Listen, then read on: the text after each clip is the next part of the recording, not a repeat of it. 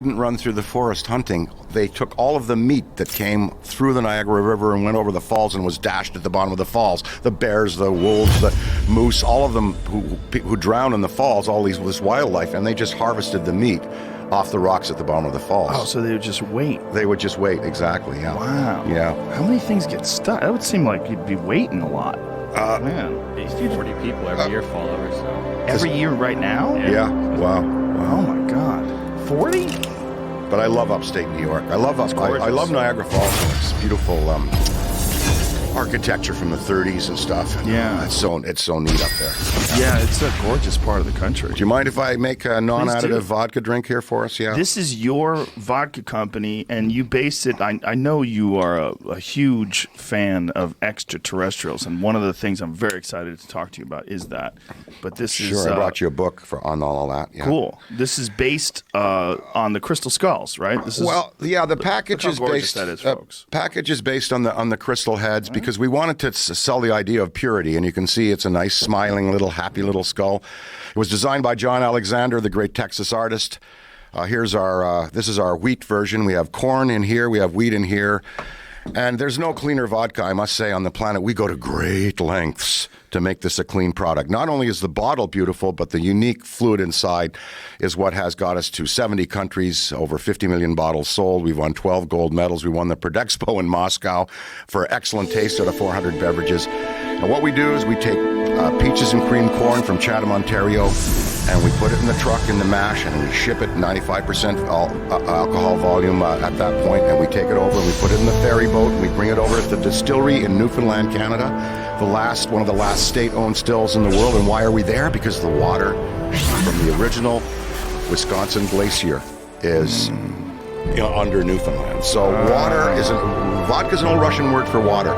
And great vodkas have sweet water. I want you to just take a sip, and then I'm going to make a nice crystal drop. But here's our notes. Cheers, sir. Just a sip. Yeah, cheers. Yeah, indeed. Hey, to our daughters. To everybody. Daughters and sons. Everybody. Sons, daughters, mothers.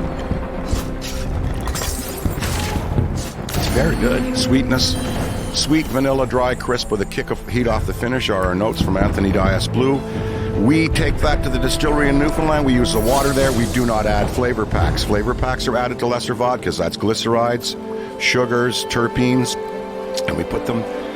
They put them in these packages, and they put them into the vodka. We eliminated all of that, and we have no additives at all. This is C2H506, just absolute ethyl alcohol, grain alcohol, purified, distilled in a carbon filtration system, not the one with the hose where they just blow it through. No, we distill and we filter.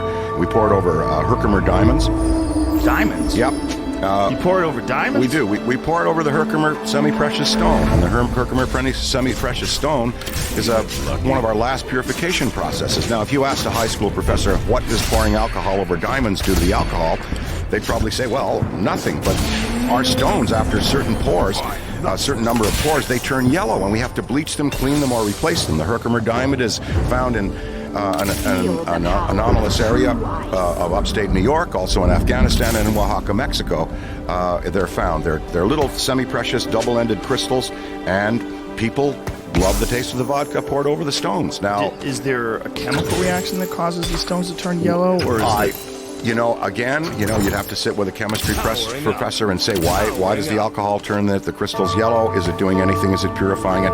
We've done flavor profiles where we pour it over the stones and give it to people, and we don't pour it over the stones and give it to the people, and they like it better poured over the stones. Now, why I like the Herkimer diamond is, of course, because it's near Griffiths Air Force Base, Rome, New York. Yeah, and that was where a lot of scrambles went up in the 70s and 80s against whatever was coming and going, and in the mountains there, Pine Bluff, or Pine Bush, New York, Pine Bush, New York. So I thought, this is great. Herkimer diamonds from that area, associated with ETs, the Navajo, the Aztec, the Anasazi. They said that these skulls came down to them from the Star Children. They were given to them as scrying devices to help the tribe move forward, to give positive energy to the tribe.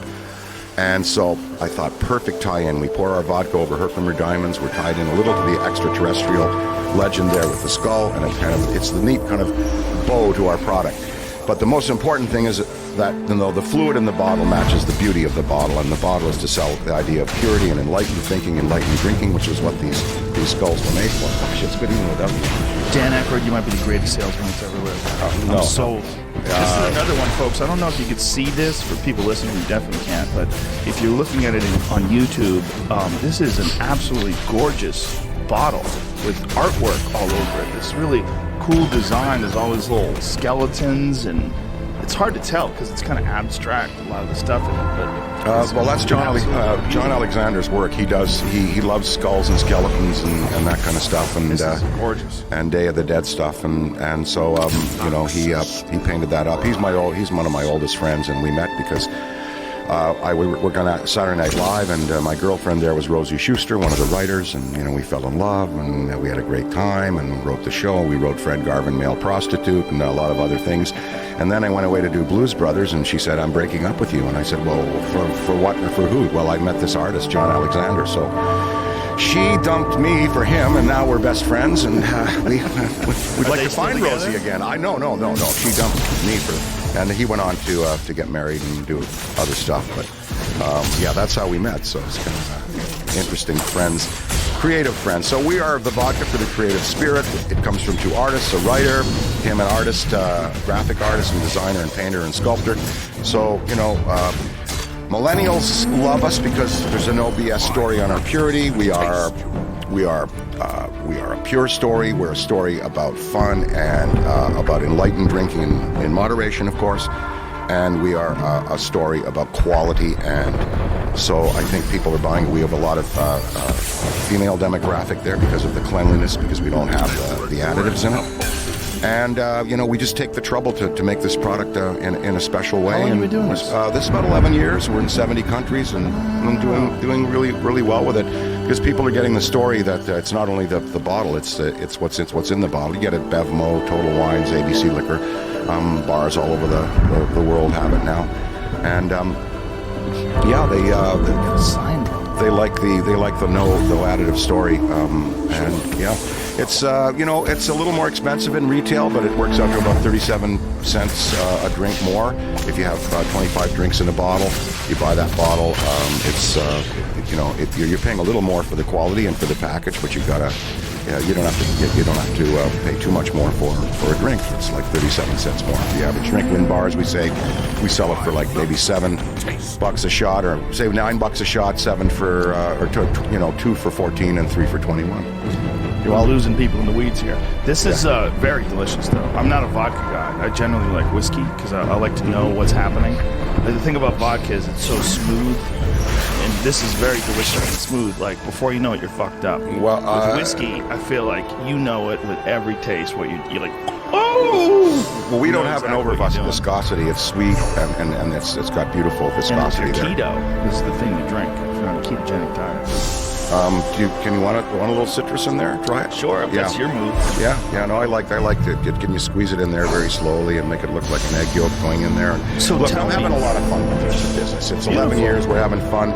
We're fighting against the big guys. We got to do stunts and do exciting things and talk about it in ways that it hasn't been talked about before. We did change the industry. We are the purest play out there in terms of vodka consumption. I don't slag other brands. They want to use the flavor packages. They want to put glyceride in there, which is, of course, a synthetic. It's a lipid. They want to put it in there. It's a cousin to antifreeze. I got to say. It's they a want cousin to antifreeze? Yeah, glyceride, glycol. What if you're a really glycol. good person and your cousin's a murderer, though? Does that matter? Well, let me see. Christ, loved prisoners, and Christ forgave. So, I want to Ted talk to you. Bundy's sister. I don't know. Yeah, maybe she's a nice person. I want to talk to you about the story of the crystal skulls themselves, because there's this strange sort of folklore attached to them, and then there's a lot of people that believe that it's all horseshit and that these were created by modern people and buried underground in order to... Well, my understanding of it is that, indeed, that's just the citrus model, the crystal driver. There were 13 heads, and it was purported that the Navajo, the Anasazi, the Mayans, the Aztec each had one. The most famous one is the Mitchell Hedges skull, which was found in the Yucatan by Anna Mitchell Hedges. She reached into a cave. She was with her grandfather. It was around 1926, and she reached in, and there was an oilcloth covered item in there. She pulled it out and opened it up, and there was the 2-piece detachable jaw Mitchell Hedges skull. Beautiful skull. The Hewlett-Packard engineers did a test on it in the 60s. They said it could not have been carved by a lapidary, by tools. It had to have been polished over hundreds of years, over centuries, to get to the shape that it was. So they said it was a polished item. Let's see, there's the Mitchell Hedges skull, the Phyllis Newman skull named Max. She says, wasn't that later decided by some people Oh, that this was not the case? I'm gonna exactly Yeah, get to please. that point, because of course it's important. It doesn't affect my business whether they're fake or not. These were beautiful artifacts, and we've recreated it beautifully. But it's nice to know the true story, and I have a kind of a thought on the theory either way. So there's the Phyllis Newman skull named Max. She has to put it in the closet because it talks to her. There's one. Wait. Hit the brakes. I'm gonna Phyllis- have to hit the brakes a bunch with you. You're an excellent talker, sir. Oh well, I was inoculated with a gramophone needle at birth. I could talk a taxi dispatcher into a vow of silence. I could talk an air raid siren to scrap. But And you're obviously Canadian because you said slag. yeah, there you go. As a date So- a Canadian gal, she loved that. Oh, So well, when- that's another tangent. Canadian gals, Yes. Canadian guys. So the Philip Newman skull, she got it. Its name is Max. She has to put it in the closet because it talks to her. She said. So there's the Mitchell still Hedges. has it? Yes, she does. Phyllis has that one. Then there's the Mitchell Hedges skull that's in Indiana. The man that took care of Anna at the end of her life eventually had it and got it. It sat in Grafton, Ontario for many years, and I never saw it, but people said when they walked into the room and she uncovered it with the cloth she kept it in, that there was an immediate feeling of well-being and healing coming over to look at the original Mitchell Hedges skull. There's one in Mexico City. It's one of our minis. It's got a cross stuck right in the top of it, which is, that would shatter crystal if you did that. How that cross got there, I don't know. There's one at the Smithsonian in Washington, and 2 at the Smithsonian, Washington D.C., and 1 at the Victoria and Albert Museum. So that's supposed to be 8 that we have and 5 that we're missing. The woman at the Smithsonian who has the 2 there, I think they're a cloudy orange one and a cloudy green one, and they're smaller. She says they're all fakes, that they were carved by a German lapidary in the 1800s, and that he seeded them around the world. Oh, wait a minute. I think one was found in Tibet. One was found in Ohio, we're hearing, at the Serpent Mounds. Why did she think this one gentleman did it? Because he was an expert lapidary. He had the tools to do it, and she figures, her theory is that they're not artifacts polished by tribal hands and passed down, that they're all fakes. But it's just, wait a minute, he would have had to have had an airship to go and deposit these wherever they might be around the world. You can get the pictures of the skulls up, the Smithsonian crystal heads, and Smithsonian's crystal heads you can get in Victoria Albert crystal head. Do they all have the same similar type of markings? There's theirs. Yes, they do.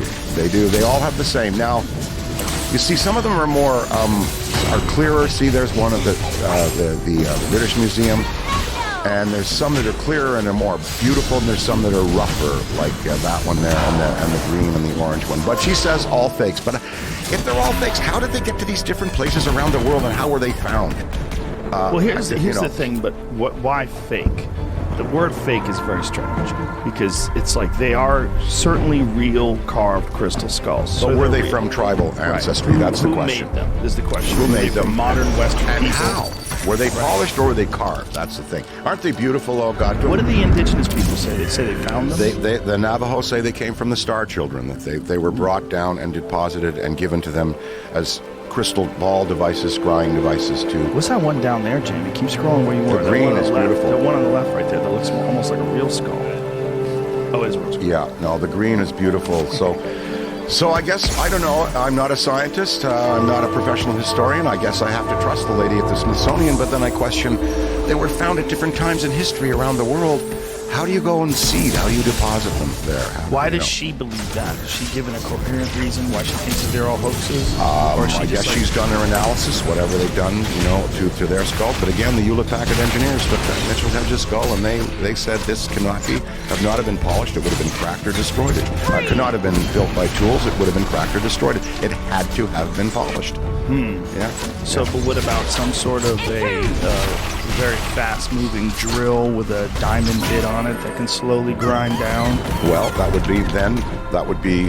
be marks that would be visible under the scanner. They put. Couldn't you polish those marks down? I think that the intensity of the Hewlett-Packard scrutiny revealed that there were none of those marks, and that's why they were able to make their claim. Here's the problem with this: is like you want them to be real, right? Don't you? Oh yeah, I love me too. the legend. I do too. I do too. But I don't trust me. No, neither do I. So That's why I say when openly. When you're saying all these things, I want to believe you. I want them to be from the sky people. Mm-hmm. I do too, but again, you've got a professional in Washington at our National Museum there who says no, we're not. Yeah, so. but what does she know? Well, we could. She might be her one of name. them We should party get her on the poopers. She phone. might be a party pooper. Well, I think that she's probably as in love with the skulls, even though they are, not polished in her mind. I bet she loves them as much as we do. But the thing is, if you are a professional intellectual or someone who's a curator of fine artwork and ancient relics, you kind of have to be one of those people that dismisses anything preposterous. Because if not... That's right, like Neil Tyson. Don't you love him? Yes, I love him. I love Neil. But there's no way you can sit down and say Neil, Barney, and Betty Hill were abducted by a flying saucer in 1957. He's not going to accept that. Because he can't accept that. Because everything in his training, everything in his knowledge, everything that he knows about physics and science and propulsion in the universe and how to get from place to place defies the legend, or I would say defies the theory that there are extraterrestrial advanced ships out there. He can't accept. It's just, it would be unprofessional for him to say, okay, there's even a possibility that there were abductions. But the Betty and Barney Hill story is very interesting, but there's no real evidence other than their testimony. Is that correct? Well, there was a stain on Betty's dress. There's her excellent recall. He was unconscious. What was the stain on her dress that's so interesting? It was a fluid that they used in the testing. That some kind of a fluid, the a chemical. Alien testing? That they did when they drew ova from her and they drew sperm. From him. Now, so there's a book out called Contact by Stanton Friedman. I read that. And Kathleen. I'd love to know where the car is, where the Chevy they were driving. Oh, it disappeared? I don't know. I'd have to ask Kathleen where it is. Did it end up in a junkyard? Because there were marks on the back of the car as well. There were trace evidence in the back of the car. Ted Phillips he goes around the world collecting trace evidence and radioactive signatures from sightings and landings. On the back of the car, there was a couple of marks, but it was it's their credibility. Why would they want to breathe this into their lives? And she was conscious, semi-conscious through much of it, and Barney was not conscious. He was unconscious. If you hear the tapes of Ben Simon's interviews with them under hypnosis, screaming, and he was just so frightened. Yeah. And the Zeta Reticuli map, when the being Betty looked at the map, and the being showed her a map as she was on her way out the door, and she said, "May I take this?" And the being was going to give it to her, but then another one zipped up and said, "No, you can't have this." Zeta Reticuli is exactly the same place where Bob Lazar says they found those with the spaceships that they have at Area or S4. Well, the Little Greys, Zeta Reticuli, Barney and Betty's abduction. You had Marjorie Fish, an amateur astronomer. She took the memory of Betty drew out the star map, and she did a three-dimensional scale model of that part of the universe, and was able to identify Zeta Reticuli 1 and 2, and accepted by astronomers. So that map that Betty saw aboard that ship had not been seen on Earth before. And Betty has no history of astronomy, no studying it? No, none of it at all. And interesting things like when they got back to the house, the house was open and the keys to the house were on the table, leaves, so that they might have dropped them at the site and the beings returned them. Now, you know who Bud Hopkins was? Yes. He said that he studied the Linda Cortile case, where the woman was floated out of her apartment building over the East River, and Orange Orb picked her up, plunged into the river. He was the guy. Bud was an artist. He was a graphic artist. He was a designer, a painter, and a lovely man. And he was one of the first people to start to deal with the trauma of abductees.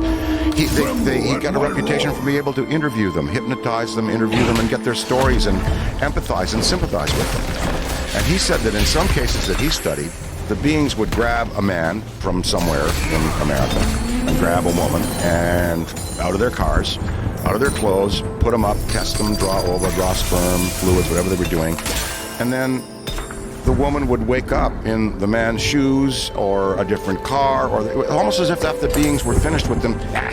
I don't care where they go now. Yeah, put them back, that kind of thing. He said that was the oddest phenomena. Like releasing a trout. Yeah, that's right. If Well, I you think that's catch a trout, you catch a big rainbow trout and you're fly fishing, and you got a barbless hook. Most people, if you go to Montana, go to the Gallatin River, shout out to the Gallatin. Beautiful. Gorgeous place.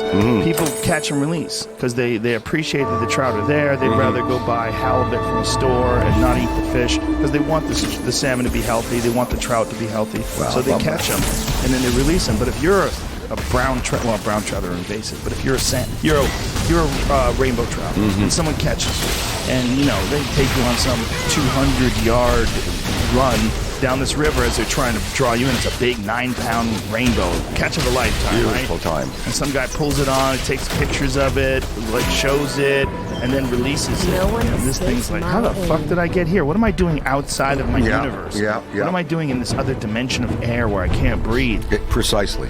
Yeah, and that's catch and Catch release. and release with people. Travis Walton says, you got to think of them as just people from over there. They're Yeah, just he's people the from guy over the there. Fire in the Sky movie was based on. He's Yeah, got yeah. another interesting story.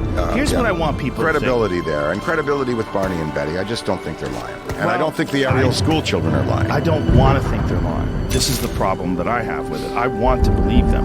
But this is what I want people to consider, because most people that are pragmatic, reasonable people that don't want to be ridiculed, they look at these stories and they go, oh, come on, people are full of shit. And I've been there too. But I want people to imagine that if aliens did occasionally visit Earth,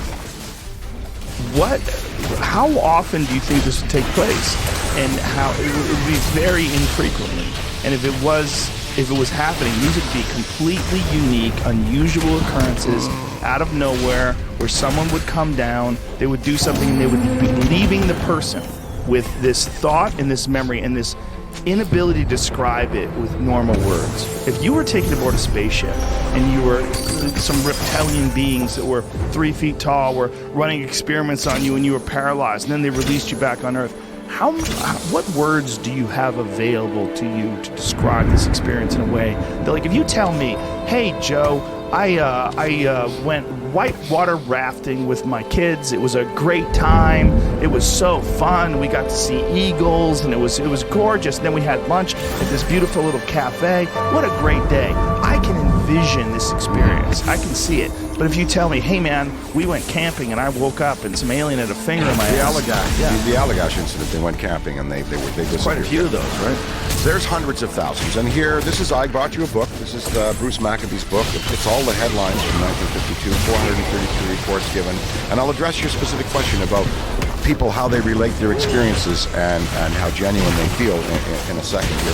432 reports given the Air Force in 1952 on aerial sightings, ships from other planets. We've got memos from the government here. Former Army pilots sees flying saucer by daylight, whatever was cited here. July 30 stories, fighter pilots at Newcastle say alert for more saucer reports. These are newspaper. Yeah. That's yours. Well, newspapers never lie. Well, I don't know if you know that. Well, They never make fake stories. well, They never talk shit the New about York, people. the New They never York Times misquote. is pretty reliable. Ralph Blumenthal and Leslie Keene are reporters for the New York Times, and they've been studying this phenomenon. They've reported very credibly on it. I'll tell you how an abductee's experience is related. I attended a lecture at the Fifth Avenue Medical Institute in Manhattan with my wife a few years ago. That would be about 15 years ago. And John Mack was the lecturer. You know, he wrote the book Abduction. He was the Harvard psychiatrist who wrote Abduction. You can get that up too, Abduction, John Mack. Yes, I've read that as well. Yeah, and That freaked a friend of mine out. She was a very pragmatic, non-UFO believing person, and we were working together on news radio, my friend Maura Tierney, and she came up to me and she goes like, this book is freaking me the fuck out. And he wrote a second book as well. Didn't he die in a car I accident? bring the storm. John Mack I believe he died in a car accident. stepped off a curb in a small town in England and he was struck by a car. And 3 other John Macks died the same day. So you think people were whacking John Max? Too much? I don't know. Say Again, it out I was at this lecture, and there were 300 abductees there. That some who he'd interviewed with, some he had not, but who were there for interested to find out more about their experience. And one guy got up and said he had one arm, and I don't know whether that was related. I don't think it was related to the experience, but he said, "I'm a Wall Street broker. I'm quite well off. I have a sailboat. I was in Long Island Sound a few years ago, and a blue light hit me, and I had missing time of about 5 or 6 hours. But in it, I have filtrated memories of beings addressing me and telling me that I was powerful and influential and I could help the planet survive. And they put me back in my ship, and I woke up, and he said, I'm waiting for them to come back. I want them to come back." And I asked the room, I got up and I said, of all of you who've been taken, how many of you would want to repeat the experience or have it happen again? And about half of them said, no way they'd want it to have it happen again. And half said, yeah, we'd like it to happen. Half. Yeah. Half, yeah.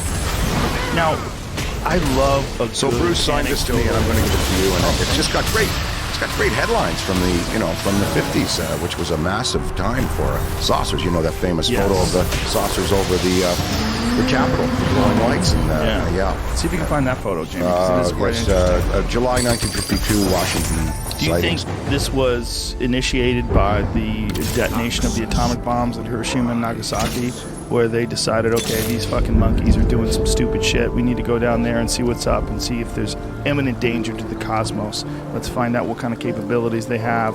Because if you listen to Lazar, or if you believe the work of Zecharia Sitchin, or any of the people that believe that human beings were engineered, that there's the reason why there's this giant leap between us and the rest of the primates on the planet is because something came down and manipulated our genetics.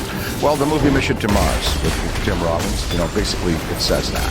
Basically it shows the face on Mars, and that is one of NASA employees' favorite movies. Yeah, there they are. Yeah. 1952 UFO incident. Thank you very Look at that much. photo. That is a crazy Beautiful. photo. Come on, let's go here now, That's crazy. folks. Yeah, that ain't an airplane. That ain't a helicopter. No, it's a crazy photograph, and it's from 1952. I mean, the special effects back then were incredibly crude. No, this that's was something that was reported by thousands of people. They scrambled jets from Andrews for it and everything. as well as the Phoenix Lights. The Phoenix Lights is fascinating because the Fife Symington, the governor, said he saw them. He made fun of it with an alien. Yeah, but he dummy. talked about that afterwards. Yeah. He was put under pressure to do so. Yeah. He's in a movie called, what is it? There's a documentary on Netflix that's available that he's in, that he talks about the pressure that they put on him to make light of that incident, and he talks about his own personal experiences with seeing some sort of triangle-shaped craft that was enormous, the size of several football fields. It was flying overhead, that was completely silent, and how it freaked him out. The triangle and Delta crafts are very, very interesting. But the Tinley Park incidents of the 80s, and with Sam Aranto as the investigator there for MUFON, these things would park over the family barbecue for about half an hour, and families in suburbs were looking up at the sky being blotted out by these things parking above them. So, I think it comes down to I don't think these beings. Lord Hill Norton said there were 23 different species visiting the planet in 23 different types of ships. I don't think they want a formal relationship with people on Earth. They want an informal, secret relationship. I think they probably have one with elements of black elements of the Air Force and the government. You know who David Sarita is? I've heard his David name. Sarita. You should have him on. He's very knowledgeable about this. His theory is that the Roswell event may have been precipitated by the Trinity explosion, because there was such an interdimensional disturbance of the atoms being split, and that explosion. There was that saucer there that went down in 47 may have been influenced somehow negatively by that explosion. And Stanton Friedman testified that. I love Stanton. He just passed away. He's the expert on Roswell. Yeah, I'm upset that I never got to meet him before he died. He was so credible. Interesting so great. guy who believed in UFOs, but believed most people were lying about them. Really? Well, he believed that there was a lot of horseshit going on, including Bob Lazar. He thought Bob Lazar was full of shit.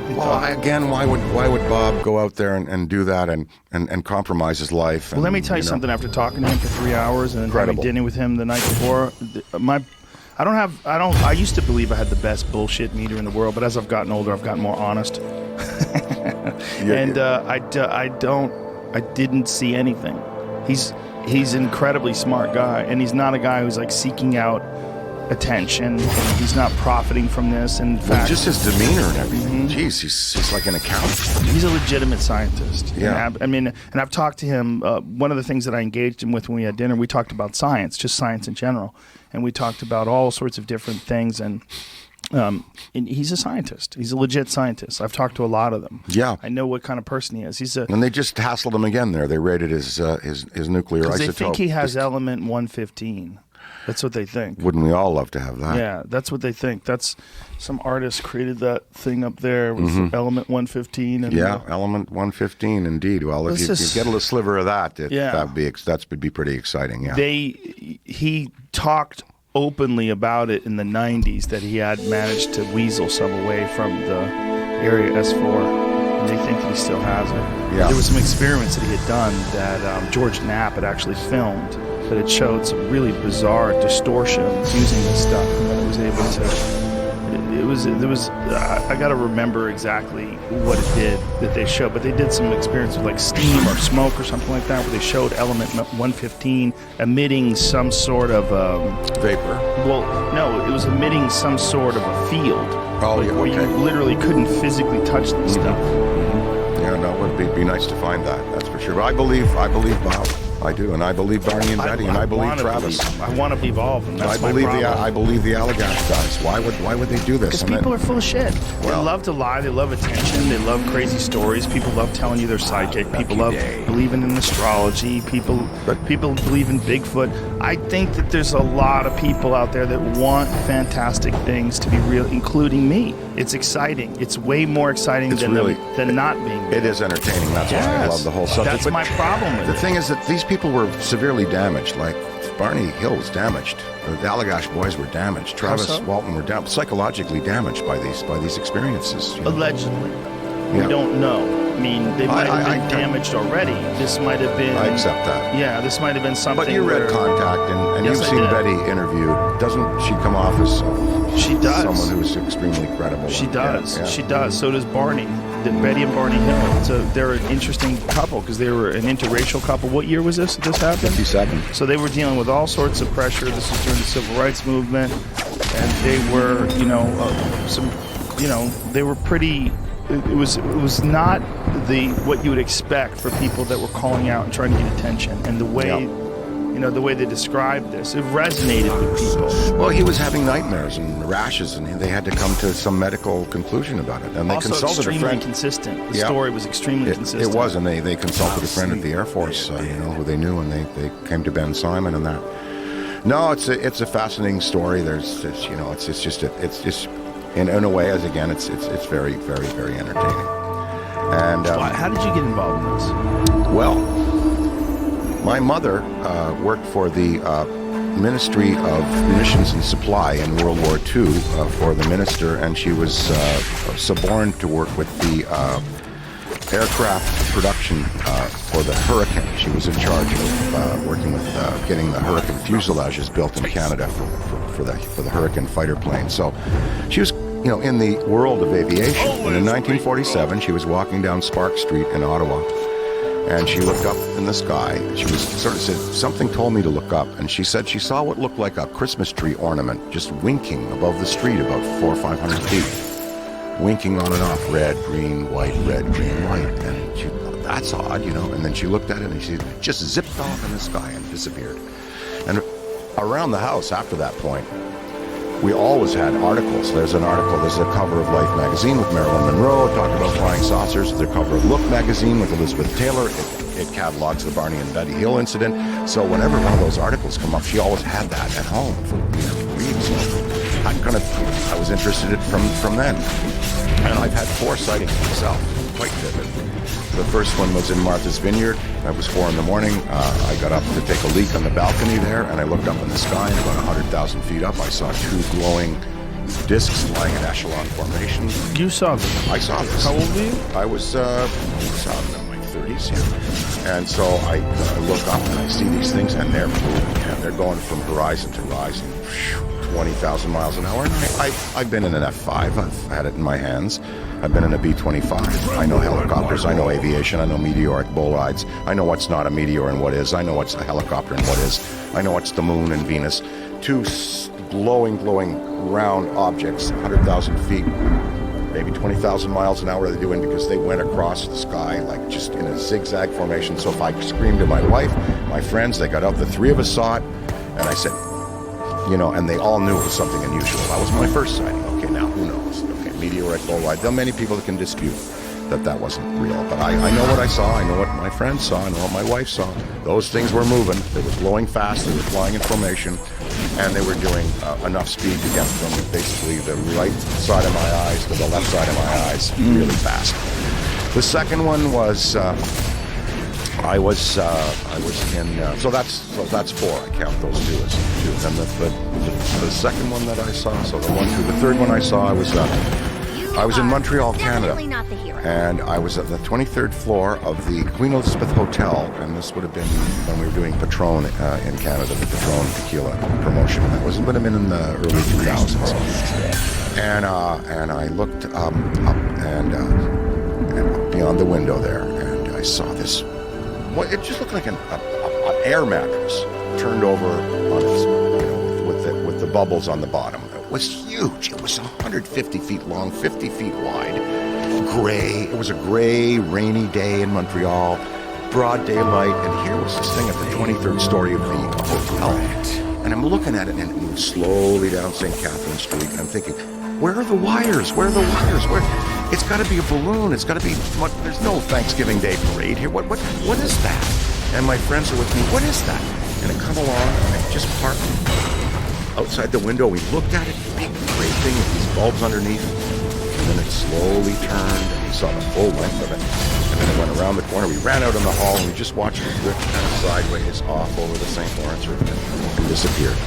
Wow. Did people take pictures of this? No, we didn't get any pictures, and I don't know who else saw it. What year was this? In the 2000, let's see, 5 or 6, something like that. And then Did other people report it? No, I don't know. I should have checked and seen in Montreal at the local MUFON. I think they have a representative up there, but it was vivid. We all saw it. And then the fourth one that I saw, I was on my motorcycle leaving town to go at Kingston, Ontario, where I live there, and I was driving out of the farm gate, and I saw there's a power line that runs on the opposite farm there across the road, and I saw this winking red light just moving slowly along the top of the power pylons, and I thought, well, helicopters, they do that kind of work where they string power lines, but they don't really do it at night. That's got to be a chopper, a hydro chopper, like a hydro company chopper watching it. Power lines checking for faults. I don't know what it was. And it goes along like this. And I'm watching it. I stop the bike, and then it stops and makes a right angle turn and comes right at me. And so I turn on. I have a police motorcycle, so I turn on my wigwags, like that. You have a police motorcycle? Of course. Why do you have a police motorcycle? I have police equipment. Well, are you a cop? Damn, Aykroyd, imagine getting pulled over by a blues brother. Wouldn't that be good? I've actually had the experience of actually pulling some people over. You pulled people over? Sure. Why'd you pull them over? You're a sheriff? Well, I was a representative, reserve. deputy sheriff. Yeah, You and Ted Nugent. a reserve, I must say. But I served under the first African-American sheriff in Hinds County, Mississippi, in its history. Anyway, back to my sighting. The thing comes along. I put on the wigwags on the bike, and it stops above me, and it turns on a light. And I'm going, where's the rotor wop? Where's the wash? Come on, the helicopter at 3,000 feet, you can hear it. This thing's like 300-400 feet above me. I'm looking at the thing, I'm thinking, where's the wash? It looks like a helicopter. It's gotta be a helicopter. Do I see a canopy? Do I see rings, rotors? Nothing. Just a mass of kind of metallic and lights, and it just shines this light on me, and I turn the lights on the bike on and turn them off and blink the light off, and it just drifted out into the field. It just drifted. So you've had 3 different and then instances. one night I was 4? in bed. I was in bed with my wife. It was in the 1987 or so, and I woke bolt upright at 3 a.m. I said, I gotta go outside. They're calling me. They want me to see. And she said, oh, go back to sleep. So I went back to sleep. Next day, all over the radio of upstate New York, they talked about a big pink spiral in the sky that appeared to be upstate, northeastern Ontario and upstate New York. And they were saying, oh, it was a Chinese rocket. What, a bottle rocket? Well, the Chinese sent a rocket? This was the explanation that the media and the government was giving at the time. So those are my experiences right there. And you know, That's how you got hooked. and then an interesting thing happened where I was doing a show called Out There, Beyond Belief, and we were doing it over there for Bonnie Hammer over there at the Sci-Fi Channel. And it was an interview show where I talked to Doug Meldrum, the Sasquatch expert, and all kinds of... I've talked to Doug. Yeah, I believe him. I believe him. He's passionate about it. I don't see why. He's also a scientist. I talked to all those people, but the day that I had You Steve... think Sasquatch is real? Yes, I did. I believe that there's got to be. It's just, do you know Gabrielle Reese, the Olympian? Sure. Met her on the podcast. Did she talk about her Sasquatch experience? No. Now I need to talk to her. Yeah, you really did. Yeah. She's so gigantic and beautiful. I would imagine Sasquatch wanted to breed with her. Well, that's why. Right? Apparently, it shook a camper that was she was up in upstate. Up in big Washington giant State. woman, super athlete. She was attacked. Her camper was attacked by one. She tells that story. Yeah. But where was I about the? Where we get back to the Gabrielle Reese Sasquatch? I had interviewed all kinds of people on the show. The day that about, my show was supposed to be Sasquatch. It was supposed to be but it was supposed to be a show on Sci-Fi Channel, an interview show where I'd interviewed everybody, all the people in the field of cryptozoology and that, and sci-fi and science fiction and theory and UFOs. And I had Stephen Greer and Stephen Bassett on that same day. I've had Stephen Greer on the show too. Okay, so I interview Stephen Bassett. I'm about to interview Greer, and I get a call in about like noon at our noon break, and they call and they say your show's canceled. We want you out of the studio by the end of the day, and we're not going to air anything that you've done. Stephen Bassett, Stephen Greer, the UFO show, it gets canceled that day. Now, maybe Ms. Hammer made a decision, talk shows aren't really our thing, or Ackroyd's not really what we want on our network, or I don't know. Was she called by someone, or what? Why that day when I was going to do this vivid, UFO show that was going to go out on the air eventually? Why then did it get canceled? Well, That was puzzling.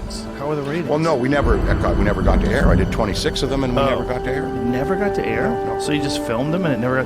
Did you guys do any wacky ones where they got the film and like, what are these crazy fuckers doing? Was there any of that?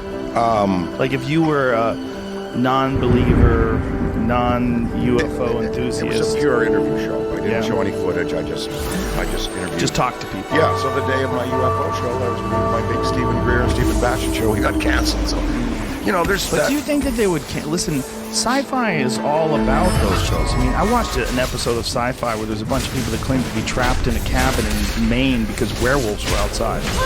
It's just like, they're into nonsense. They don't do talk shows. I did a show on sci-fi. I had a show called Joe Rogan Questions Everything. Where How long did it last? Not very long, but part of that was my idea. And then you worked for I Bonnie? didn't keep doing it. You worked for Bonnie Hammer, No, right? it was different people back then. She's one of the smartest executives in the industry, and I don't doubt that she'll be running NBC someday or all of Universal. I would always like to know what happened. Did someone call you, Bonnie, and say, don't bring this up now? I don't know. Anyone's going to call people about UFOs. Mm-hmm. I mean, if they're going to make phone calls, they're going to, take out Don Lemon or something because he talks shit about Trump. They're not going to, you know what I mean? I guess so. Yeah, maybe it doesn't make sense. I don't know. I'd always like to know what happened. UFOs are openly discredited by normal people.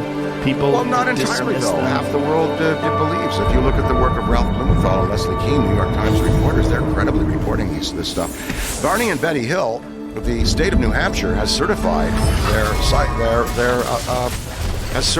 their experience with a plaque. You can go to the place where they were allegedly abducted, and the state of New Hampshire has UFO we incident both right know there. that doesn't mean anything. It doesn't mean it happened. Well, it means it's a state certified or Right, but state it's recognized New paranormal Hampshire. experience. You can get anything certified in New Hampshire. That's a goofy place.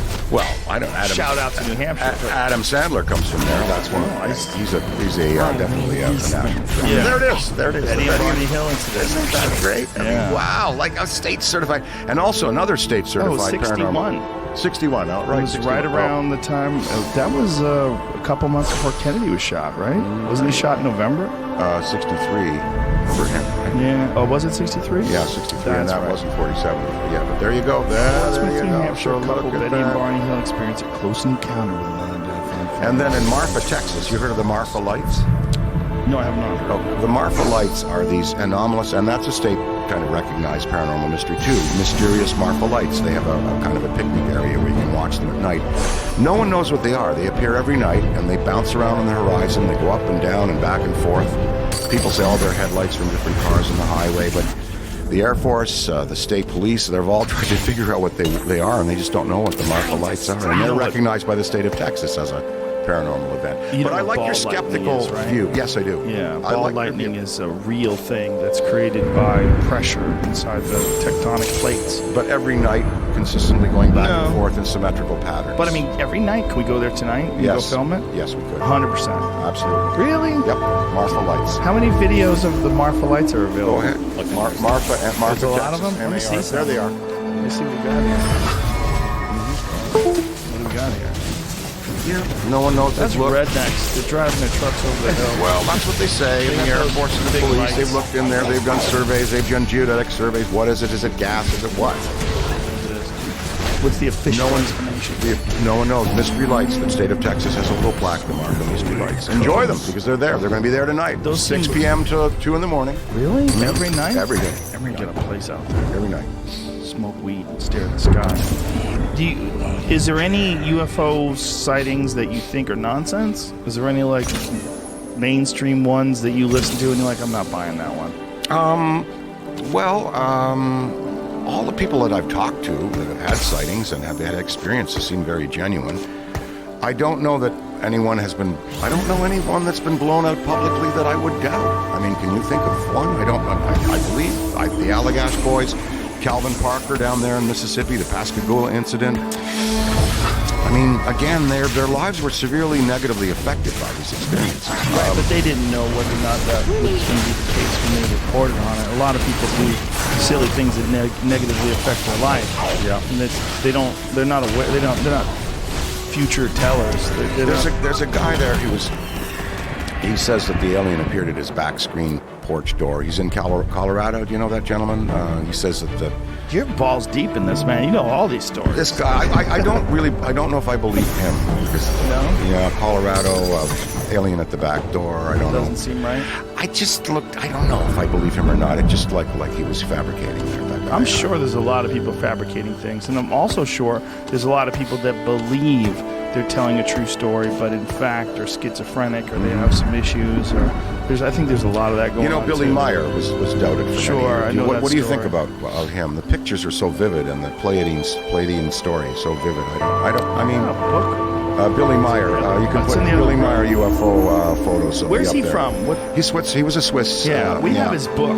That was that. I know. Somebody came to the comedy store and gave me the a big book on that guy. big pictures in it. But isn't that widely they say. Well, look at the one by the pine tree. They're going. Oh, he attached the saucer to the pine tree. I heard he threw it in the air and took a picture of it. Okay, well that's one theory, but wasn't it? You know, didn't they do that just to show the scale of their ship? And some of those photos are pretty convincing. I don't know. And okay, if you want to say guy who keeps taking awesome pictures of UFOs, I'm not buying it. Well, again, you know, if there was anyone that I had doubt, because so much doubt has been thrown his way, that's pretty. I mean, how do you? Well, I suppose with Photoshop, but Bruce Maccabee, I believe, Bruce Maccabee's analyzed these. He wrote this book. He says they're real. Right, but a guy who's writing a book on UFOs is analyzing UFO pictures, saying they're real. This guy but Bruce Maccabee is a doctor, and he's a science. He worked for the naval. I want to talk to his ex-girlfriends. See if he's full of shit. So you know what I'm saying? Like you could say all these positive things about him. He worked for the Navy. Look at that one. He's the expert. Well, he's the expert. He said that's the Gucci version. Yeah, that's it. Yeah, look at those balls. That's a bling bling. Those are the pinballs. That would, if you had an Instagram account and you were an alien, that's the one. But I think he did a photo. He did a photo analysis, and he said that Bruce believes they're real, and I believe Bruce. If you read this book, he's the real thing. Like what Stanton was the real thing, Bruce Maccabee's the real thing because they're scientists who are doing very very thorough and close inquiry on the matter. So if you ask me who I doubt, maybe I don't know. Billy Meyer, I don't know. Yeah, he took too many. Yeah. If you had like 3. It's like a glut. It's like too much chocolate. Yeah, come on, bro. That's all you're doing? You're out there and they just come to you? Why don't you set up a camera crew 24/7 for a couple weeks? And Well, Stephen Greer uses lasers. He lights them up in the sky and tracks them that way. Yeah, He But his wife also- and daughters have said that they've sat out and watched these things come and go in North Carolina at their house. But people saying that something happened and Well, something how about all the actually photos? happened. But his thing is about UFOs. He's made documentaries about UFOs. His business is he knows a lot about UFOs. What do you I want? talked to Greer. Yeah. I'm not buying it. What you want is you want the Herb Shermer story. With the Herb Sherman story. Nebraska Highway Patrolman on patrol sees a flash of light in the Ashland oil refinery near Nebraska. Flash of light in the oil refinery in the broad daylight, not a good thing. Could be a fire. Goes up. Not into UFOs. Highway patrolman goes up. He was taken into a ship and deposited. He's one of the famous ones. So no agenda there. Didn't want to tell a story. Okay. Again, got into But trouble for again, him. here's the thing. Herb Shermer. Herb Shermer. Shirmer. No disrespect to Herb, but some cops are crooked. They steal people's money. Some cops rape people. Some cops pull people over for nothing. Some people shoot people for non-existing crimes. There's a lot of people that just happen to be police officers that are also full of shit. That a lot of people are full of shit. That's Yes. true. But again, here he is. He's a guy. Why would he say that? The other one is Where's his evidence? well, his evidence is anecdotal, like a lot of it. But That's a problem, right? well, the Phoenix Lights. There's video of that. That's a different one. That's a different story. Lonnie Zamora, Zamora. He was a New Mexico highway patrolman. He said a saucer landed. He saw it land, and Dan Aykroyd, everybody wants to be special.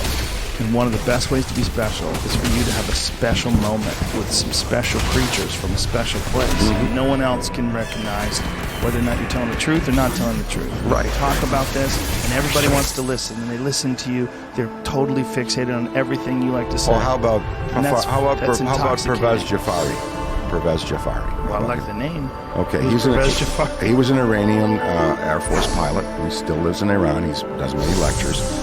And he did the famous, it's the Iranian Tehran UFO sighting. He chased a UFO in his jet, and the thing turned off all the electronics in the jet, and he said this thing was moving. How about General DeBrewer? Well, how about David Fraser?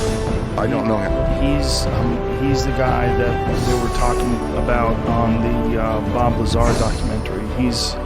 He experienced something that flew exactly like the Lazar ones. I'm going to talk to him soon. And he incredibly credible, and military accolades. He's a very well-respected guy, and he's never had any other fantastical sort of stories that he's told. I can't wait to talk to him about this. Yeah, He's- Pervez Jafari's a good guest, too. You should get him on. There's- And then there's the guy who flew the Alaskan, the Japan Airlines flight with all the wine on it. And the UFOs above Alaska, it circled them several times. That's a famous story. I'd get a bottle of that wine. Yeah, that would Imagine. be, yeah. So Alaska Airlines sighting, that's another one. So, no, but I like your view. You are not going to sit here and say, "Oh, it's all true. I'm accepting it all." It's too But easy. all I and there's give too many people that wanna do that. you here today, from my experience, is the ones that I believe, and that's Betty and Betty Hill, Travis Walt, Betty and Barney, Josh yeah. Boyce. Yeah, Betty and Barney Hill are a really interesting one because also there wasn't a precedent. Betty and Barney Hill in 1961, there wasn't a bunch of people that were talking about these things happening to them. And since then, there have been very many that were really similar, very similar, and it makes you wonder. Because this is what I want to say to people that are skeptical, and of course I'm skeptical. That's why I'm knocking holes in these things. Yeah. But if it did happen and you were left alone to try to explain to people something that is incredibly unique, very few people ever experience it. It would be so hard to get people to believe you.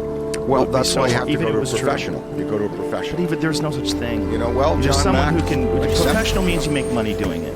Means you studied it and you make money doing it. There's not a single fucking human being on this planet that's a professional explorer of other worlds, right? There's not a single person on this planet that is a professional expert on alien civilization and can tell you everything they need to know. I know more about French, about the French language, than anyone that's ever lived knows about alien civilizations, and I don't know shit about French. You know what I'm saying? Yep. I know it's a real place. I know France is a real place, and French is a real language. And I can say "Parlez-vous français?" That's more than anybody can explain about any any civilization on some other You planet. got to take the credentials of the people who report these things, and I refer to but their the credentials Leslie are Kean's entirely book. terrestrial. They are. That's right. No, UFOs, generals, pilots, and on UFOs go on the record. That's Leslie Kean's book, and there's some pretty compelling, stories. Do you remember Arsenio Hall when he had that thing he would do? Things that make you go, Hundreds in states see flying saucers, Indianapolis News. Anyway, this is a neat book by Bruce. I believe Bruce was the real thing. I believe Stanton's the real thing. Listen, J. Allen Hynek is one of the more interesting characters to me because I he love ran Project Blue Book. Yeah. He ran Project Blue Book, and his directive was to debunk these stories. Whether or not they were credible, his directive was to say, that's a weather balloon, that's a star, this is swamp gas. That was his directive. But then when he left Project Blue Book, he said, listen, these things are real. Yeah, He said- 20% of sightings are Yes. unexplained. Yeah, He said yeah. these things are real, and when you talk to a man like that who's living was in debunking these things, and then after it was all over, he was compelled to communicate with the American public that there was a real situation going on. There is, and He's really interesting to me. and Ken Arnold, his sighting is pretty compelling. Sure. So I don't think they want to form a relationship with us. I think they're coming and going like taxis, and they have been since the beginning of the existence of life on this planet, or the existence of this planet. Do you think they engineered human beings? Well, that Mission to Mars movie is one of NASA employees' favorite movies. I think maybe It's they a might Mission to have. Mars movie. I don't know. That's A Mission to Mars, Tim Robbins, really good picture. It's a doc. It's not It's a feature. It's a feature, yeah. Mission to Mars. Yeah. What's it neat. about? It's about the mission to Mars and then discovering there was a civilization there and that perhaps we were helped along in our development. What year was this? Sure, Mission 2000. Really? really good. Oh, I remember. It was like a horror movie. Here's the Marilyn Yes, Monroe. I saw that movie. Here's the Marilyn cover of Monroe. Marilyn Monroe. There's a case for interplanetary saucers. Okay, I remember this movie. Now, was that a good movie? It was Yeah. really good. In the end, Tim Robbins kind of. There's been a floats few off in space. astronauts that got really deep into UFOs, right? Edgar Absolutely. Mitchell. Edgar Mitchell yeah. was one of them. Well, I have an interesting story for you, and this is, of course, totally anecdotal, Might and need it's part of another the drink. it's part of the lore. And you want another drink? Hell yeah. Okay, so Neil Armstrong and Buzz Aldrin. I do believe that we actually went to the moon. I don't believe that. That's a fake experience. I was just to say, oh well, it was black and the dust didn't. The dust flew up and it wouldn't. Crystal Head vodka, cleanest vodka on the planet. Anyway, so I believe in it, and Buzz Aldrin, a good friend of mine, as a good friend of everybody's, but I love Buzz, and so they go to the moon, and I love that story about there was only 17 seconds of fuel left when they landed, and then he had to kind of hop over some rocks to get there. So there's a story that Neil Armstrong was at a conference in France, in a hotel room, and there was a woman there who had been previously head of MI6, and she was a part of this cocktail party. And she overheard a conversation between Neil Armstrong and another gentleman who was in the intelligence service, and the guy was asking him about the moon landing, and Neil said, there was a frequency that we switched to talk about other things that were happening at that time. And the guy said, what do you mean? He said, when we landed there, on the rim of the crater nearby, he said there were several ships, and they were large and menacing. What's a menacing ship? Shaped like one of your bottles of skulls? Well, no, this is a happy skull. No, the Coneheads Starship. I mean, the Conehead Starship. I do remember that. So, that's a total but I think, if that's true, Well, he only said that one time in French. Maybe the woman, you want this, I might as well have it straight.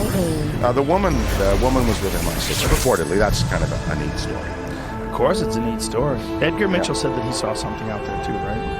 Edgar Mitchell did, and he's passed Condon. away. He's passed away since, right? yeah. No, there were, He was a firm believer. and then the STS 1979 STS space shuttle.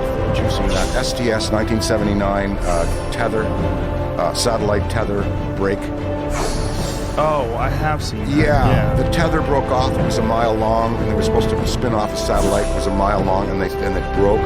So the tether is a mile long, but in the back of the tether, you see these old lifesaver-shaped rings going back and forth. Well, David Sereda says that's a species that was trying to help the planet, and they were bringing giant water bags and giant water vessels to heal our ozone layer. It was the STS 1979 space shuttle tether. Water heals ozone layer? Water, to big, massive dumps of water. These were supposed to be these O-shaped, lifesaver-shaped UFO figures. And then what he did was he compared them against the length of the tether, which was a mile long, and said these things would have had to be quite large. Now that's David Sereda.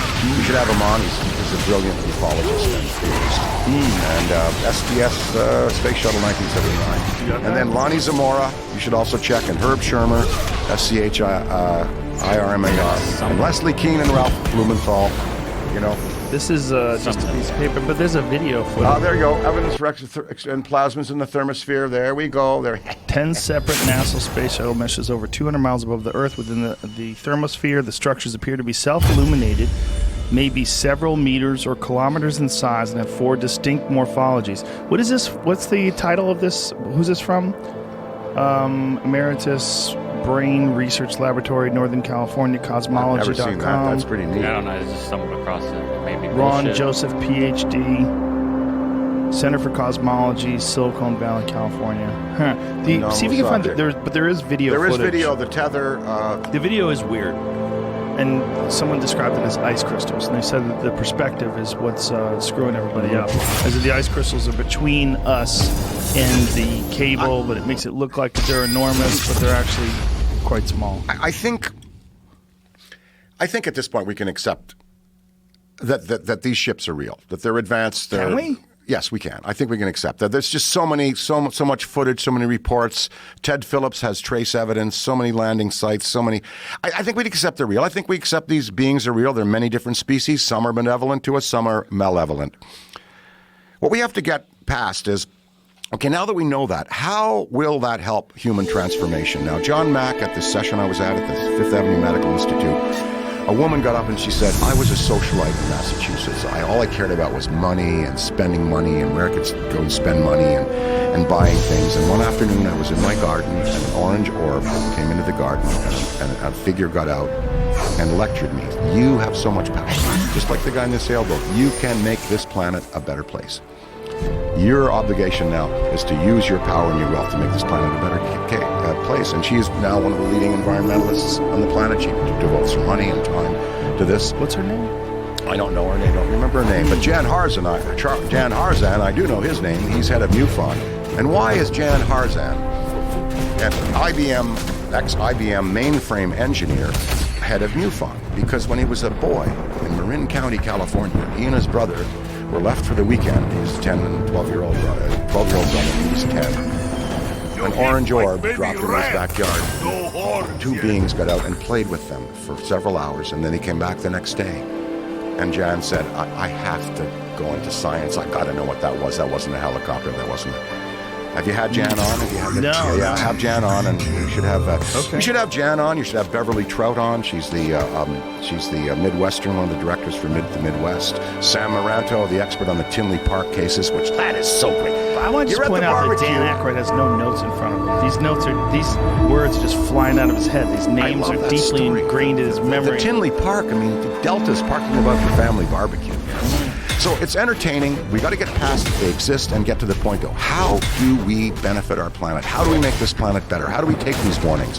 The Day the Earth Stood Still, one of the greatest UFO movies ever. Oh, yeah. He comes down and he says, these nuclear toys you're playing with, we don't like that. So I think that there's some intervention. Klaatu Barada Nikto. Klaatu Barada Nikto. Patricia Neal and that show. What a great movie, man. That's an inaugural movie, yeah. What year was that? Have you shown your children that movie yet? You should. No, not yet. You should show your girls that. That was in the 50s, yeah, that's a great one. And because it really took the real science of what was going on, and it took all of the stories that were reported in Bruce's book here and kind of distilled them into a theory of what might be. How much of your day do you spend thinking about this? Well, I am an eternal researcher, and I'm always looking for stories. I love the MUFON stuff that's coming out. You know, my family was into paranormal research. That's why I wrote the Ghostbusters. My dad was a researcher, and his father. That's why you wrote Ghostbusters? Yeah, because we have an old farm in Canada, and my grandfather was a dentist in Kingston, Ontario, in the 20s, and a man walked up to him. He'd been researching psychic research in the other world and mediumship for many years, and a guy walked up to him and said, Dr. Ackroyd, I believe that I have a gift. His name was Walter Ashers. He was a locomotive mechanic at the local engine works, and he was our family medium for at least 15 years. And we would have seances in the 20s and 30s, and Sunday afternoon the big Dodges and Cadillacs would pull up, and the women, the matrons, would get out, and my great grandfather would have a 90-minute session with the medium, and they would channel entities from the other side. Have you heard of the Fox sisters and the whole Lilydale thing, the whole mediumship of the concept that that life lives beyond what we have here? Do you know who John Edwards is, the psychic on television? Yeah. Isn't he full of shit? No. Didn't he get busted? No, you know what I think he got busted with an earpiece. Well, he See if John Edwards, the psychic, got busted. He had some maybe sometimes what happens is they lose their powers and they're unable to, or they're full of shit the entire time. They just get slippery. John Edwards, though, I watched the show. I kind of believed him, but I'm not sure if he was the one that got busted. One of those psychics got busted. Yeah. So I'd like to sit you across from Penn Jillette. Yeah, of course. No, you talk to him? Well, he's an expert debunker of all this stuff. Yeah, super skeptical. I would love to. I'd love to have Penn Jillette tell me what he thinks of the Fox sisters. Why they went around the world with a spirit that performed with them. Rapping. What happened? Well, spirit rapped. A spirit rapped. Yeah. What kind of rap? R-A-P. Not like rapping. Yeah. Well, not like. Yeah. Oh, I thought you loud, meant like music. Reverberant rapping. Yeah. Oh. No, I'd love to. So spirit rapper. Mediumship. That's a very big thing. Insane Clown Posse. Yeah. Slipknot too. But I believe that the consciousness can survive after death. There's a school called Arthur Findlay College in England, and you can go there and train to be a medium. Why you'd want to, I don't know. It's very exhausting. Can you imagine shutting down your whole system, going into a trance, reaching the other side, having that entity come through the other side, use your body, use your fluids, use everything, and then abandon you after, and then just go. It's exhausting. But my family researched mediumship, and I wrote Ghostbusters based upon, it's just our family interest. And the Fox sisters. So you're all the Fox sisters. You should get them up. There's a picture of them. Fox sisters. In 1848, they were lying in bed in their new house near Hydesville, New York, and all of a sudden this kind of rapping started, terrifying them. They thought it was confined just to that house in Hydesville, but they managed to take it around. When they went to Rochester, it happened in houses. When they went to a theater, it happened in front of 300-400 people. And eventually they toured the world with this act. They called it the Peddler, and he was someone who was killed and murdered and buried in the house in the basement. Is John Edwards a hoser? There they are. John Edwards. I looked him up and come up necessarily. There they are. He was. They were all, and they went around the world, tipping tables, and look at them. Yeah. It's a drawing. They're not even real people. They never existed. No, they did. And they were very well scrutinized. Maggie, in the end of her life, said, "No, we were producing these reverberant raps." Why do they have a head? What is that? Is that them? What the hell is that? No, what that's out of my realm. There's something about mean-faced ladies from like the 1800s that scare the shit out of me. Yeah, there's the cottage. It was just such a hard time to be alive. That's the cottage that it occurred in. And, they said it was the ghost of the peddler that was murdered in the basement. And they looked down, they did find some bones, but every time they tried to build the groundwater, a dig for the bones, the groundwater kept filling up. Anyway, Maggie, at the end of her life, said, no, we were faking it. I was creating the raps. Maggie said she was faking it. Maggie said she was faking it. But she said, I was creating the raps. These reverberated in concert tones with my knees and my knuckles.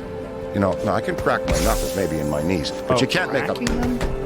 They were slaps. They were rappings, and then she recanted it and said, "The skeptics, made me do it. I was talked into it. There was so much pressure on me." And in the end of her life, she then recanted her recantation. her retraction of it. But very convincing. That was the origin of spirituality. People were looking for a new religion. You had Mormonism that had come in the 20s. You had all kinds of Protestantism. That area of New York was called the Burnt Over District. The preachers had all been through there. People who were living in all kinds of different religions. They were looking for something new, a spirituality, and spiritualism gave them that. But you know, I've had people contact me that have passed in dreams. I've never seen a ghost. I've never, experienced that. But I do believe that consciousness survives after death. I do believe that. It's an interesting idea. There's no evidence that it doesn't. I think that reincarnation is also a fascinating concept that's repeated in many different cultures. And I wonder why. There's a great Tyler Childers song called Born Again. And it's about things living and dying and being reincarnated in different times. I think that's very attractive to people. The idea that our physical body is one thing, but the spiritual body is something entirely different. Well, I think that, atheists... It's attractive. It is attractive. Atheists are never going to believe that. They're not going to accept that. It's hopeful. It gives us a little hope. And after all, the Kirlians, Who's that? They were a Russian research group. They're famous for the experiment where the Kirlian photography, Kirlian, and you want a little citrus? Sure. They photographed a woman. She sat there and she was able to blow smoke into a fishbowl and shape the smoke in the fishbowl. So here are some Kirlian images. They photographed auras. And they did 21 grams is supposed to be the weight of the soul. And they photographed a guy dying, and they claimed to have photographed his aura leaving his body. Yeah. All these claims. Is there a photograph of this photograph of her? I don't know. Atomic weight of the soul, 21 grams, and of Kirlian photo of dying man, I don't know. But there you saw the auras, the photographs there. Why would the soul have weight if it doesn't have a physical embodiment? Yeah, well, energy, mass, energy. Electricity doesn't have any weight, does it? What's going? Well, I don't know. I think that it acts as a certain force. It's certainly a force. So that's an interesting question. But mass is what, right, reacts to scales, gravity. Yeah. Right. I mean, well, electrons. There's a mass there. There's an atomic mass, atomic weight. 21 grams seems like a lot. It does. It does seem like a lot. Yeah. Fat ass soul.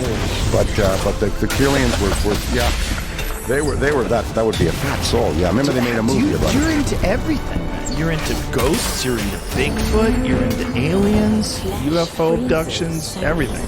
Well, it's entertaining. I'm an entertainer. It is entertaining. And I feel like an alien. You're remarkably sane for somebody who holds all of these different things inside their head. I don't know. My family would maybe say not, but do you smoke pot? I am allergic to terpenes. I love the cannabis story. Terpenes are an oil that's it's in everything. It's like lemonade. Pot? Terpenes, yeah. If you have good pot and you're smoking good pot, what you're smoking in the terpene, that's what gives it its power. Terpenes give pot its power? Yeah, well, it's part of the element that. I thought it's THC. Well, terpenes. It's an oil. Terpenes is an oil that's in there in all marijuana. So you're allergic to marijuana? I'm allergic to the terpenes, the cannabinoid. My dad is on the cannabis oil right now. Go to sleep. He's 97 years old. Everybody has. Your dad. Everybody has cannabis cannabinoid receptors in them. It is a tremendously healing thing. There's the terpene. There's a chart. Yeah. There's a chart. Yeah. Terpene benefits, marijuana, terpenes. Yeah. So somehow. Look at all that stuff. Yeah. Look at now. And different breeders will put something. My partner and friend Jimmy Belushi has a farm in Oregon. He grows it, and he's researching it. Oh, he's a dirty drug addict. He's up there selling drugs to people.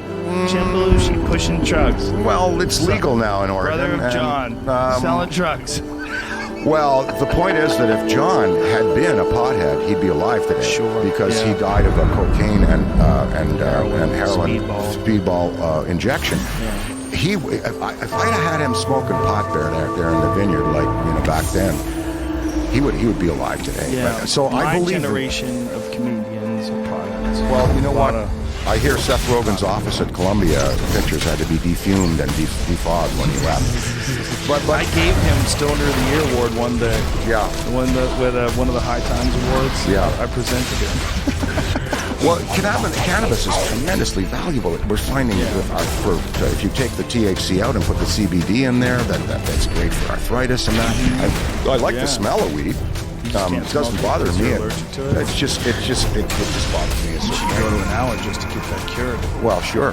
So I rely on the beverage. What about alcohol. psychedelics? Have you ever had psychedelic experiences? Oh, yes, I've taken acid and psilocybin and mescaline. Yeah. Have you ever had any some sort of encounters while on psilocybin? One of the things that makes me more open to the idea of extraterrestrials is some of the experiences that I've had on tryptamines. You know, particularly dimethyltryptamine, but also psilocybin is. That's way. DMT goes way back for me. That goes back to high school. How long back is that? What do you mean? The DMT. Yeah, I mean. Last time it was a year and a half ago.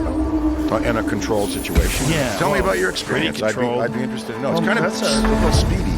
This is that's a DMT plus 2. That's a DMT molecule. Oh, okay, yeah. I've had a bunch. It's healing for mental health. They're finding that it has a great effect as a palliative. Profound alleviation of anxiety. There you go, Because yeah. it transforms your perception of where you stand in the world, and it's an absolute ego dissolver. You are confronted with experiences that defy logic. And one of the things that this is interesting. One of the things that shied me away from UFOs was DMT. Because it was so profound. It was so crazy that if a UFO landed right in front of my house, I'd be like, yeah, it's not DMT though. Because DMT was a completely different dimension, and there were things there.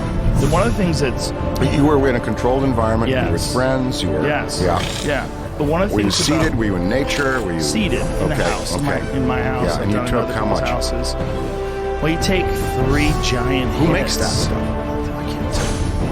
That's not something you can They buy. shut down your sci-fi No. show for talking about aliens. No, that's right. DMT has some. There's some prejudice against it, and you can't get that at the drugstore. It's in thousands of plants. It's literally in almost every plant in nature. In fact, one of the universities in Israel believes that it was responsible for the burning bush that Moses got the 10 Commandments from. Yeah. That they think that burning bush was actually the acacia tree.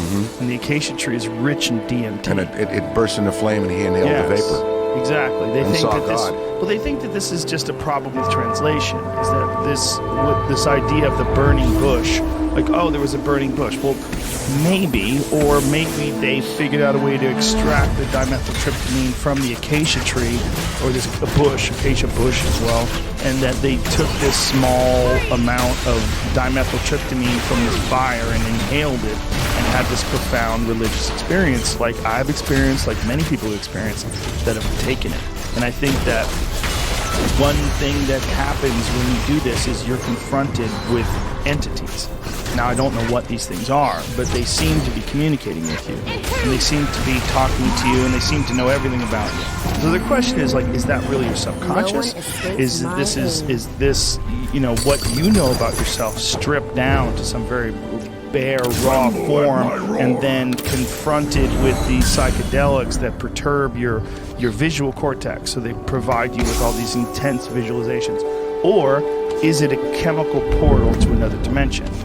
Were they effulgent beings, light beings? The way I describe them is they're complex geometric patterns made out of love and understanding, and that they're communicating with you. Sounds like, H.P. Lovecraft was a wonderful writer, and he describes in Time Machine.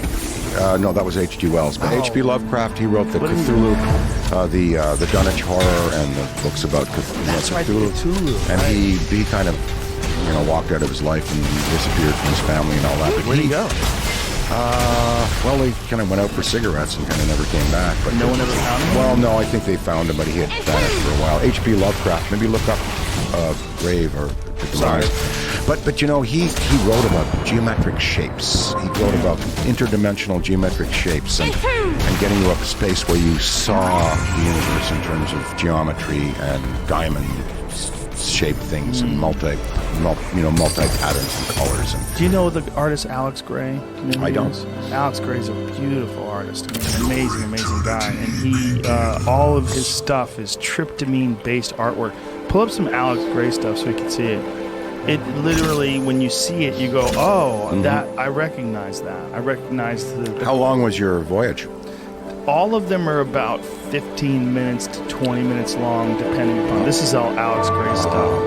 Beautiful. Yeah, pull up the one with that one down on the very bottom in the middle. The There's one, a the couple red of skulls. one. Yeah, look at that. That's very similar to what it feels like when you do dimethyltryptamine. Alex has had I mean, uncountable just if I number of dropped a little purple barrel right now and just looked at that, I'd have a nice afternoon. Exactly. Yeah, nice. Well, a lot of the most profound psychedelic experiences are the compounds. They mimic normal human neurochemistry. Like dimethyltryptamine is it's a natural occurring compound in the human brain. It's produced by your liver, your lungs, and there's a lot of evidence, at least in mammals, it's produced by your pineal gland, which is literally your third eye. That's Yeah. right. I did DMT way back. I think I was in high school or something. Whoa! Something, and I think I was at a motorcycle ice race or something while doing it. So that was. A motorcycle ice race and DMT. Yeah, You're that's- living on the edge in high school, man. This goddamn Canadian. Well, that's what the motorcycle ice racing. You get a little small bike like a Jawa CZ, and you put the metal rims with the studs, and then you race around the ice. I never did it, but I saw it, and I think that's what I went to. My friend take one of these and have a better time. So I didn't see any beings, but the race was fun. Take one how? Orally? How did you take it? He said it was a pill. It was a cap. Oh, that doesn't work. You have to inject it. Yeah, well, no, you need to freebase it. See, smoke it. DMT is right. your body He produces. said it was a cap. He gave it to me in like the size of a horse cap. Right. Maybe it was horse trank, and I never know. He said it was DMT. It's not. Well, if it was, it doesn't work because your body produces monoamine oxidase, and the only way that DMT works orally is if you take an MAO inhibitor. This is what ayahuasca is. I didn't have that. Yeah, see, ayahuasca is what the indigenous people of the Amazon have figured out is how to take DMT with harmine. From the plants. Right, and harmine is a naturally occurring MAO inhibitor. So that's how you can take it orally. It's also why the experience is not as intense, but it's longer. Yeah. And many people find it more spiritual because you can relax. You Jimmy's fall done it. into the experience. Jimmy's done that. Yeah, Ayahuasca. but it's not in a capsule form. He dosed you up with something else. So Well, yeah, I don't know. Yeah, no, I guess that's something else. Who knows? who knows? It could have been psilocybin. Well, psilocybin converts in the body to something very similar to DMT. The DMT is the chemical compound is dimethyltryptamine, but something happens in the body's production of DMT or the body's breaking down of DMT where it produces something called 4-phoroloxy and dimethyltryptamine. This is out of psilocybin. So maybe he gave you psilocybin pills. Yeah, which is could real be. common. That's real Yeah, common. could be. But I've usually, got if some I of were to those. take psilocybin, I'd just eat the mushroom. Yes, a lot of people take them in capsule form Yeah. though, so they can get exact dosage. I remember sprinkling it on my cereal once. What? Yeah, and then going to deliver the mail. Yeah, my friend took them in peanut butter and jelly sandwiches. Just I ate mushrooms a inside the bowl of sandwich. psilocybin, and then I went and picked up my mail truck. And, yeah, I was a Royal Mail courier. Oh, Jesus. That was an interesting morning. Did you get everybody's mail from the Oh right yeah, place? you fast. But that's one of the things that made me more open to the idea of extraterrestrials, but more closed off to the ideas of these stories that people tell. Because I felt like these stories that people tell were so crude. It was almost like they were trying to facsimilate this real experience. They were trying to recreate it in their mind. And the other thing about these abduction experiences is that almost all of them happen at night. And a lot of them happen while people are asleep. And during sleep is when they believe your body's generating dimethyltryptamine. They believe that DMT is also responsible for dreams. But, the Linda Cortia case is pretty compelling. She comes out of the apartment, she's grabbed by an orange orb, and then... What time was this? This was in the evening. early Yeah, evening. but that's the thing. The night. Yeah, but there were four witnesses from the Brooklyn Bridge, 2 United Nations security They saw officers, something. and a judge, a New York State judge, that saw the whole thing. They saw her being abducted. They saw her being slipped sucked through her window into the orb and plunged into each Really? river. Yes, but Independently, they told the same story. they were together in the car. They saw it, and then a judge, a New York State judge, saw it. He's independent. He's independent, so he came forward as well once it started to come out. And these two guys went to the apartment where Linda lived. That wasn't her real name. And of course, she was freaked out that someone would come in and talk to her. It was a while before they were able to get her to talk about it. Like, it is possible. The thing about it is that if these were unique occurrences that only happen once every 10 years or something like that, and very rarely, and it did happen, and you were left with this memory and this thing, go try telling it to people that haven't experienced it. Good luck. Good luck getting them to believe you. You need people just like you experienced trauma, a car accident. You need people around you who love you, to listen to you and say, I believe you and I want to help you. Right. Anne Druffel is a lady who helps with abductees, and there's some psychiatrists who deal with it. Yeah. Well, that's the John Mack, right? John Mack, who was Harvard a psychiatrist, he was a psychiatrist, and he was a very pragmatic, reasonable person, and he was dealing with these people that were having these traumatic experiences, and he was trying to break them down. And I believe it was hypnotic regression that was the initial tool, right?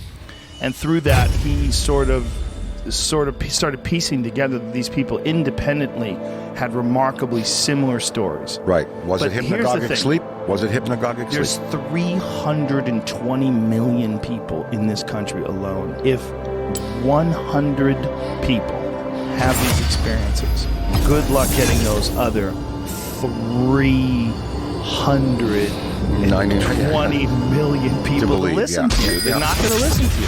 This is why I've tried to be open-minded. I think if you went out to the local mall and went and said, do you know what a UFO is? Yes. Have you ever seen one? No.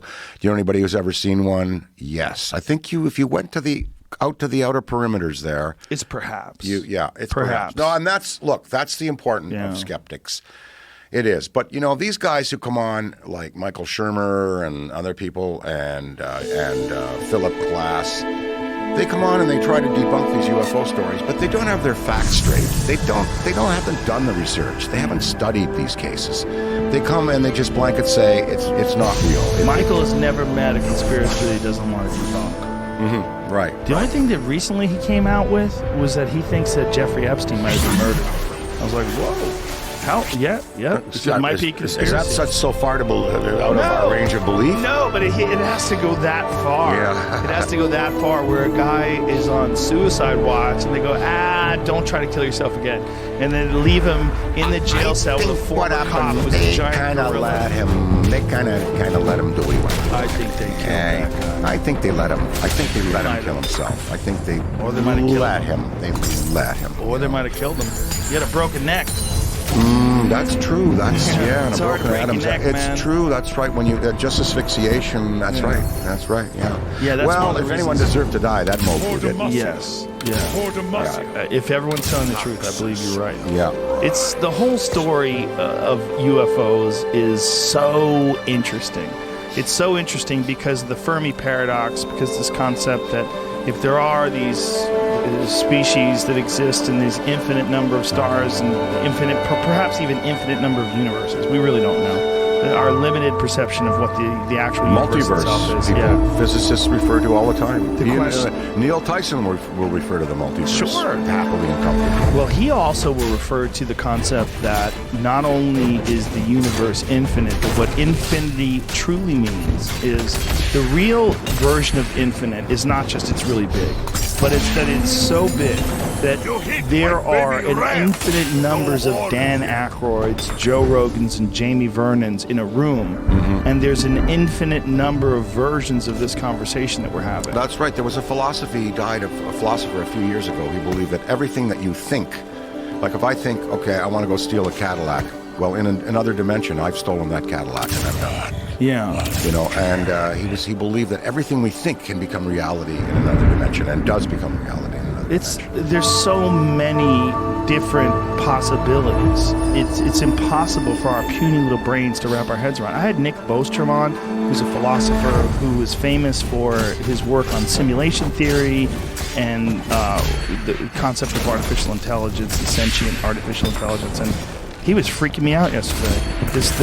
Where he was talking about essentially it's more probable that you are in a simulation than you're not in a simulation. And it was so hard. Looking around your studio here in this place, this is a simulation. I mean, I will not divulge what I saw in this incredible warehouse here, but the greatest gym I've ever seen, the greatest workout space. Well, I feel like my whole life doesn't make any sense. So if anybody should believe in a simulation, it should be me. Yeah, My no, life makes I'm in a zero wonderful sense. simulation here today. This is just great. Yeah, no.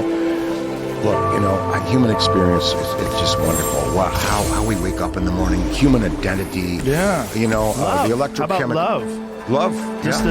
Our ability to communicate, our ability to see friends, and the beautiful feeling it gets when you hug a friend. Is it just pheromones? Is it just something more. electrochemical? Is it Something more. Yeah, Something that's more. right. And love is what should drive us. We are here to give and receive love. And once we figure that out, the world's going to be a lot better. We have to. If you don't have nail it. that, everything else is horseshit. You can have a $100 million house and a private jet. If you don't have love, you don't have anything.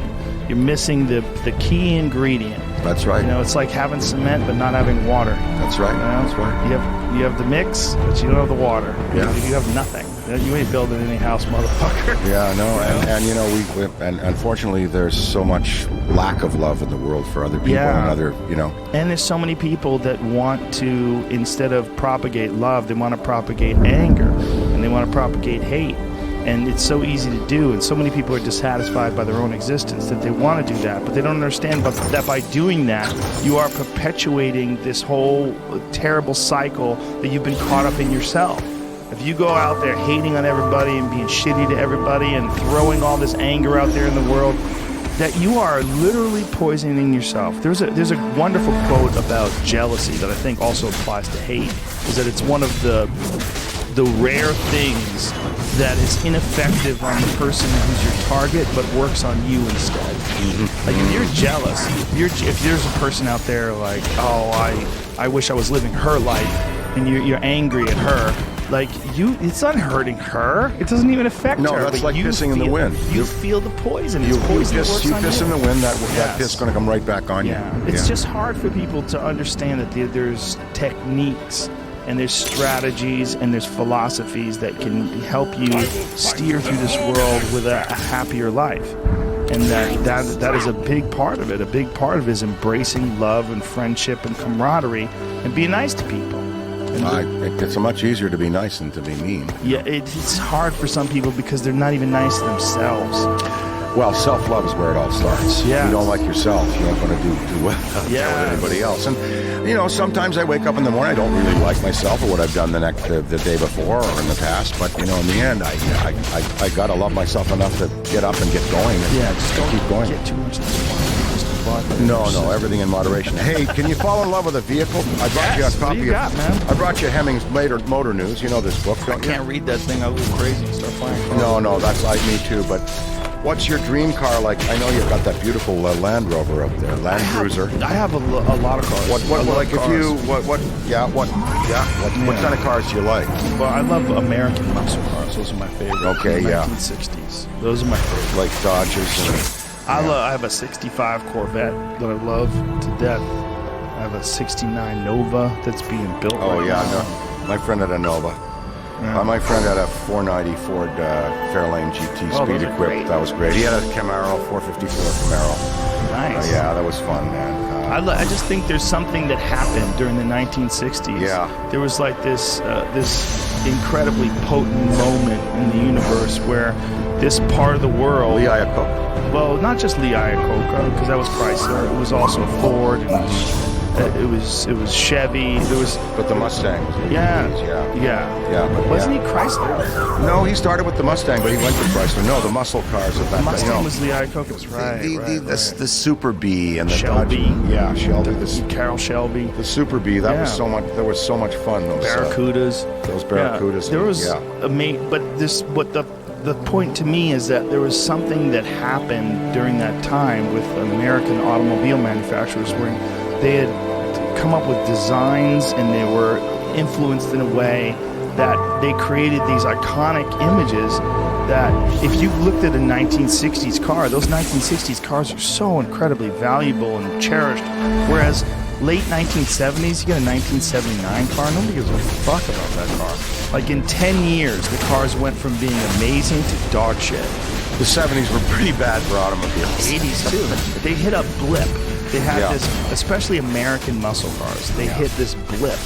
And then during this blip, they created Camaros and Dodge Chargers and Shelby GT500s. They just had Which this. the young people bought into and loved, and now today you can't get a young person to even go to a showroom. The people who are listening to your show, and I would say 80% of them, they're in taxis or Uber or buses. They don't care about cars. Yeah, the Uber And, thing's you know, interesting, right? I It's mean, like people who live in New York City. I have friends who live in Manhattan. They're born and raised. They don't even you know know, how to drive a all car. my kids didn't get their licenses till they were in their 20s. Here's a 1969 Dodge Dart GTS. They want 77 grand for it. It's very valuable. I know, they're really, really valuable. What are you doing with that magnet? Why'd you bring that? Because I know you love cars, and I wanted to give it to you. Do you have any cars? Oh, sir. Sir. Tell me what you got. My father got me into this, you know. So I think my favorite car that I had is a 1932 Pierce Arrow 1604 limousine. This is the car that, and it's been untouched. I basically found it in a barn, and I've never touched it. The Pierce Arrows were built between 1908 and 19... Oh, the Pierce Arrow Museum, Buffalo, New York. Pierce. You said a 69 Pierce Arrow? No, it's 32. 32. Oh, geez. Okay, so Pierce Arrow made cars between 1908 and trucks and bicycles between 1908 and 1938. 1938, they got bought by Studebaker. What happened in the 30s, they began to build these big luxury coaches in the 30s, in the Depression, to compete with Packard and Rolls-Royce and Graham Page and all the other big companies that were out there. The White House always had Pierce Arrows. White House Motor Fleet will show the Pierce Arrows. And the Pierce Arrow is beautiful because it had, you know, the bullet headlights that are on most old cars from the 30s. The Pierce Arrow has the headlights fused into the fender like sculpture.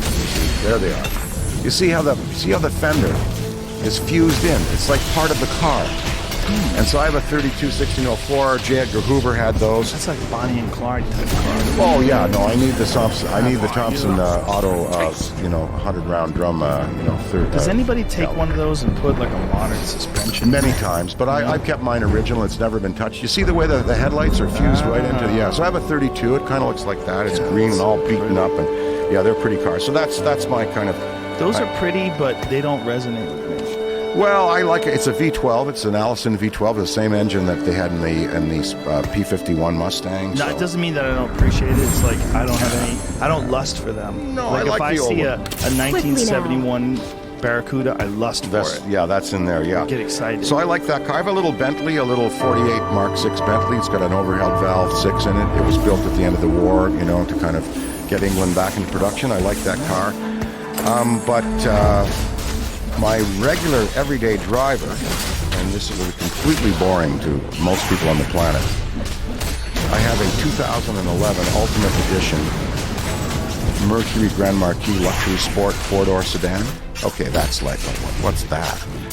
The New York Times said when the production of the big Fords were discontinued, the big Grand Marquis, when they were discontinued in 2011, they went out of the business. They stopped making them.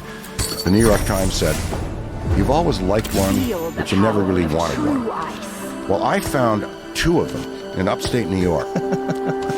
And they used to be, I found them, and I looked. I was driving in Auburn, New York, and I saw. I was whipping by in this town on the way down, and I saw these 2 cars sitting there with snow. And I looked. I liked that Grand Marquis, so I found out about them. Bought them. Found out they were both equipped by the U.S. State Department motor pool for diplomatic courier. They had lights and sirens in them, and they had work done on the motors. I'm on the 401 in Toronto. A Mercedes, 300C will pull up behind me and want me to move over and say, "Okay, geriatric driver in the old Marquis, move over." And I just go, and I'm gone. This thing, that big V8, no chip in it. Yeah. There it is. That's it. That's my car. Yeah, that looks like a government car. If that was pulling me over, I'd check my paperwork. Yeah, no, that, and it's got the beautiful, mine are black, and it's got the beautiful V8, and it's got the engine work. So that's my regular driver. That's It's kind of funny. hilarious that you drive one of those Oh around. yeah, and it's just total sleeper. yeah. I pull up the lights, Corvettes, I'll look at them, and I take them. I take them. No problem. In that thing. That's hilarious. Isn't that funny? Yeah. That is funny. So I love the old Packards and that. So you like the muscle cars? Yeah. I you're like more into Tesla. I'm wearing a Tesla t-shirt. Oh, ever you driven have a one? Tesla? Yeah, I got one out there. I was Oh, they're beautiful. Look, Oh, I my love God. that guy. What a visionary. What a man. I mean, come on. He went to Queen's University in my hometown. Did he? Yeah, Kingston, Ontario, Canada, penitentiary capital of the country. He went to Queen's University, which is like your Harvard or Reed or Yale, and he went there for 2 years. So whenever I've never met Elon, but I'm going to sit down and talk to him about those Kingston winters. He's a great guy. Yeah. His car is the most preposterously fast car I've ever driven in my life. What's he It makes got? What's he other driving? cars feel stupid. Well, the thing that I have out there, I have a Model S. Oh, I'll a look at it. P100D. Oh, yeah. It is the most ridiculous car I've ever driven. It makes other cars feel dumb. I have other cars that I enjoy because I love engineering. I love cars. I just love them. I've always loved them since I was a kid. But that Tesla makes them all look stupid. They're all dumb.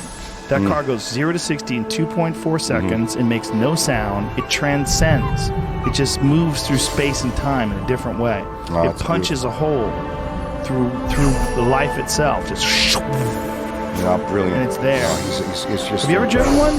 I had a friend who had one in Toronto. That's a no. And you need to drive and one, Dan Aykroyd. he took me. I wish me out we weren't for it. liquored up. I'd give you the keys to mine. They're zapped. Yeah, no, we don't. We have drivers today. No, they zap through that. Yeah. You need to drive one. You need to drive mine.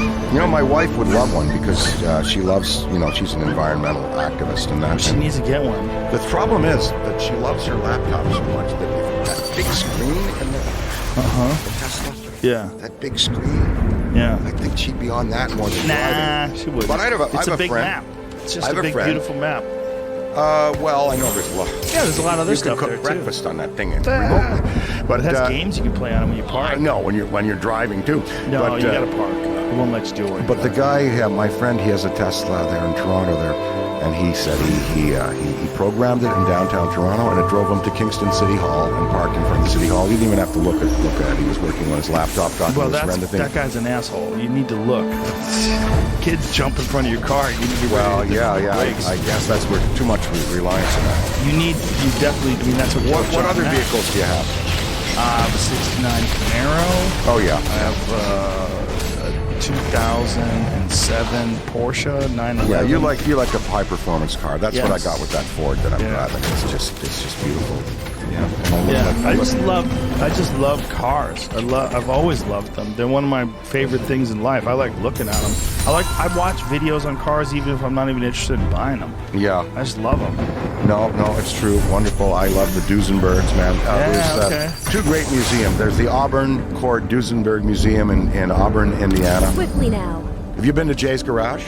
Yeah. One of my cars was on Jay's garage. Okay, yeah. My '65 Corvette was on. How great a guy is he? He's great. He's one of the best. But one thing I people in the told industry. him, I was like, you are so much happier and more interesting when you're talking about cars than you ever were when you were hosting the Tonight Show. He's a great host of the Tonight Show, but the Tonight Show is basically you're running a commercial for other people's records, Plugfest. yeah, for their movies, their television shows that they have coming out, and you're there to sort of be the entertaining guy. And he was wonderful at it. How about- But he's way better. I love the military, the old Power Wagons, the old Dodge Power Wagon.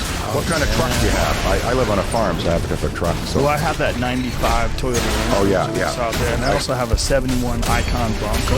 oh yeah, that's yeah. out there too. You can whip through the desert on those. Yeah. Yeah, it's- I think one of the greatest cars being made now is the Lincoln Navigator. The new Lincoln Oh yeah, Navigator. it's amazing. God, I mean that's The new one's amazing. I used to have the Ford Excursion. That was the greatest car ever built by man. They have the Aviator now too, which is Yeah. a smaller version of the Beautiful. Navigator. Sensational cars. Those They really Lincoln are. Navigators, the new ones, they put the Escalade to shame. They really do. I don't slag other brands, but But if I'm Escalades to buy are a car, amazing. They're yeah. going to come out with a new one. Escalades are amazing, but when you get in a Navigator, you're like, whoa, this is next level. Mm-hmm. It is next level. Speaking of cars, there was a great old Cadillac in Once Upon a Time in Hollywood. Did you see that? Oh movie? yeah, we were talking about the other day. Have you had Quentin on? No, I haven't. I met him at the Comedy Store though. This is one of the great filmmakers. This is Amazing This is guy. going to win Best Picture. I'm a member of hope the so. Academy. Are you My really? view, yes, of course, yes. Is there anything you voted on you regret? No, not really. I support my people in the industry, but I can tell you right now, and I'm going to get in trouble for this, that's my vote for Best Picture right now. Great movie. It's It a lot really of is. fun. What a superior Yeah, there it motion is. picture. Yeah. Look at that beast. Yeah, that old Cadillac. That's an amazing car, man. And how great are those performers? I can't wait for Brad Pitt's new movie, Ad Astra, to come out, the new space movie that he's doing. Yeah, it looks how great were those two guys in that film? How great was that Amazing. cast? Everything was amazing. Just superb filmmaking. And if you know the Manson story, it's a lot more Well, it's so meaningful. interesting. Well, I don't want to give any spoiler word. No, let's not. But it's one of those movies where you think something's going to happen, and it's something entirely more magical happens. Yeah, Brad Pitt is like just supreme. How Those good two is guys. Leonardo DiCaprio? That Oh, guy's I know. incredible. Always, but these are masters. Yeah. And I love to watch them work. I love. I'm not in the picture so much anymore. We've got the Ghostbusters movie that we're working on now, and I will be performing in that. But What is the deal with the new Ghostbusters movie? So there was really good. There was the one with all girls. Great film. And then- Really good film. Those girls were superb. But I should have been sitting there as a producer watching costs a little more. We you know, Paul Feig and Ivan, we had our little conflicts. There were things that we thought that we didn't think would work. Why shoot it? Why spend the money? But you know, he's a director. We got to have faith. So there was a little conflict there, and I've spoken about it before. But all that's in the past. I think he made a great picture with the girls. I love it. I think they're all great. And really, you know, he treated the movie with a tribute kind of legacy, respect, and there were some great new spirits in there. And the girls were great. Now Ivan Reitman's son Jason has written a new movie called it's going to be Ghostbusters, the third movie. That's Who's in directly that linked. Well, it'll be most of the original people, and then The original young from stars. the first movie? Yes, some from the original. Bill and Murray's going to be in it? We're hoping. Come on, Bill. Yeah, we're hoping. Come on, Bill. Yeah, and then the new cast, and it's The new gonna- cast as well? They're young. Didn't yeah. they throw Bill Murray out a window in that? old- Yeah. He played a psychic. He played a skeptic psychic. He played Michael, or he played He played Michael Sherman in that movie. Yeah, he threw him out a window. Was that because you would want to throw Michael Sherman? No. I don't want to throw him out a window. A fake window? No. I have other things I could do that with him. But, I'll put him in my old farmhouse for the night and see.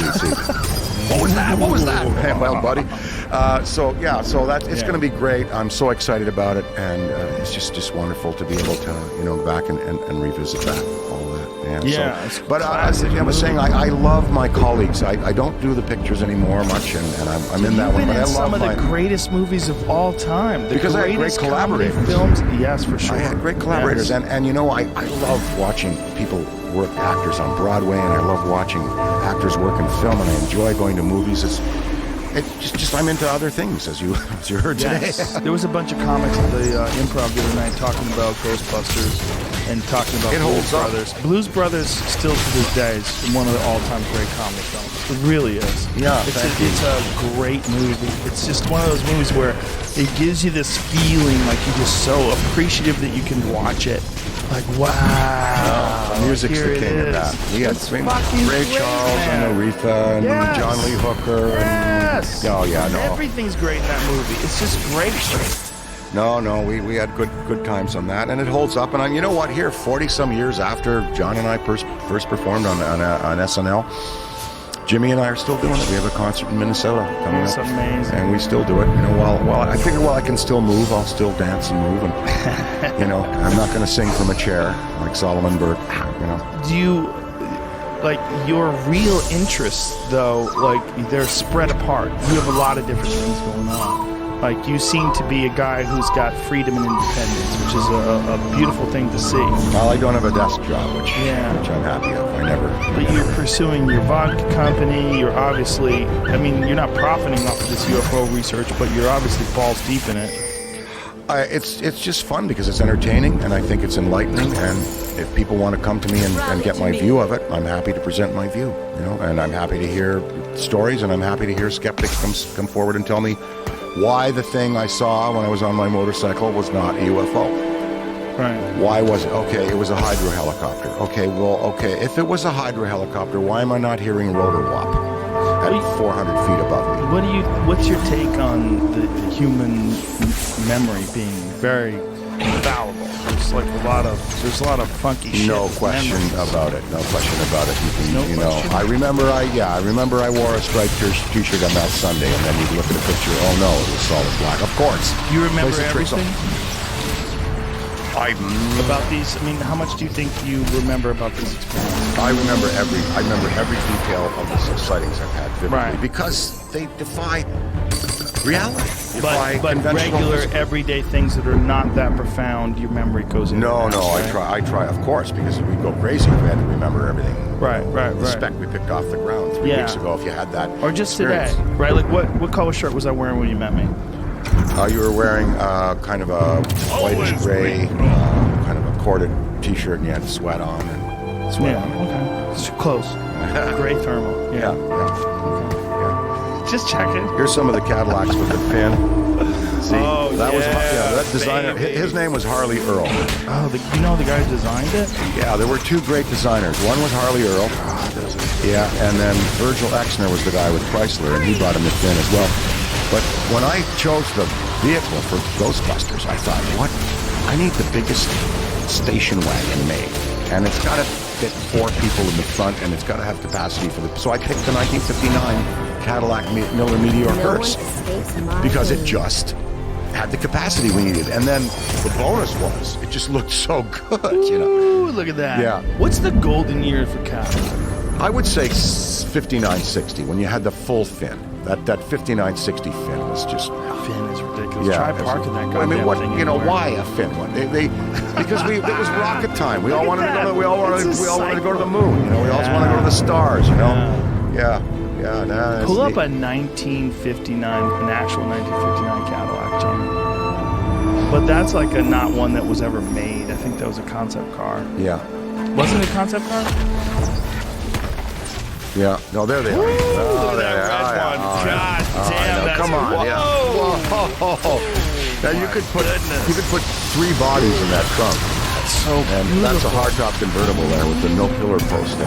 That is such a beautiful car. That was back when gas was 13 cents. Yeah, and the motors were beautiful in those cars. Yeah, really, they really smelled fun. like shit, and if you kept the windows rolled down, you get brain damage. No, Look at that yeah. thing. Wow. Hey, kudos. Hey, to Detroit. To Detroit. You Bet. Salute. Yeah, and today Detroit's like a booming town. There's all kinds of stuff going on. What do you think of that new Corvette? That mid-engine Corvette? That's pretty amazing. You seen that thing? I haven't. You know, for me, I mean, I get my right leg might fit in that. I don't think I get the rest of me they're in there. big, man. Yeah. They have plenty of room inside of them. They've designed them for taller folks. You know, if I could buy any car, I You would could buy buy them. any car. Stop pretending you're not rich. How dare you? Well, it's not that. It's just like if I could drive the streets and actually be seen in a car that I felt comfortable in. It would worry be about that? Yeah. Is that why you I drive get that crazy? Look at that. That's a new Corvette. Look at this. Yeah, that's beautiful. The Bentley That's a Mo- 2019, Jamie. That's actually a front engine car. You want to go with 2020? The 2020 is a mid-engine car. The 2020 is the very first. There it is. That's the very first. Go to the red one on the top floor. Which up with the car? No, that's the old one. Oh, love Let it. me check. I like the Bentley Mulsanne, the big one, the big Bentley Mulsanne cruiser. Love that. That one right there, Jamie, that your cursor was just on. Yeah, that's it. Click on Yeah. that. But click on that. That's a mid-engine Corvette. It's a different car. See, what it is the engine is behind the passengers, in between the passengers and the rear wheel, whereas the other ones, it's in the front trunk. You see- the one in the back. That one's in the front trunk. I don't think you're going to get the average software engineer at WeWork, for instance, wanting to buy that car. Why not? Because he's taking the bus and he's on Uber and he's in taxis. Tell him to stop being a pussy. How are we going to get? Get that? Yeah. Yeah. Get GM's that. new Corvette is so powerful it's warping the frame in tests. Woo! America. Yeah. And they don't even have the ZR1 or the Z06 yet. That's the regular Z51. Yeah. No, I love speed. You know that speed kills more men than anything. Kills Ketamine? No. 70% of men between 35 and 65 die from mechanical speed. Jet skis, yep. Motorcycles. This is a statistic. 70%? 70% die from accidents. Oh, This is a statistic I read. Well, whether that's true or not, we know that we like speed. So Yeah. watch your boats, watch your jet skis, watch your motorcycles, watch your cars. Yeah. My dad, at my age, like I'm 67 now, My dad at 65 had 2 Buick Rivieras. Whoa. 2 1960s, 62, 63 Buick Rivieras. And he was down to like 4 points on his license by the time that they, yeah. And he loved cars too. He got me into the cars, He always, Buick is one of those cars that was a victim of recession. yeah, Buick, Pontiac, Plymouth, gone. yeah. Yeah. Well, sure. Well, there's all kinds of names we don't see anymore, like especially from the 30s. The Packard, the Graham Page, the Diana Moon, Just a the bummer Rio. when, like the GTO, Pontiac GTO's gone. Yeah. Plymouth is just gone. I mean, they still have Dodge, But people tried to revive it. The new Challenger looks pretty good. It kind of Very nice. Yeah. Yeah. Goes back. And the Camaro, the new Camaro's a monster. Yeah. I've always been a fan of those rumbly engines and those, they're viscerally exciting. Yeah. No, I love them. Absolutely. Yeah. How about motorcycles? I don't fuck with them. I was Yeah. about to get one. I had took a bunch of lessons, and I was going for my license, and then 2 friends wiped out. Yeah, and got pretty significant accidents. And one guy that I know got hit by a car by an old man who ran a red light and T-boned him, and sent him flying through the air and snapped his femur. No, that would turn you off. I've been riding since I was 19. You ride in L.A.? I can ride anywhere, but I prefer to ride in the country up north in Canada, where I'm living. Is that where you live these part-time. days? Half and half here, half there, kind of. LA, a and little more in the States because of the travel with the band and that. But I'm there with my dad in Canada a lot, and we have the old family farm, but with the haunted farmhouse, and I've got Is a it book for haunted? you. Well, I mean, let me say that there's residual energy from the people who've lived there in the past. So you hear footsteps and voices and creaks and doors closing and that. Many people have had experiences in it. So There's a Michael, reason come why on. people don't want to live in a house where people are murdered.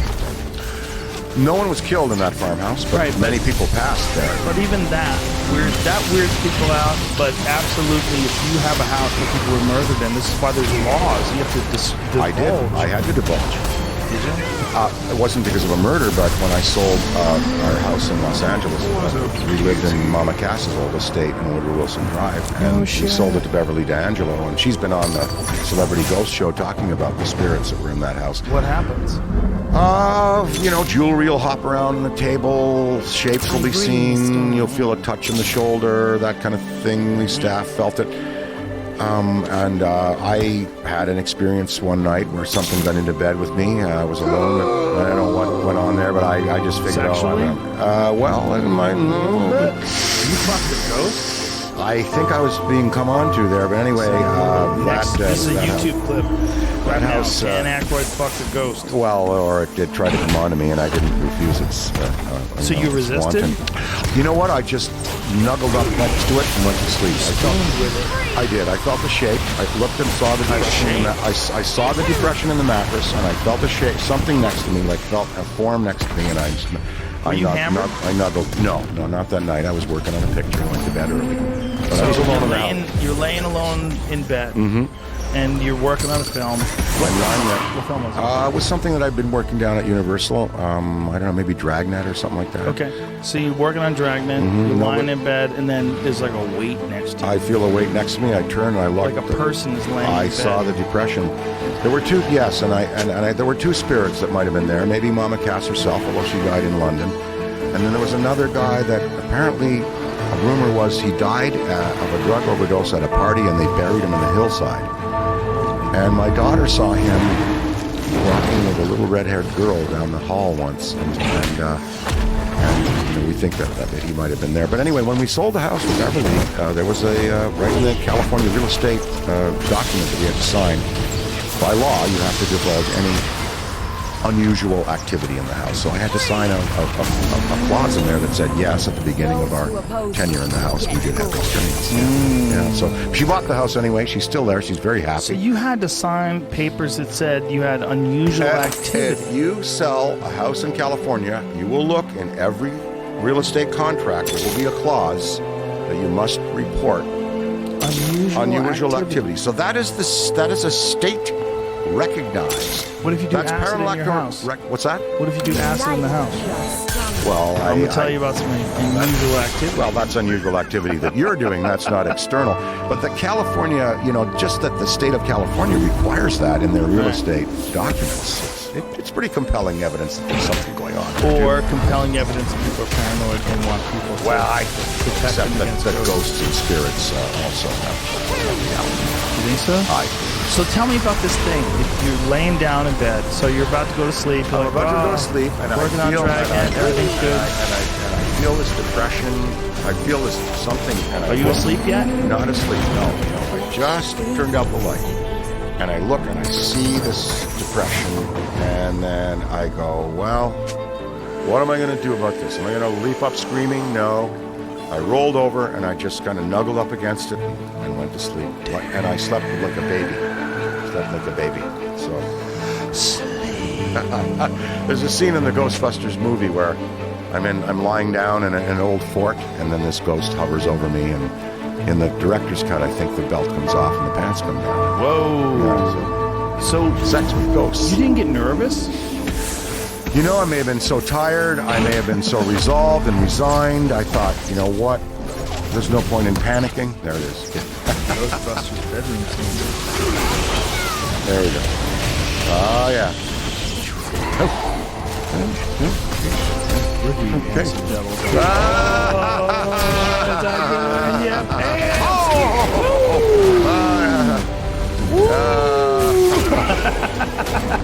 Yeah. There you have it. So that's you. You just accept it. Yes, that's right. I just accepted it. That's the way to go, man. I mean, why fight it?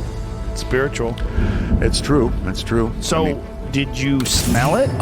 No smell. Just the Just sense. felt the weight. Felt the weight and saw the depression, and then when Did you feel anything on your body? I did. You I feel felt a presence? form. Yes, I did. Form. I felt a form next to me when I knuckled up. You next didn't to it. push away?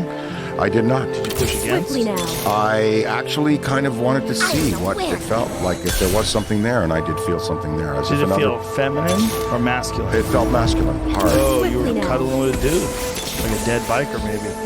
I don't know. Maybe it was the guy who died in the hillside. I don't know. Could be. I Just don't wanted friendship. They say male in or the old days, female. They say in the old days men used to sleep together. They'd just actually sleep, like not Well, like there's Ed Davis and Abraham Lincoln. Lincoln, yeah. Were partners, and they were law partners, and they slept in the same bed many times when they were on the road. Well, Yeah. it was kind of cold as fuck back then. It was hard You to bet. keep the room That heated. part of the world, yeah. Yeah, just have a couple blankets and Sure. stay heated together. Yeah. So when you woke up in the morning, did you feel refreshed or violated? I had slept beautifully. I woke Yeah? up and Maybe better than ever? pretty good. Yeah, and I told some people about the experience, and there were people that worked in the house and that were there, and then that that lived and that knew there was something going on, but They knew nothing quite vivid. you and a ghost had something happening? After I told them, yeah. So they knew something was going on. Well, because they'd hear the Stairmaster going by itself. They'd hear- The exercise? The ghost Yeah. exercise? It apparently, yeah, and a hand on the shoulder, then the sighting my daughter had, then other little things like jewelry dancing on the table. We knew something was going on in that house. Yeah, So Yeah. you're 100% in on ghosts. I am. Now tell me about why you're 100% in on Sasquatch.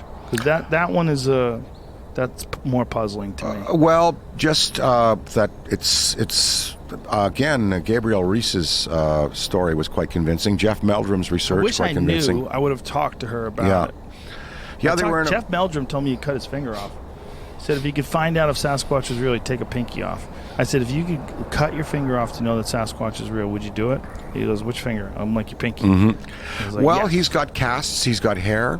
What are you pointing to, Jamie? Footprint He's that he brought over on Jeff the table Meldrum, right there. It used to Meldrum. be. It used to be. It's in my room. He's a It's in my studio. he's a paleontological scientist at the University of South Dakota. But he can also be a silly man. Sometimes you study things, you memorize them, you pass the test, but you're still silly.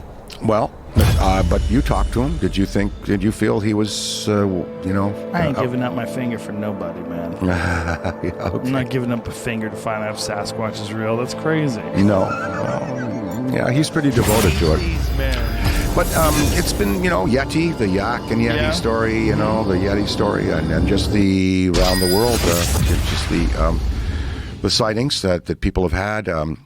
Right, but people see I read bears. a book. Well, there was a book called Diary of an Alaska Housewife. It was about a woman She wrote it. She left in the 70s to move from Kansas to Alaska, and her husband worked on the pipeline.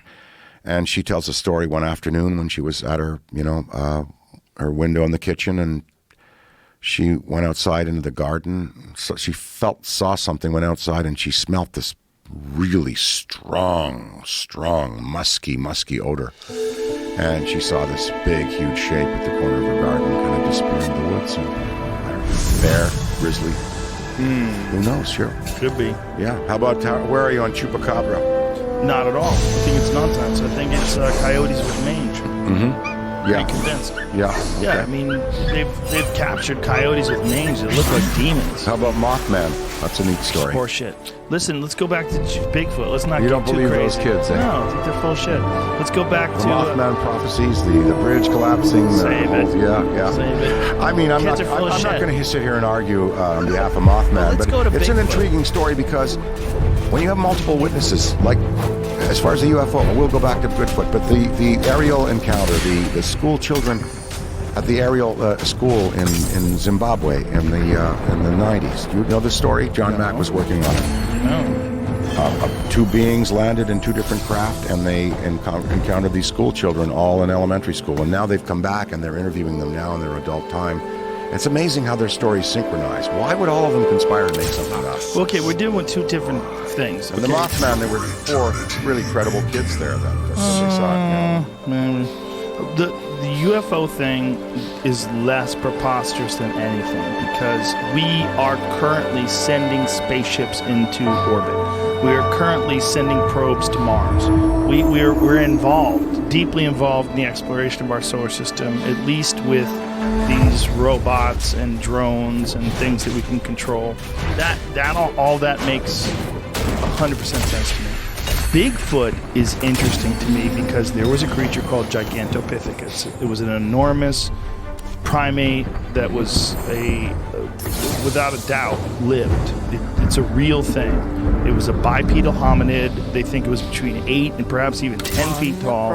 It was a huge ape-like creature, and it went extinct. And the reason why they found it is because there was an apothecary shop. I believe it was in the 1920s. An anthropologist found a tooth in this apothecary shop in China. He talked to the people, where'd you find this? He recognized it as a primate tooth. They brought him to the site where they found it, and then they started finding other pieces. They found bones that seemed to indicate that this thing was bipedal. And this is something that's accepted in the paleontological record. This is like when anthropologists look at the history of primates. When they look at they think this is a widely accepted real animal. So Why wouldn't it was real? Why do you say that it couldn't have survived and beyond extinction and exist today in some form? It could have, but don't. there's no evidence that's compelling. Just like there's The no film evidence is fake. that They think woolly but mammoth. Pretty much the film is fake. The Patterson footage, that's they horseshit. say it's fake. Here's the thing: if it looks like a man in a suit, no animal looks like a man in a suit. There's not a fucking single kangaroo out there That can looks like imitate, a person in a kangaroo suit. I just think Gabriel's story, Meldrum's research, that book that I read of the woman. What was Gabriella Reese's story? Well, she was in the camping up there in one of those northern states, Washington, and I believe she has video footage of the thing shaking the motorhome that they were in. Yeah. She was quite excited to tell me the story and quite vivid about it. She said that it was scary. It was Look, scary. if there was a small population, look, try finding a Wolverine. Yeah. Try finding Or a super one of these super sloths in the South American jungle now. These big sloths. Yeah, they think they're real. There's one scientist that has literally risked his reputation and his whole fucking credibility is in demise because he decided that he was going to spend his life looking for the giant sloth. And these indigenous people have pointed him in the right direction, and they recognize that there's dung that seems to be sloth dung that they found, and they're trying to point him towards where these things are. And the giant sloth was a real creature. But there's no real evidence that the giant sloth is currently alive. But the thing is, the vast wilderness of the Amazon rainforest is so impenetrable It would be like trying to walk across the earth and make a good audit of all the creatures that are on it. You're not going to run into them. And many species are dying on this planet right now for various reasons, but there are many that are being discovered we never even knew about before. And the northwestern forests are pretty impenetrable too. Yes, the Washington that's what forest makes it interesting. Is that the location of the area where if the thing crossed the Bering Land Bridge and it came into the United States, that's exactly where it would be. It would be in that Pacific Northwest because that's, as you walk down from Alaska. We've heard the stories of loggers going in there and seeing them or sensing them or, because they're being driven out of their environment. There's some hostile acts against logging companies that they think have been perpetrated by those by the Sasquatch. Yeah. Nobody wants to believe in Bigfoot more than me. I worked up in the Northwest Territories. I was a flex track assistant mechanic on tundra crawlers, a road surveyor. When I was a kid, I worked for the Department of Public Works, and we were up there along the Nahanni River, the Headless River, where explorers would go and they'd find their heads and never come back. They find their heads? Yeah, they find Bigfoot heads? No, just the human heads. Human heads. The Headless Valley, the Headless River, Nahanni River, Nahanni. But when I went up there and was with the survey people, there had been guys who'd been up there, years before me, and they said that Sasquatch was a common thing that was spoken about among the natives and among the survey crews up there. Did you ever see the Bobcat Goldthwait movie, Willow Creek? No. Outstanding movie. Bobcat Goldthwait made a horror movie about Bigfoot. Bobcat Goldthwait, the comedian, made an excellent horror movie. Catch that. It's really Creek. good. Oh my God, that's like Fire in the Sky. I thought it was a good depiction. You would love it. Oh, I will. You would love it. It's about a bunch of people that go up there to try to replicate the Patterson Bigfoot film, sort of as a lark. Oh. They go up there for fun and they encounter a real Sasquatch. So Willow Creek, it's called. Yes, it's really good. I love that. I love that. Bobcat is a 100% believer. He believes. He and I have had some ridiculous conversations about it. It'd be nice to go and go into the intense woods up there and maybe camp for a week. Look, man, to see something like that, a bipedal hominid that has avoided detection for hundreds, if not thousands of years, would be amazing. Yeah, but the thing about the Native Americans is Native Americans had more than 100 different names between all the various tribes. 100 different names for Sasquatch. Really? Yeah. Oma was one of them. You know that you saw that American Werewolf in London thing. That is the guy who created that. Was it Pat? Rob Baker. No, that's Rick Baker. I'm sorry.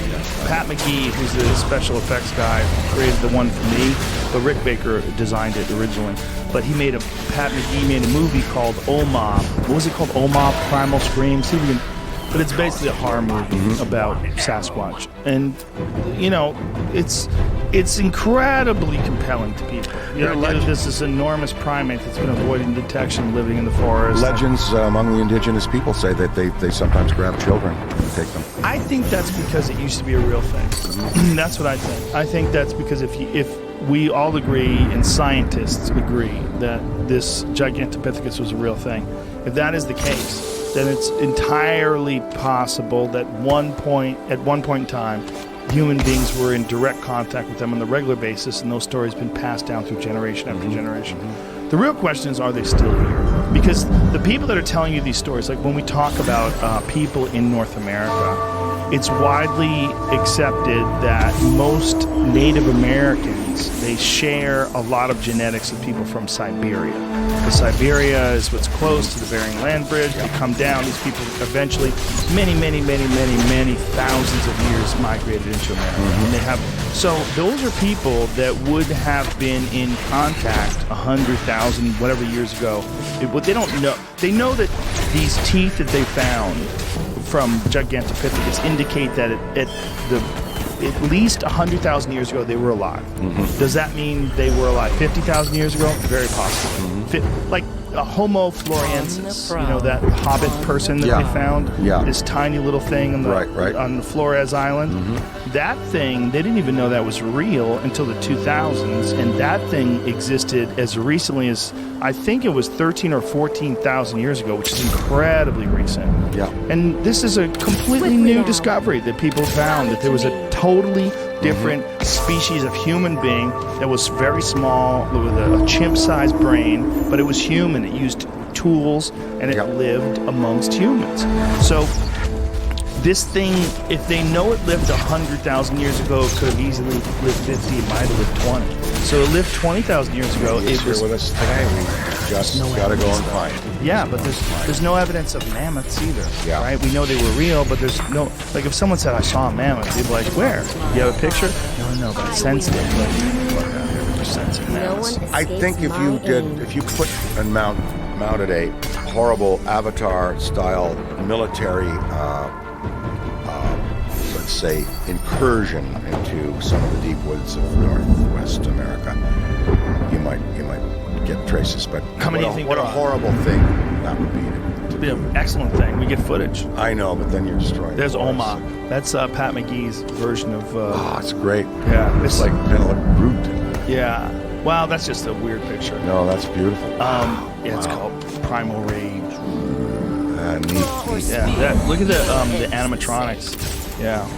See that face right there, James? Yeah, look at that. That's, when's that coming out? Is it It's been out. It's been out for quite a while. Primal Rage and funded Willow it all Creek. himself. Get it. Willow Creek is really interesting because Willow Creek is like Blair Witch style. Yeah. It's all like found footage, like the whole thing. Like, okay, here we are. We're in the woods. Yeah, like that kind of shit. You'd like it. It's real.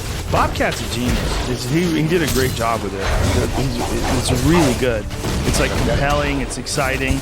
And even if I don't believe in Bigfoot or don't believe it's currently alive, just I know too many people that are in the woods all the time. I know too many people that are hunters that are in the woods. That haven't They seen spend weeks and weeks in the woods and none of them see shit. They see bears walking on 2 feet though. That's really normal. And when you're in thick, dense forest, bears walking on 2 feet, you see them in the dusk. Sure. You're like, oh my God, I saw Bigfoot. I'm convinced. Yeah. And then you really are convinced. So then you go back and tell everybody. Yeah, I think, basically just each individual has to make their own minds up about all of this stuff. And if you want to believe, it's just like your religion. I believe in mediumship. I believe in the afterlife of our consciousness. And that's kind of my religion. And who's to say, why should I be disputed on that? I'm glad you believe it. I'm glad there's people. I'm glad there's intelligent people that believe in silly shit. Well, look, many people believe in the Virgin Mary scap, and that's quite a myth. And many believe in the Angel Moroni and the gold plates and the magic spectacles. And many believe in Xenu, the Scientologist belief. So I'm not going to go and say, hey, I dispute your belief. There were no golden spectacles, or there were no gold one. No, there was no Xenu. No, there was no Virgin Mary. No, I respect people's belief. And they're religious. That's what you believe, and that's what helps you. Good for you. And I would never dispute that. And likewise, I want to be just respected for my belief in spiritualism and mediumship. And I think there's a religion in skepticism as well. I think there's a and tendency, I respect that. Go for it. Yeah. But there's, what I'm saying, that there's a tendency to just try to dismiss everything as being believe the official story of every single thing. You know why that's good? Because that empirical view, we'll be able to sort out the fake stuff, the hoax stuff, from the real stuff. If people of real scientific minds and real, inquirists there go into it, that's what's gonna sort out what's real and what isn't. Yeah. Dan Aykroyd, you're a beautiful human being. Thank you for being here, man. Oh, fun, It was man. a pleasure. Great. It was a real Indeed. pleasure. I'm a huge fan 1952 forever. UFO book's yours, and the Hemmings Motor News is yours. Thank you. Thank you for the vodka, this awesome vodka. And tell everybody how you can buy this everywhere, right? Yeah, everywhere. That's the Crystal main Head thing. vodka. Crystal Head, the main thing about it, no additives. We don't put the flavor packages in. No glyceride, no terpenes, no sugars at all. It's what I completely hear. clean. And as you saw, you had a nice viscous delicious. experience. It's very, very It good. really is, with or without really is. additives. It's outstanding. Bar chefs love it because it's the virgin canvas. I'm never the buying virgin any other slate. vodka again. How about that? Well, thank you very much. You'll For be the rest buying the of my cleanest. life, I'm only I buying love your that. shit. I love that. We'll have to make sure that we Let's do this another again. visit. Yes, Thank you, indeed. sir. Really appreciate it. Take care. Thank you very too. much. Bye. Dan Aykroyd, ladies and gentlemen. Bye.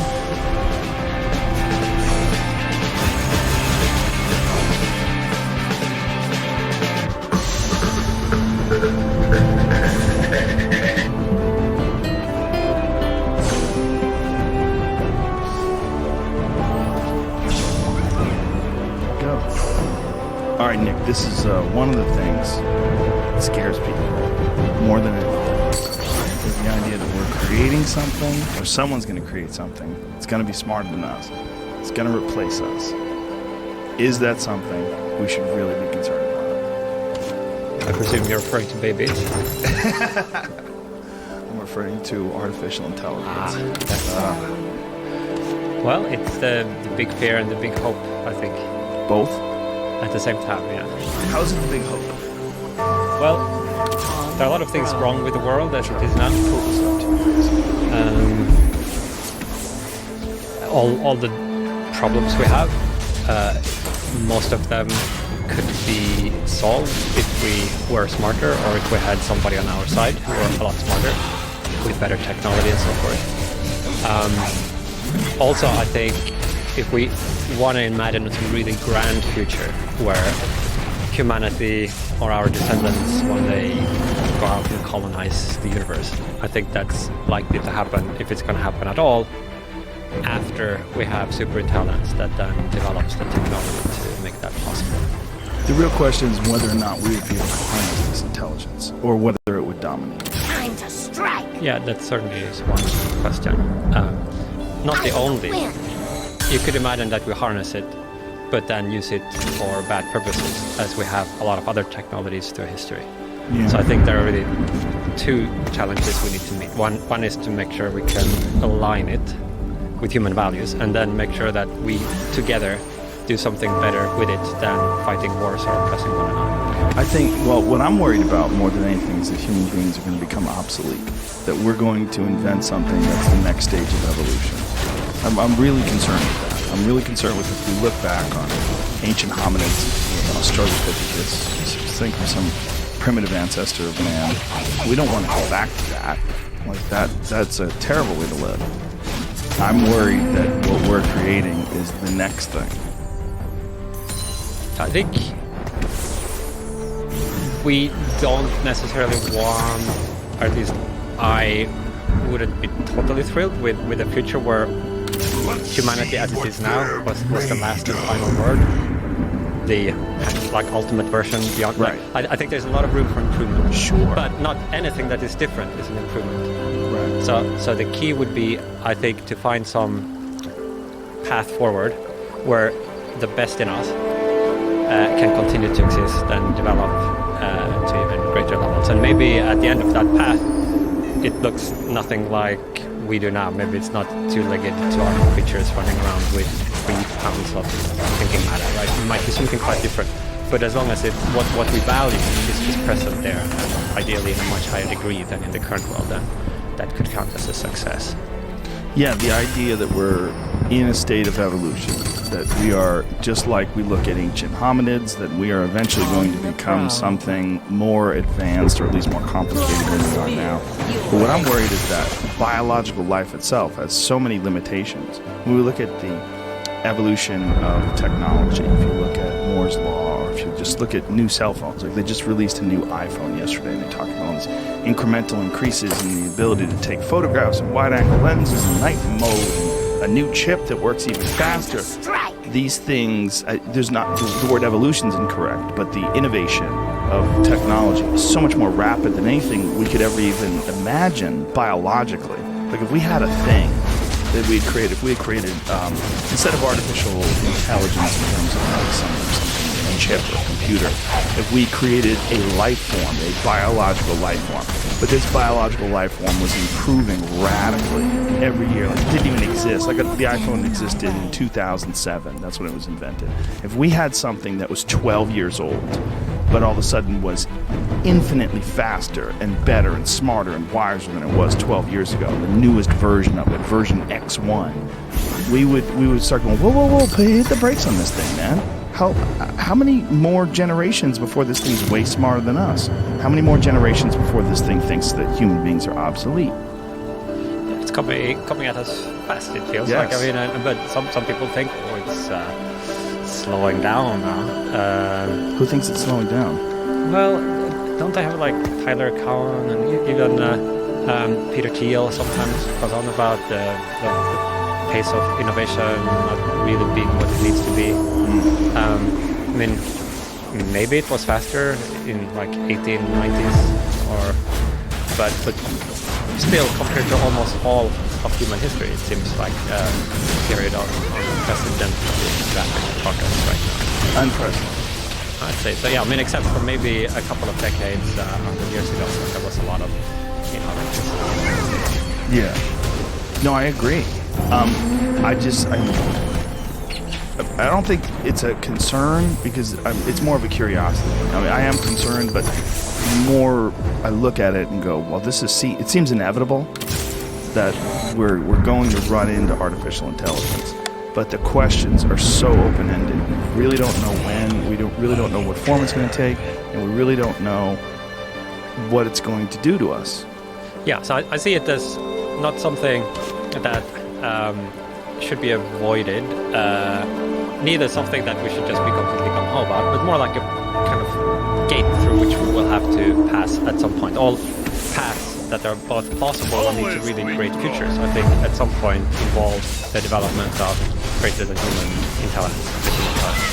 And so that our focus should be on getting our act together as much as we can in whatever period of time we have before that occurs. Prepare ourselves. Well, I mean, that might involve doing some research into various technical questions as how you build these systems so that we actually understand what they're doing and that have some, intended impact on the world. It might also, if we are able to get our act together a little bit on the kind of global political scene, a little bit more peace and love in the world would be good, I think. Sure, would be nice.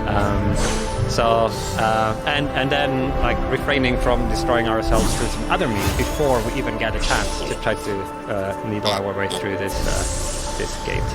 Well, that's certainly possible. We're certainly capable of screwing it all up. Where is the current state of technology now in regards to artificial intelligence? And how far away do you think we are from AGI?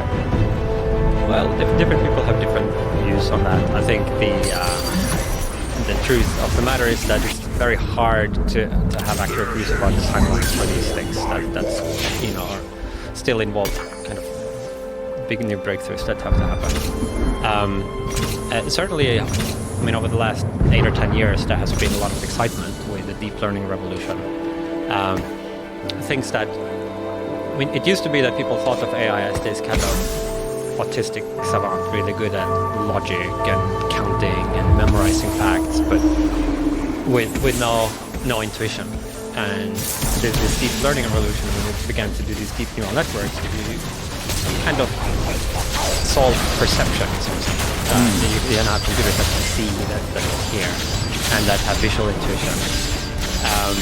So that has enabled a whole wide suite of applications, which makes it commercially valuable, which then drives a lot of investment in it. Which there's now quite a lot of momentum in machine learning and trying to kind of stay ahead of that. It's interesting that when we think about artificial intelligence and whatever potential form that it's going to take, if you look at films like 2001, like HAL, like Open the Door, HAL, we think of something that's communicating to us like a person would, and maybe is a little bit colder and doesn't share our values and has a more pragmatic view of life and death and things. When we think of intelligence, though, I think intelligence in our mind is almost inexorably connected to all the things that make us human, like emotions and ambition and all these things, like the reason why we innovate. It's not really clear. Like, why we innovate because we enjoy innovation and because we want to make the world a better place and because we want to fix some problems that we've created and we want to solve some limitations of the human body and the environment that we live in. But we sort of assume that intelligence that we create will also have some motivation. Well, there is a fairly large class of possible structures you could do. If you want to do anything that has any kind of cognitive or intellectual capacity at all, a large class of those would be what we might call agents. So these would be systems that interact with the world in pursuit of some goal. And if there are a sophisticated class of agents, they can plan ahead a sequence of actions. Like more primitive agents might just have reflexes. But a sophisticated agent might have a model of the world where it can kind of think ahead before it starts doing stuff. It can kind of think, what would I need to do in order to reach this desired state, and then reason backwards from that. So I think it's a fairly natural, it's not the only possible cognitive system you could build, but it's also not this weird, bizarre, special case that it's a fairly natural thing to aim for. If you're able to specify the goal, something you want to achieve, but you don't know how to achieve it, a natural way of trying to go about that is by building a system that has this goal and is an agent and then moves around and tries different things and eventually perhaps learns to solve that task. Do you anticipate different types of artificial intelligence, like artificial intelligence that mimics the human emotions? Like, do you think that people will construct something that's very similar to us in a way that we can interact with it in common terms, or do you think it will be almost like communicating with an alien? So there are different scenarios here. I mean, my guess is that the first thing that actually achieves superintelligence would not be very human-like. There are different possible ways you can try to get to this level of technology. One would be by trying to reverse engineer the human brain. We have an existence in the limiting case. Imagine if you just made an exact duplicate in silicon of the human brain, like every neuron had some counterpart. So that seems technologically very difficult to do, but it wouldn't require a big theoretical breakthrough to do it. You could just if you had sufficiently good microscopy and large enough computers and enough elbow grease, you could kind of. But it seems to me plausible that what will work before we are able to do it that way will be some more synthetic approach, where there would only be a very rough resemblance. The neocortex. Yeah, that's one of the big questions, right? Whether or not we can replicate all the functions of the human brain in the way it functions, in like mimic it exactly, or whether we could have some sort of superior method that achieves the same results that the human brain does in terms of its ability to calculate and reason and do multiple tasks at the same time. Yeah, and I also think that maybe once you have a sufficiently high level of this general form of intelligence, that you could use that to emulate or mimic things that we do differently. So maybe our cortex is quite limited. So we rely a lot on earlier neurological structures that we have. We have to be guided by emotion because we can't just calculate everything out. And instinct and if we lost all of that, we would be helpless. But maybe some system that had a sufficiently high level of this more abstract reasoning capability could maybe use that to substitute for things that weren't built in the same way that we do. Have you ever talked to Sam Harris about this? Yeah, a little bit. Have you ever had a podcast with him? Yeah, actually, he had him on his podcast half a year ago. I'll have to listen to it because he has the worst view of the future in terms of artificial intelligence. He's terrified of it, and when I talk to him, he terrifies me. And Elon Musk is right up there. He also has a terrifying view of what our artificial intelligence could potentially be. What do you say to those guys? Well, I mean, I do think that there are these significant risks that will be associated with this transition to the machine intelligence era, including existential risk, threats to the very survival of humanity or what we care about. So why are we doing this? Well, there are a lot of things we're doing that maybe globally it would be better if we didn't do. I mean, just why do we build thousands of nuclear weapons? Like, right. Why do we overfish the ocean? Yeah. So, no. I mean, if one actually asks why do different individuals work on AI research, or why do different companies and governments fund it, I mean, there are a lot of explanations. It's like a great scientific endeavor. If you can make the Google search engine 1% better, that's got to be worth like $1 billion right off the bat.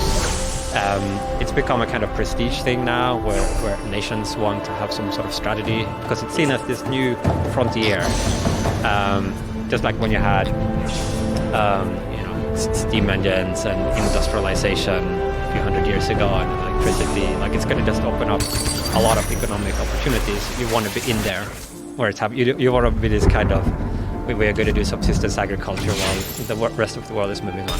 Right. So there's a lot of, it's kind of overdetermined. Like you could remove some of these reasons and there would still be enough reasons for why people would be pushing forward with this.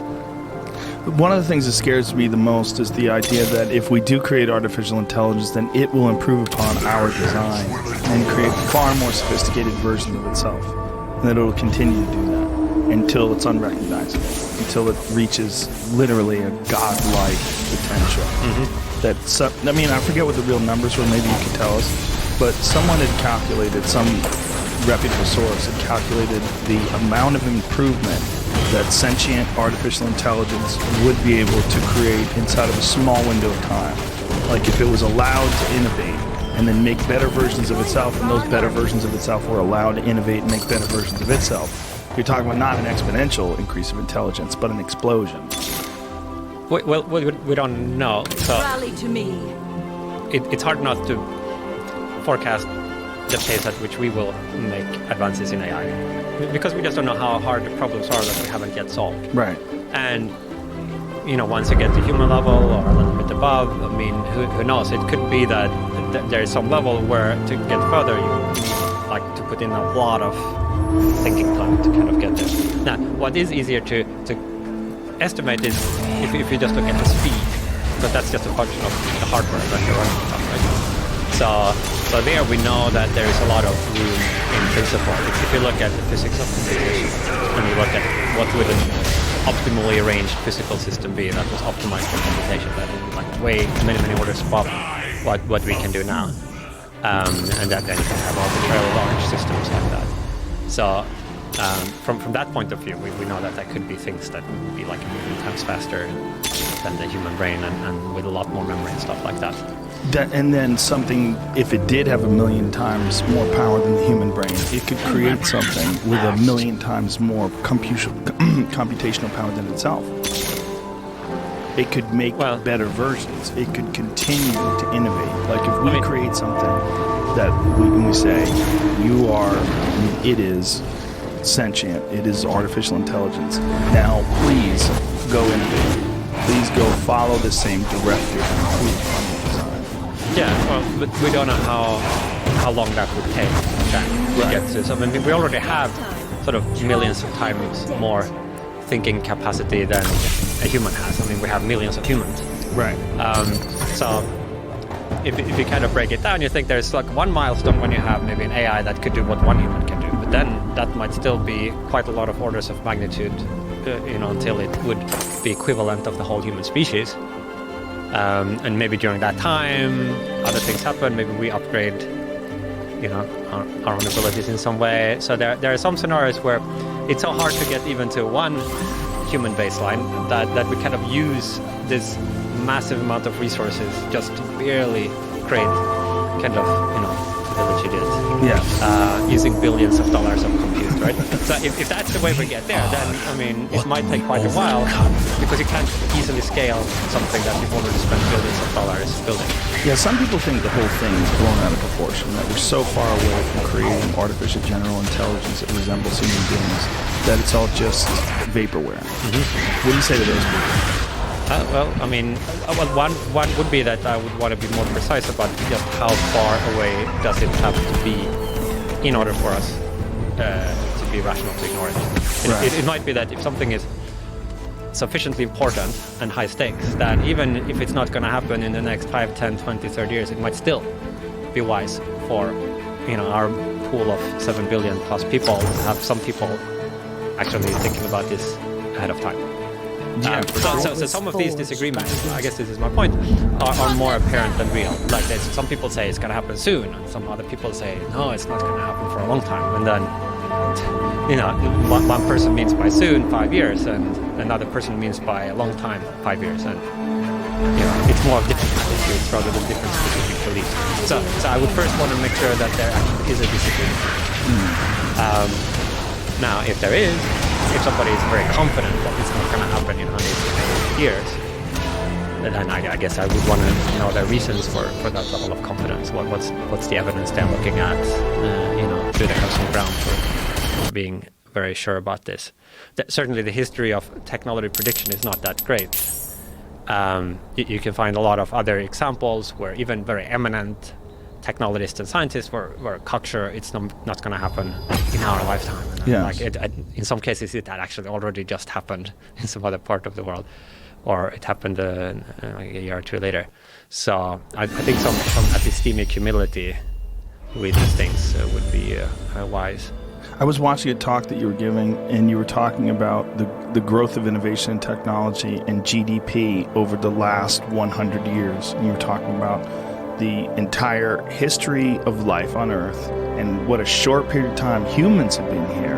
And then during what a short period of time, what a stunning amount of innovation and how much change we've enacted on the Earth in just a blink of an eye. And you had the scale of GDP over, the course of the last 100 years. It's crazy because it's so difficult for us with our current perspective, just being a person, living, going about the day-to-day life that seems so normal, to put it in perspective time-wise and see what an enormous amount of change has taken place in relatively incredibly short amount of time. Yeah, I mean, we think of this as sort of the normal way for things to be. The idea that the alarm wakes you up in the morning, and then you commute and sit in front of a computer all day, and you try not to eat too much, and that if you sort of imagine that, maybe in 50 years or 100 years or at some point in the future it's going to be very different, that's like some radical hypothesis. But of course, this quote-unquote normal condition is a huge anomaly any which way you look at it. I mean, if you look at it on geological time scale, the human species is very young. If you look at it historically, for more than 90%, we were just hunter-gatherers running around and agriculturalists what the last couple of 100 years, when some parts of the world have escaped the Malthusian condition, where you basically only have as much income as you need to be able to produce 2 children, and we have the population exploit. Like, all of this is very, very, very recent, and in space as well. Of course, almost everything is ultra high vacuum, and we live on the surface of this little special crumb, and yet we think this is normal and everything else is weird. But I think that's a complete inversion. And so if you do plot, for example, world GDP, which is a kind of rough measure for the total amount of productive capability that we have, right? If you plot it over 10,000 years, what you see is just a flat line and then a vertical line.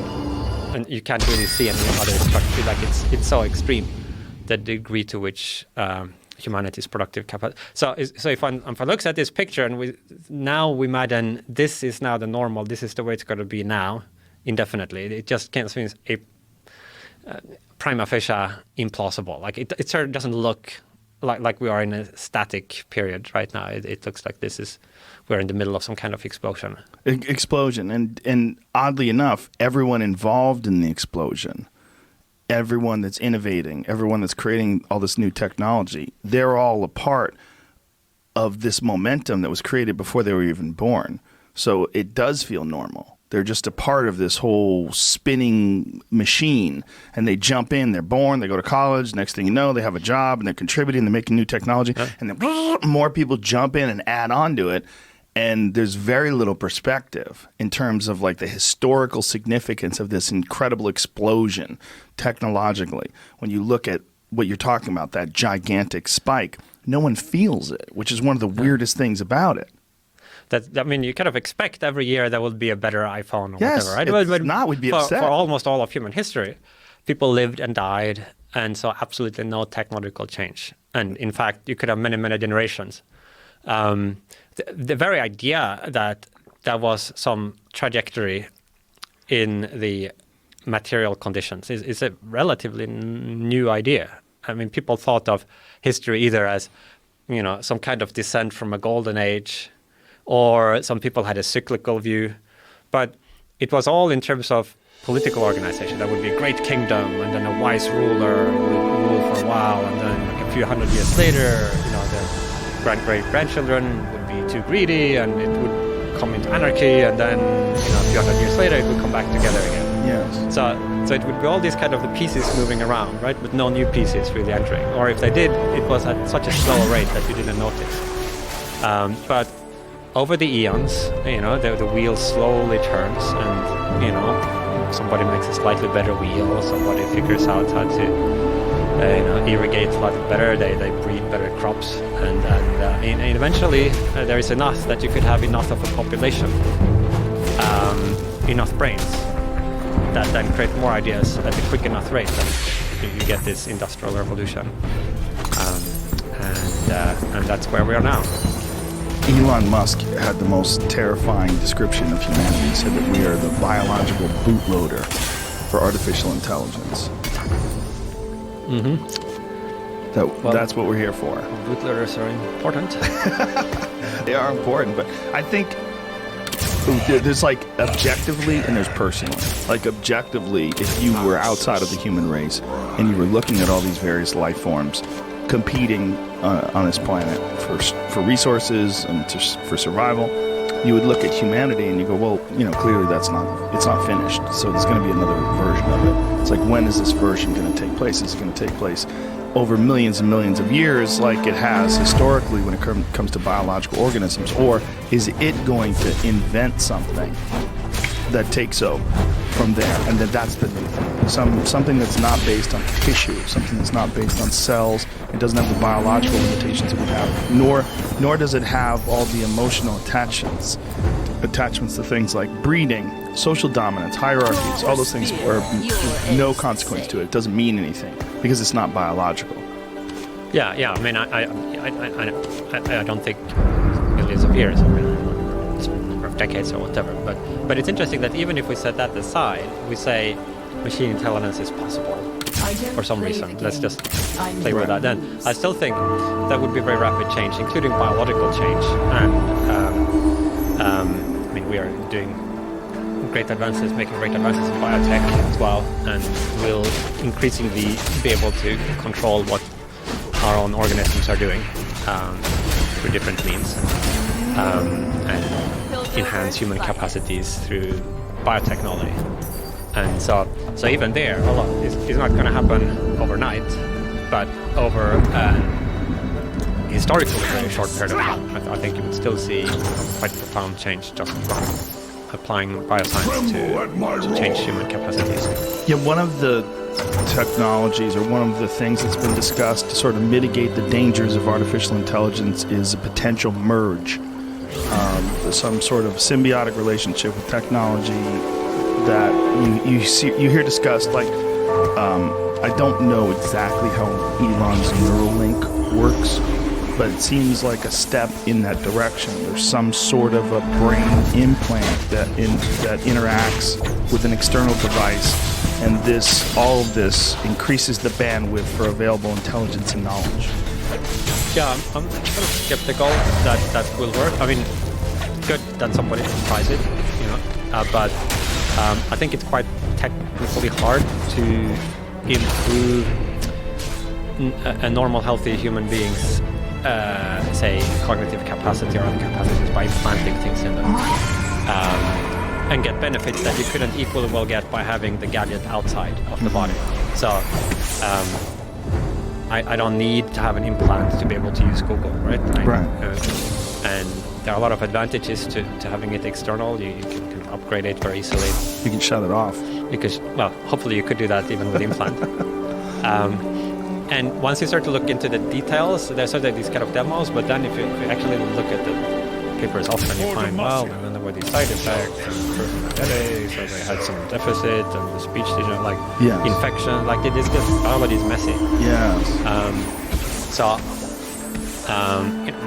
Maybe it will work better than I expect. That could be good, but otherwise I think that the place where it will first become possible to enhance human biological capacities could be through genetic selection, which is technologically something very near. You mean like CRISPR type? Well, so that would be editing, like when you actually go in and change things. That also is moving. What do you mean by selection? Well, so this would just be in the context of, say, in vitro fertilization. You have usually some half dozen or dozen embryos created during this fertility procedure, which is standardly used. So rather than just the doctor kind of looking at these embryos and saying, well, that one looks healthy, I'm going to implant that, you could run some genetic test and then use that as a predictor and select the one you think has the most desirable attributes. And so this could be a trend in terms of how human beings reproduce, that we instead of just randomly having sex, a woman gets pregnant, gives birth to a child. We don't know what it's going to be, what's going to happen. We just hope that it's a good kid. Instead of that, you start looking at all the various components that we can measure. Yeah, and so, I mean, to some extent we already do this. There are a lot of testing done for various chromosomal abnormalities that you can already check for. But our ability to look beyond clear, stark diseases that is one gene is wrong, like to look at more complex traits is increasing rapidly. So obviously there are a lot of ethical issues and different issues that come into that. But if we're just talking about what is technologically feasible, I think that I mean already you could do a very limited amount of that today, and maybe you would get 2 or 3 IQ points in expectation more if you selected using current technology based on 10 animals, let's say. So very small. But as genomics gets better at deciphering the genetic architecture of complex traits, whether it's intelligence or personality attributes, then you would have more selection power and you could do more. And then there's a number of other technologies we don't yet have, but which if you did would then kind of stack with that and enable much more powerful forms of enhancement. So there, I don't think there are any major technological hurdles really in the way. Just some small amount of incremental further improvement. That's when you talk about doing something with genetics and human beings and selecting for the superior versions, and then if everybody starts doing that. The ethical concerns, when you start discussing that, people get very nervous because they start to look at their own genetic defects. And they go, oh my God, what if I didn't make the cut? Like, I wouldn't be here. And you start thinking about all the imperfect people that have actually contributed in some pretty spectacular ways to what our culture is. And like, well, what, if everybody has perfect genes, would all these things even take place? Like, what are we doing really if we're bypassing nature and we're choosing to select for the traits and the attributes that we find to be the most positive and attractive?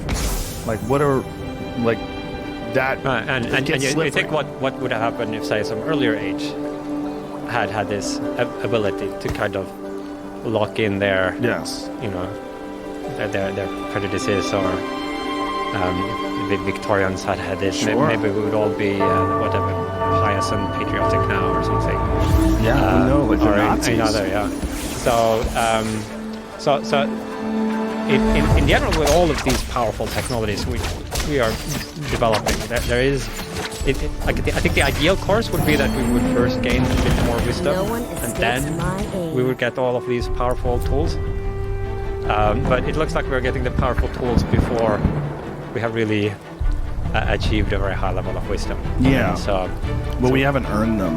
The people that are using them are sort of we haven't, like, think about the technology that all of us use. How many pieces of technology do you use in a day, and how much do you actually understand any of those? Most people have very little understanding of how any of the things they use work. They put no effort at all into creating those things, but yet they've inherited the responsibility and the power that those things possess. Yeah, I mean, that's the only way we can do it. It's just way too complex for any person. If you had to sort of learn how to build every tool we use, like, we wouldn't get very far. Isn't that fascinating, though, when you think about human beings and all the different things we do? We have very little understanding of the mechanisms behind most of what we need for day-to-day life. Yet we just use them because there's so many of us and so many people are understanding various parts of all these different things that together collectively we can utilize the intelligence of all these millions of people that have innovated, and we, with no work whatsoever, just go into the Verizon store and pick up the new phone. Yeah, I mean, and not just technology, but worldviews and political ideas as well. It's not as if most people sit down with an empty table, try to think from the basic principles of what would be the ideal configuration of the state or something like that. Yeah. You just kind of absorb it and go with it. You float in the stream of culture, and it's amazing just how little of that actually at any point channels through your sort of conscious attention, where you make some rational, otherwise, but like deliberate decision. Most you just get carried away with. But that again, I mean, if we have, if this is what we have to work with, then there's no other way. There's no other way. Possibly, no. There's no other way, and there's no way, even like you and I discussing this, like discussing the history of this incredible spike of evolution or innovation, rather, in technology. It just doesn't feel like anything. It feels normal. So even though we can intellectualize it, even though we can have this conversation, talk about what an incredible time we're in, and how terrifying it is, that things are moving at such an incredibly rapid rate, and no one's putting the brakes on it, no one's thinking about the potential pros and cons, we're just pushing ahead. Yeah. Well, not nobody. Not no. nobody, I mean, there but are very a few small. people. I've got my research. Yes. There's actually increased. I mean, when I got interested in these things in the 90s, and it was very much a fringe activity. There was an internet mailing list and people exchanging ideas. But since then, I mean, there's now a small set of academic research institutes and some other that are kind of actually trying to do more systematic thinking about some of these big picture topics. When did it seem like it was possible? Like, if you got involved in it in the 90s, it must have seemed like some very fringe, sort of pie-in-the-sky idea of our general artificial intelligence. So we're talking specifically about AI. Yeah. Well, actually, the field of artificial intelligence sometimes kind of dated to 1956. That was a conference, but I mean, it's somewhat arbitrary. But roughly that's when it got started. But the pioneers, even right back at the beginning, thought that they would gonna be able to do all the things that the human brain does, and in fact they were quite optimistic, like possibly 10 years or something like that. Back then? Yeah, many of them. Really? Even before computers? No, they had computers in the 1956. 50s? Oh, yeah, did they? Yeah. What kind of computers? Well, slow Yeah. computers. When was the computer invented? Well, it's one of those things. I think during the Second World War, they had computers that were useful for doing stuff. And before that, they had kind of tabulating machines. And before that, they had designs for things that, if they had been put together, would have been able to calculate a lot of numbers. And then before that, they had an abacus. Right. It's kind of this number, like the line from having some external tool like a notepad, which you can calculate bigger numbers, right? If you can scribble on a piece of paper, to a modern day supercomputer, like that kind of, you can break it down into small steps and they have to graduate. But yeah, roughly since the 40s or so. That's when they first invented But like code. electrical, yeah. Like, So even back then, they thought we were only about 10 years away. well, Some no. people. So in the mid 50s, when people started using the word artificial intelligence, some of these AI researchers at the time were quite optimistic about the timelines. In fact, there was some summer project that we're going to have a few students and whatever and work over the summer, and they thought, oh, maybe we can solve vision over the summer. And now we've kind of solved vision, but that's like 60 years later. So it can be hard to know how hard the problem is until you've actually solved it. But the really interesting thing to me is that even though I can understand why they were wrong about how difficult it is, because how would you know, right? If it's 10 years of work or 100 years of work. Kind of hard to estimate at the outset. But what is striking is that even the ones who thought it was 10 years away, they didn't think of what the obvious next step would be after that. Like if you actually succeeded at mechanizing all the functions of the human mind, they couldn't think, oh, well, it's obviously not going to stop there once you get human equivalence. Like you're going to get super intelligence. But it was as if the imagination muscle had so exhausted itself thinking of this radical possibility. You could have a machine that does everything that the human does, that you couldn't kind of take the next step after that. Or for that matter, the immense ethical and social implications. Even if all you could do is to replicate the human mind, like in machines, that if you actually thought you were building that and you were 10 years away, like it'd be crazy not to spend like a lot of time thinking about how this is going to impact the world. But that didn't really seem to have occurred much to them at all. But sometimes it seems that people just want to do it. Like, even with the creation of the atomic bomb, I mean, they felt like they had to do it because we had to develop it before the Germans did. Right, but that was a specific reason. Like, Yes. it wasn't just, it could be fun to do, right? Sure. And so with the Manhattan Project, obviously it was during wartime, and maybe Hitler had a program, they thought, so you could easily see why that Yes. would motivate a lot of people. But even before they actually started the Manhattan Project, so the guy who kind of first conceived of the idea that you could make a nuclear explosion, Leo Szilard, he was a kind of eccentric physicist who conceived of the idea of a chain reaction. So it's been known before that you could split the atom and a little bit of energy came out. But if you're going to split one atom at a time, right, you're never going to get anything because it's too little. So the idea of a chain reaction was that if you split an atom and it releases 2 neutrons, then each of those can split another 2 atoms that then release 4 neutrons, and you get an explosion, an exponential blow-up. And so he thought of this. I forget exactly when. It must have been in the early 30s, probably. And he was a remarkable person because he didn't just think, this is a fun idea, I should publish it and get a lot of citations. But he thought, like, what would this mean for the world? Like, this could be bad for civilization. And so he then went to try to persuade some other of his colleagues who were also working in nuclear physics not to pursue this, not to publish unrelated areas, and some partial success. So there was some partial success where his colleagues agreed. Some things were not published immediately. Not all of his colleagues listened to him. So Of course, isn't that the problem? Is that is some the people problem. are always going Swiftly to want to now. be the ones that sort of innovate. That is the problem in those cases where you would actually prefer the innovation not to happen. Yes. Historically, of course, we now look back and think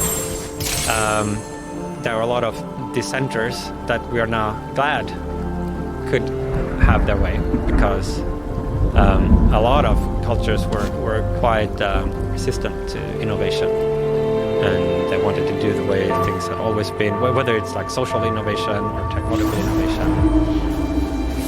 The Chinese were at one point ahead in seafaring, exploring, and then they shut all of that down because the emperor was lacking. So there are many examples of kind of stasis, but as long as there were a lot of different places, a lot of different countries, a lot of different mavericks, then somebody would always do it. And then once the others could see that it worked, they could kind of copy and things move forward. But of course, if there is a technology you actually want not to be developed, then this multipolar situation makes it very, very hard to coordinate, to refrain from doing that. This I think is a kind of structural problem in the current human condition that is ultimately responsible for a lot of the existential risks that we will face in this century. This kind of failure of ability to solve global coordination problems. Yeah, and when you think about the people that did in Oppenheimer and the people behind the Manhattan Project, they were inventing this to deal with this existential threat, this horrific threat from Nazi Germany, the Japanese, and the World War II. This idea that this evil empire was going to try to take over the world, and this created the momentum and this created the motivation to develop this incredible technology that wind up making a great amount of our electricity and wound up creating enough nuclear weapons to destroy the entire world many times over. And we're in this strange state now where it was motivated by this horrific moment in history, this evil empire that tries to take over the world, and we come up with this incredible technological solution, the ultimate weapon that we detonate a couple of times on some cities, and then now we're in this weird state where, we're how many years later, or 80 years later, and we're not doing it anymore. We don't drop any bombs on people anymore, but we all have them, and we all have them pointed at each other. Not all. Well, yes. Which is a good thing, I think. Quite a few. But it's incredible that the motivation for this incredible technology, this amazing technology, was actually to deal with something that was awful. Next time, try to Yeah. leave a I mean, war has been has had a way of focusing minds and stuff. No, I think that nuclear energy we would have had anyway. Maybe it would have been developed 5 years or 10 years later. Reactors are not that difficult to do. So I think we could have gotten to all the good uses of nuclear technology that we have today without having to kind of nuclear bomb development. Now you pay attention to like Boston Dynamics and all these different robotic creations that they've made. Well, they seem to have a penchant for doing really sinister looking bots. I think all robots that are, anything that looks autonomous is kind of sinister looking. Well, I mean, you see the Japan, like the Japanese have these like big eyes sort of around it, so it's a different. They're trying to trick us. Boston Dynamics is like they want the Pentagon to. Right, DARPA. Yeah, they look like they're developing Terminators. Yeah. But what I was thinking is, if we do eventually come to a time where those things are going to war for us instead of us, like if we get involved in robot wars, our robots versus their robots, and this becomes the next motivation for increased technological innovation to try to deal with superior robots by the Soviet Union or by China. These are more things that could be threats that could push people to some crazy level of technological innovation. Yeah, it could. I mean, I think there are other drivers for technological innovation as well. That seems plenty strong. Sure. Commercial drivers, let's just say, that we wouldn't have to rely on war or the threat of war to kind of stay innovative. And I mean, there has been this effort to try to see if it would be possible to have some kind of ban on lethal autonomous weapons. Just as I mean, there are a few technologies that we have. Like has been a relatively successful ban on chemical and biological weapons, which have by and large been honored and upheld. There are kind of treaties on nuclear weapons, which has limited proliferation. Yes, there are now maybe, I don't know, a dozen, I don't know the exact number, but it's certainly a lot better than 50 or 100 something. Yes. And some other weapons as well, blinding lasers, landmines, cluster munitions. And so some people think maybe we could do something like this with lethal autonomous weapons, killer bots. Is that really what humanity needs most now? Like another arms race to develop like killer bots? It seems arguably the answer to that is no. I've kind of, as a lot of my friends are supporting, I kind of stood a little bit on the sidelines on that particular campaign, being a little unsure exactly what it is that. Well, I mean, certainly I think it would be better if we refrain from having some arms race to develop these than not. But if you start to look in more detail, what precisely is the thing that you're hoping to ban? So if the idea is the autonomous bit, like the robot should not be able to make its own firing decision, well, if the alternative to that is there's some 19-year-old guy sitting in some office building and his job is whenever the screen flashes fire now, he has to press a red button. And then exactly the same thing happens. I mean, I'm not sure how much is gained by having that extra step. But it is something, it feels better for us for some reason. I mean, someone is pushing the button. Right, but exactly what does that mean? Like in every particular firing decision, or is it like some... Well, you gotta attack this group of surface ships here, and like here are the general parameters, and you're not allowed to fire outside these coordinates. Like, does that? I don't know.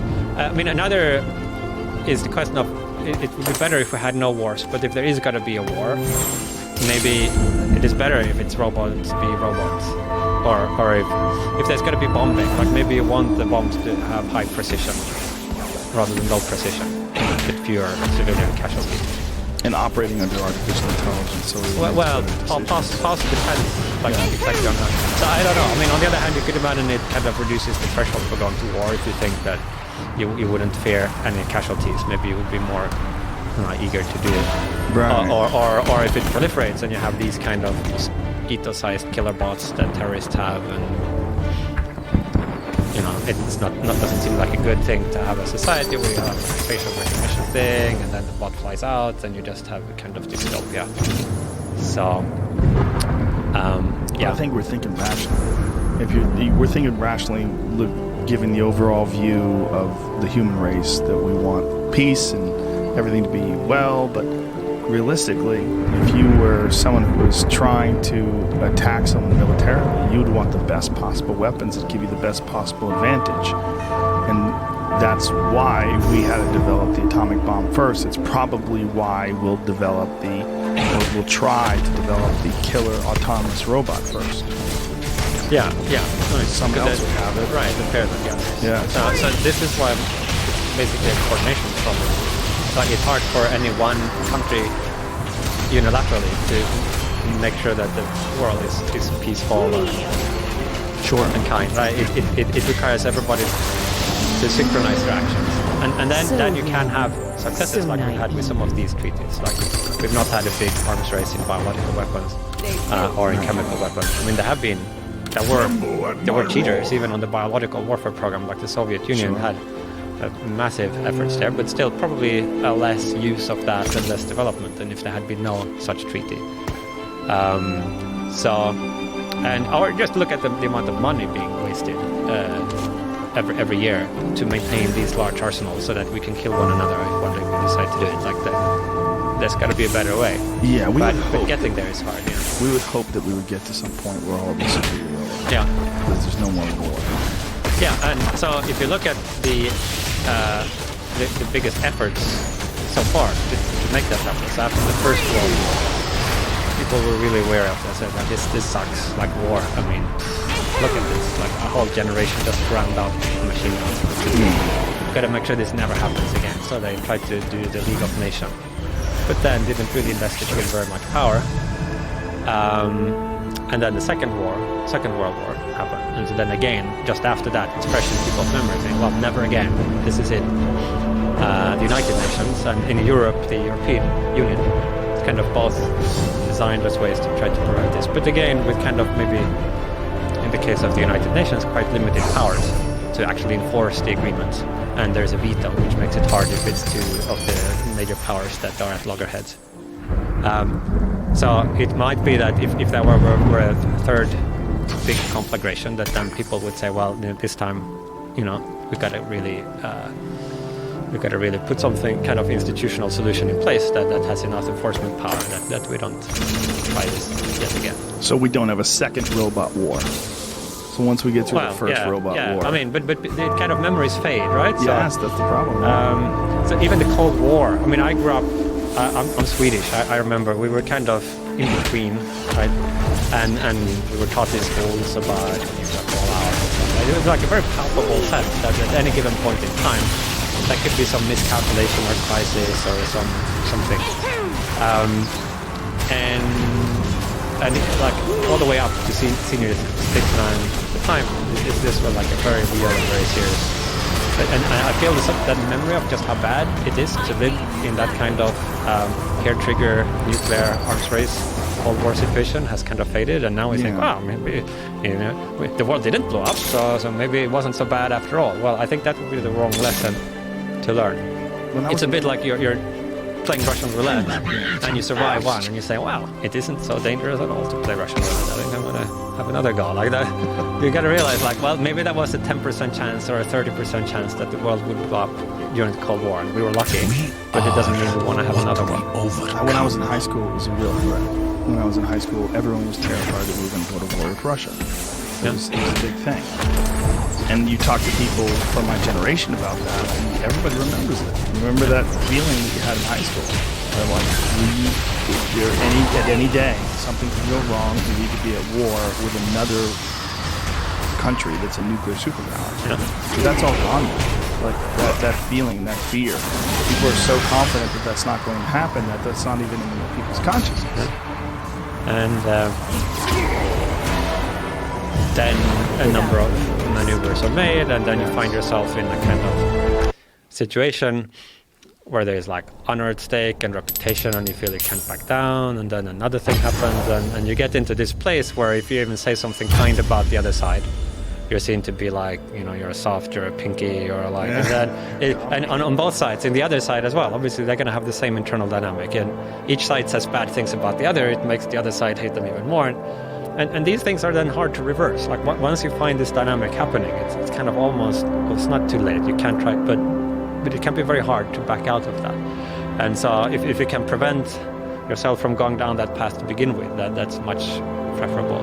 When you see Boston Dynamics and you see those robots, is there something comparable that's being developed either in the Soviet Union or in China or somewhere else in the world where there's similar type robots? Well, I think a lot of the Boston Dynamic thing seems more showy than actually useful. Like Really? these kind of animal-like things that hop around and 150 decibel or something. Like if I were a special ops trying to sneak in, like I wouldn't want this kind of big alarm. I mean, like, Right. but I think a lot of action would be more in terms of flying drones, maybe submarine stuff, missiles, that kind of stuff. But are you when you see these robots and you know see like the ones that look like dogs or like insects, and couldn't you imagine those things being armed with Oh, yeah, I guns? mean, I And then could. When they are, then they don't. It doesn't really look showy anymore. It seems pretty effective. Like you can't even kick those things over. Yeah. Well, I mean, I think if it has a gun, I mean, it doesn't really matter whether it looks like a dog or if it's just a small Right. flying platform. Sure. I mean, in general, I think that the more with AI and robotics, like the cooler something looks, usually technically the less impressive it is.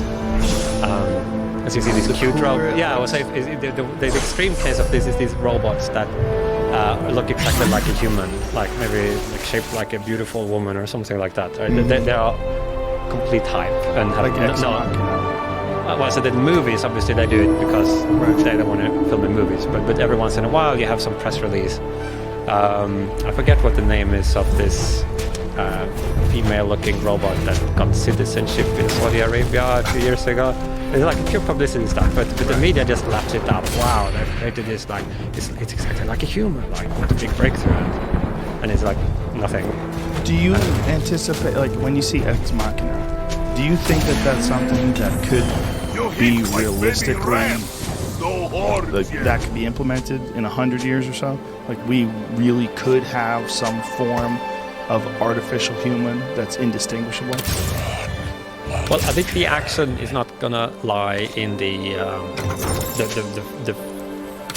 robotic part so much as in the brain part. Like I think it's the AI part, and robotics only insofar as it becomes enabled by having, say, much better learning algorithms. So right now, if you have a robot, for the most part, in any one of these big factories, it's like a blind dumb thing that executes a pre-programmed set of motions over and over again. And if you want to change up the production, you need to get in some engineers who will program it. Right. But with a human, you could kind of show them how to do something once or twice, and then they can do it. So it will be interesting to see over the next few years whether we can see some kind of progress in robotics that enable this kind of imitation learning to work well enough that you could actually start doing it in a kind of, there are demonstrations already, but robustly enough that it would be useful and you could replace a lot of these kind of industrial robotics experts by having this. So I think, I mean, in terms of making things look like human, I think that's more for Hollywood and for press releases than the actual driver of progress. Yeah, more so the actual driver of progress, but someone is going to probably try to replicate a human being once the technology becomes viable. One of the more disturbing... Did you see the movie Ex Machina? Probably. I mean, I don't. Yeah, it's a little bit of a blur. I've seen some of these and not others, and I'm just wondering whether I'm confusing it with a guy lives in a very remote location. Yeah, like a beautiful place in Norway. Yes, Yeah, I saw that. Yeah. Yeah, and he created this beautiful girl robot Yeah. that seduces this man, and at the end of it, she leaves him locked up in this thing and just takes off and gets on a helicopter and flies away. And the thing that's disturbing is that she knew how to manipulate his emotions to achieve a desired result, which was him helping her escape. Yeah. But then once she had no real emotion. So he was screaming, and she had no compassion and no empathy. She just hopped on the helicopter and left him there starved to death inside that locked box. And that is what scares people. This idea that we're going to create something that's intelligent. It has intelligence, but like us, but it doesn't have all the things that we have, like caring, love, friendship, compassion, need for other human beings. It If you develop an autonomous robot that's really autonomous, there's no need for other people. That's where we get weirded out. Like, it doesn't need us. Right. Yeah. I mean, I think the same would hold even if it were not the robot, but just the program inside a computer. Sure. But yeah, the idea that you could have something that is strategic and deceptive and so forth. Yeah. So that, I mean, but then other elements of the movie, of course, and in general, a reason why it's bad to get your kind of map of the future from Hollywood. So if you think it's one guy, presumably some genius, living out in the nowhere and kind of inventing this whole system, like in reality. Yeah. It's like anything else. There are a lot, like hundreds of people programming away on their computers, writing on whiteboards, and sharing ideas with other people across the world. It doesn't look like a human, and there would often be some economic reason for doing it in the first place, like not just we have this Promethean attitude that we want to kind of bring, so all of those things don't make for such good plot lines, so they just get removed. But then I wonder if people actually think of the future in terms of some kind of supervillain and some hero, and it's going to come down to these two people, and they're going to wrestle. Swiftly now. Yeah. You know, and it's going to be very personalized and concrete and localized. Whereas a lot of things that determine what happens in the world are very spread out, and bureaucracies churning away, and Sure. Yeah, that was a big problem that a lot of people have with the movie, was the idea that this one man could innovate at such a high level and be so far beyond everyone else is ridiculous. That he's just doing it by himself on this weird compound somewhere. Come on. Yeah. But that makes a great movie, right? Yeah. Fly in a helicopter, drop you off on a remote location. This guy shows you something in this video. It's going to change the whole world. And it looked beautiful. I mean, I could imagine there was some writers retreat there or something. Well, when the iconic image of aliens from another world is these little gray things with no sexual organs and large heads and black eyes. This is the iconic thing that we imagine when we think about things from another planet. I've often wondered if what we think of in terms of like artificial life from another planet, or life from another planet, is that like an artificial creation. Like in our ideas that we understand that the biological limitations of the body when it comes to traveling through space, dealing with radiation, that need for food, things along those lines, that what we would do is create some artificial thing that would travel for us, like we've already done on Mars, right? We have a rover that roams around Mars. The next step would be an artificial, autonomous, intelligent creature that has no biological limitations like we do in terms of like its ability to absorb radiation from space. And we create one of those little guys, just like that, with an enormous head, no sex organs, doesn't need sex organs, you know, and we have this thing, pilot these ships that can defy our own physical limitations in terms of what would happen to us if we had to deal with, 1 million G-force because it's moving at some preposterous rate through space. Like, when we think of these things coming from another planet, if we think of life on another planet, if they can innovate in a similar fashion the way we do, we would imagine they would create an artificial creature to do all their dirty work. Like, why would they want to risk their body? Right. Yeah. I mean, except I think the creature might conjure up stuff that. I mean, okay, if you have this spaceship, you don't have to have build a little thing that sits and turns the steering wheel. Right. This could be all automated. Sure. And you'd imagine a technology that is spacefaring in a serious way would have nanotechnology, so they would have basically the ability to arbitrarily configure matter in whatever structure they wanted. They would have like nanoscale probes and things that could shapeshift, and it would not be that there would be this person sitting in a seat behind the steering wheel. Like it would just, if they wanted to, they could be invisible to us, I think, like nanoscale things hiding in a rock somewhere. Yes. Then just connecting with an information link up to some planetary-sized computer somewhere far away, which would be doing that. So, yeah, I think that's the way that space is most likely to get colonized. It's not going to be like complete facts kind of driving spaceships around and having Star Trek adventures. It's going to be some spherical frontier emanating from whatever the home planet was, moving at some significant fraction of the speed of light and converting everything in its path into infrastructure of whatever type is maximally valuable for that civilization, maybe computers and launchers to launch more of these space probes so that the whole wavefront can continue to propagate.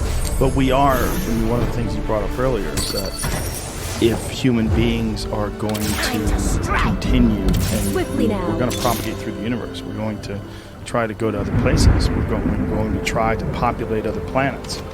And are we going to do that with just robots?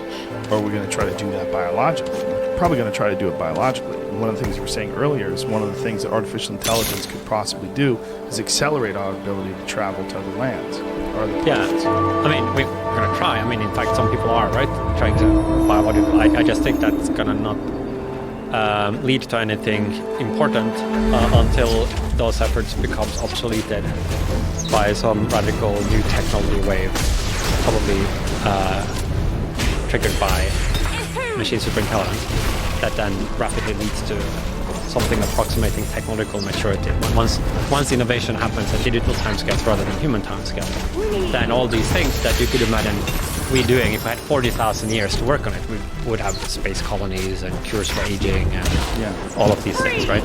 But if that thinking time happens digital space, then No one that escapes long my future gets aim. telescoped. And I think you fairly quickly reach a condition where you have close to optimal technology. And then you can colonize the space cost effectively. You just need to send out one little probe that then can land on some resource and set up a production facility to make more probes, and then it spreads exponentially everywhere. And then if you want to, you could then, like, after that initial infrastructuring has happened, you could transport biological human beings to other planets if you wanted to, but it's not really where the action is going to be. But what if we were concerned there's some sort of a threat to the Earth? Like some sort of asteroid impact, something? I mean, at that stage of technology, I've heard things trivial. Really? It would be like a gift of free energy. Right? Oh, here comes an energy package. Great. That's a funny way to look at it. Do you think we're going to eventually colonize Mars? Well, I think the answer is this. I think if and only if we manage to get through these key technological transitions, and then I think we'll colonize not just Mars, but everything else that is accessible in the universe. When you talk about these things, people always want to know when. When do you think it's going to happen? What's the time? Yeah, so my guess would be after technological maturity, like after superintelligence.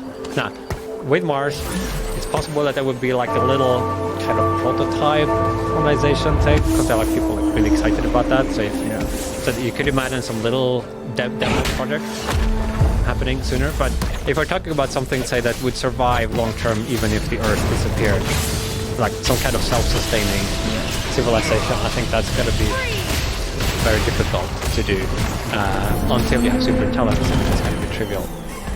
So you think superintelligence could potentially be that one of the applications would be to terraform Mars, to change the atmosphere, to make it sustainable for biological life. Yeah, for so we biological have life, if you like want a to second spot, Yeah, for example. like a vacation. Yeah.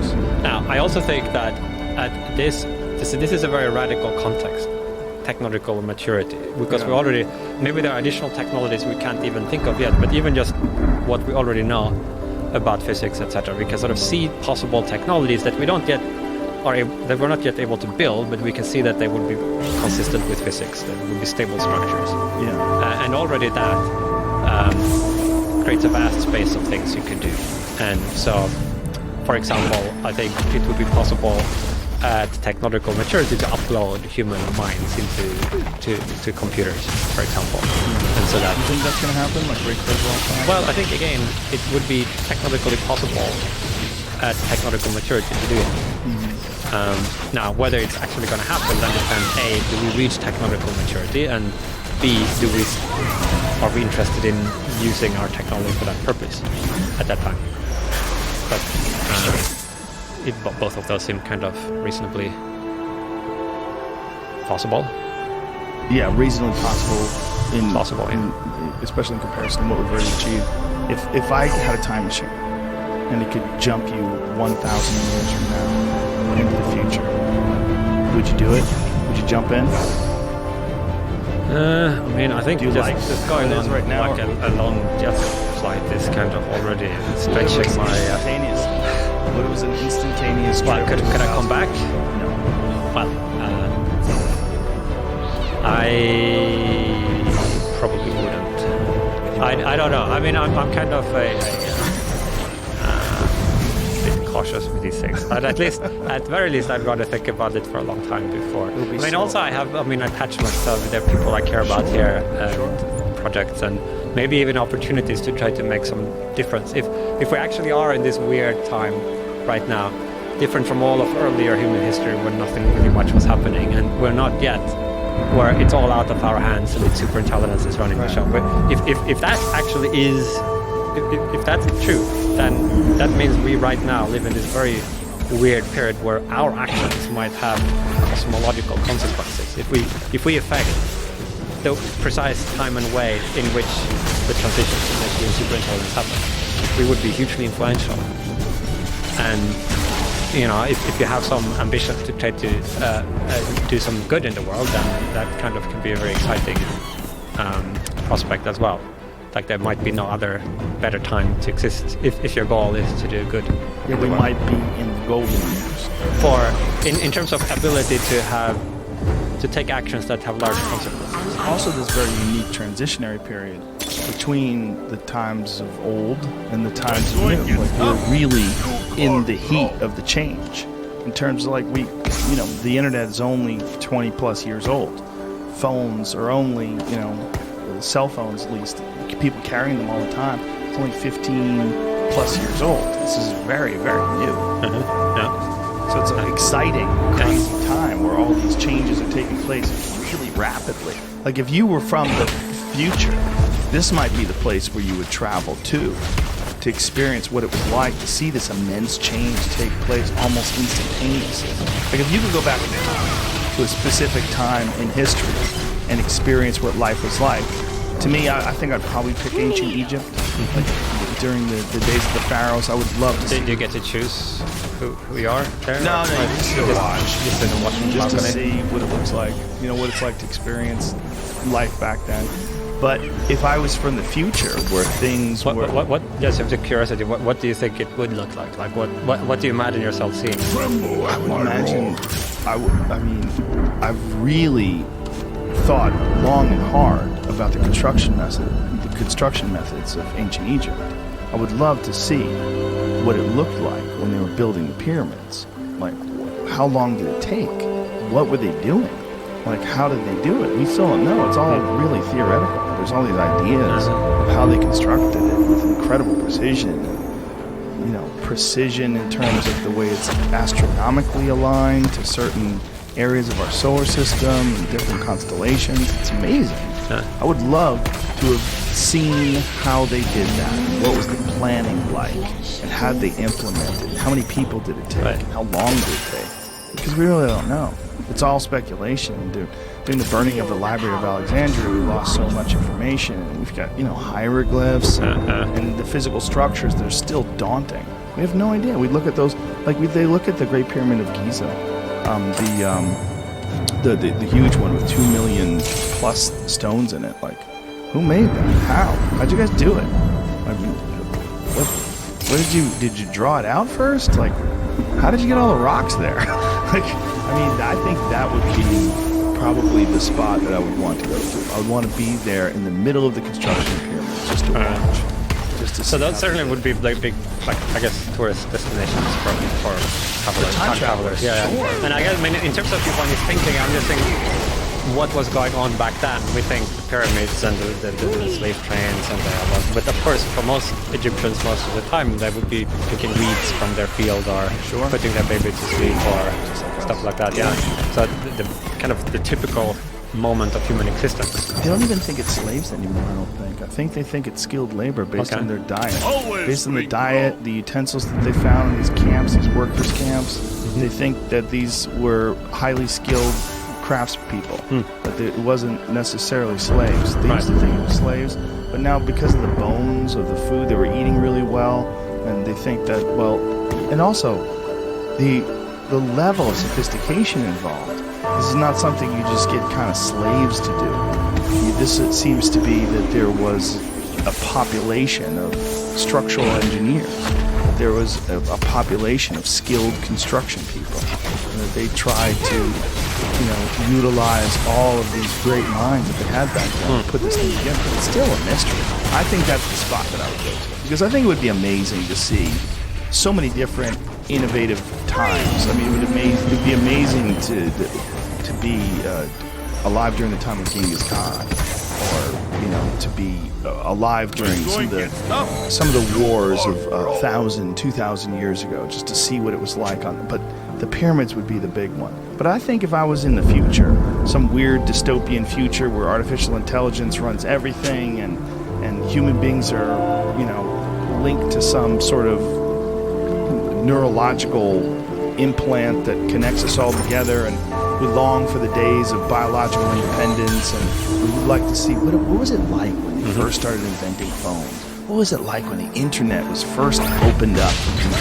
What was it like when people saw, when someone had someone like you on a podcast and he was talking about potential artificial intelligence and where it could lead us and what it could do? The most interesting time. It is the most now. interesting time. Yeah, that's what's cool about it to me, is that we seem to be in this really Goldilocks period of great change, where we're still human, but we're worried about privacy. We're concerned our phones are listening to us. We're concerned about surveillance states, and people put little stickers over the laptop camera. We see it coming, but it hasn't quite hit us yet. We're just seeing the problems that are associated with this increased level of technology in our lives. Which is, that is a strange thing. If we add up all these pieces, it does put us in this very weirdly special position. Yeah. And you wonder, it's a little bit too much of a coincidence.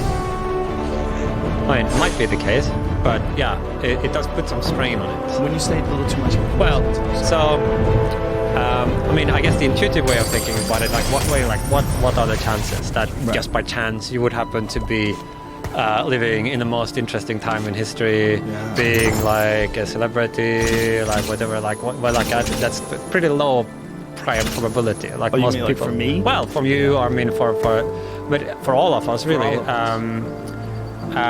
And so that could just be. I mean, there's a lottery. Somebody's gonna have a ticket, right? But or we are wrong about this whole picture, and there is some very different structure in place. That's which would make our experiences more typical. that's what I'm getting. Yeah, I got it. Yeah.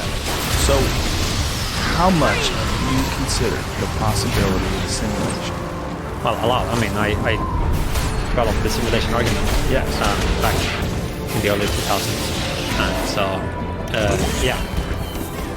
But I mean, I know that you developed this argument, and I know that you spent a great deal of time working on this. But personally, the way you view the world, how much does it play into your vision of what reality is? Well,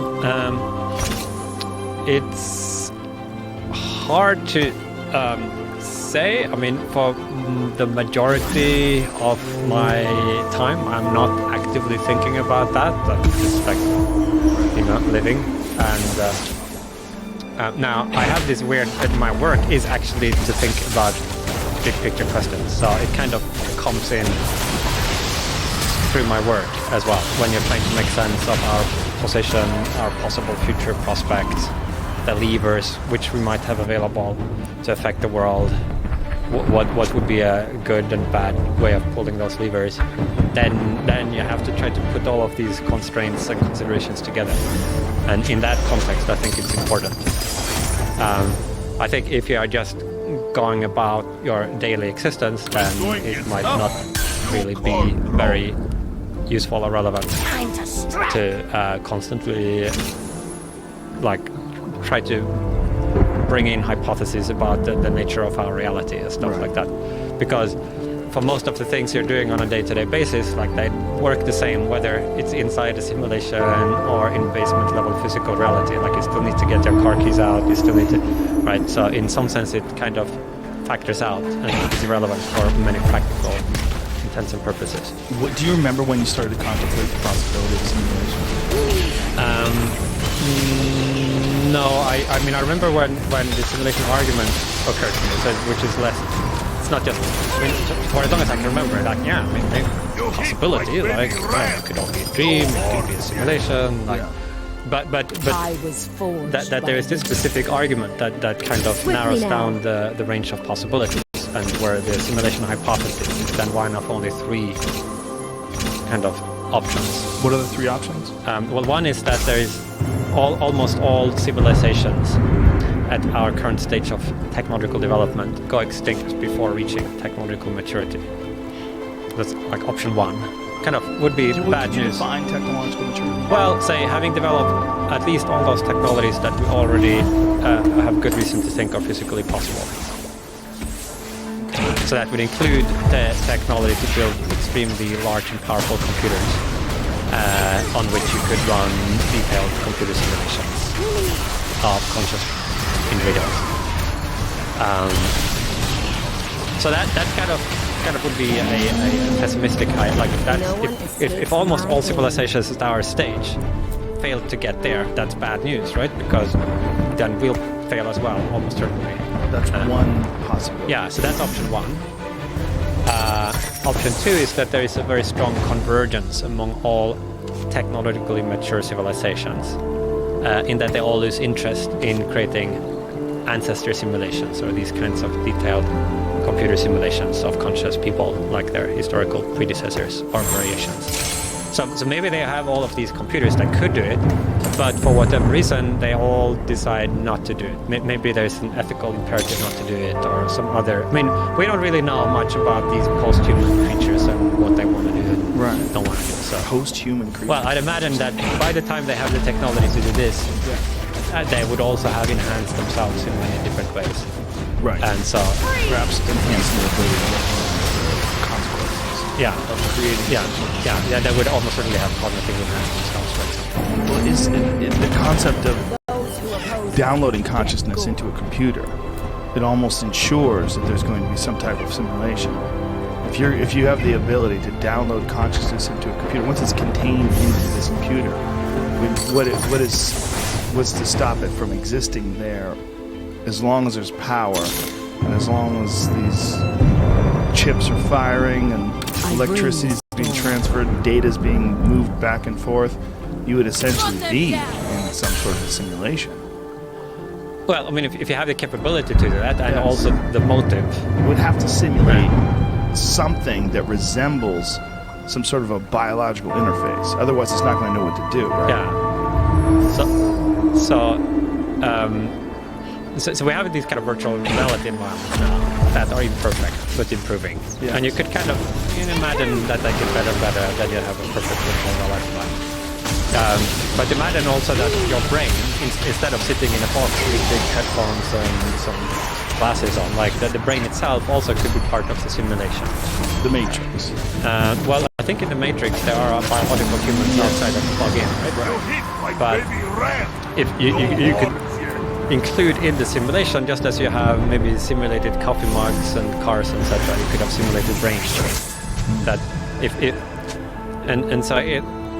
here is one assumption coming in from outside the simulation argument, and one can talk about it separately, but it's the idea that I call it the substrate independence thesis, that you could in principle have conscious experiences implemented on different substrate. It doesn't have to be carbon atoms, as is the case with the human brain. It could be silicon atoms.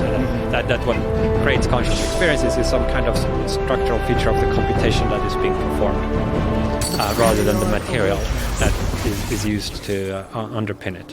So in that case, you could have a simulation with detailed simulations of brains in it, where maybe every neuron and sign up is simulated, and then those brains would be conscious. And that's So I claim. possibility number 2.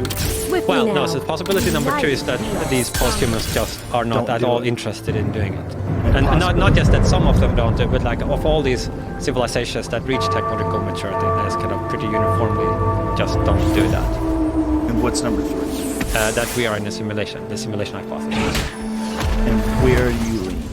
Well, I generally tend to punt on the question of precise probabilities there. I mean, I think it would be a probability thing, right?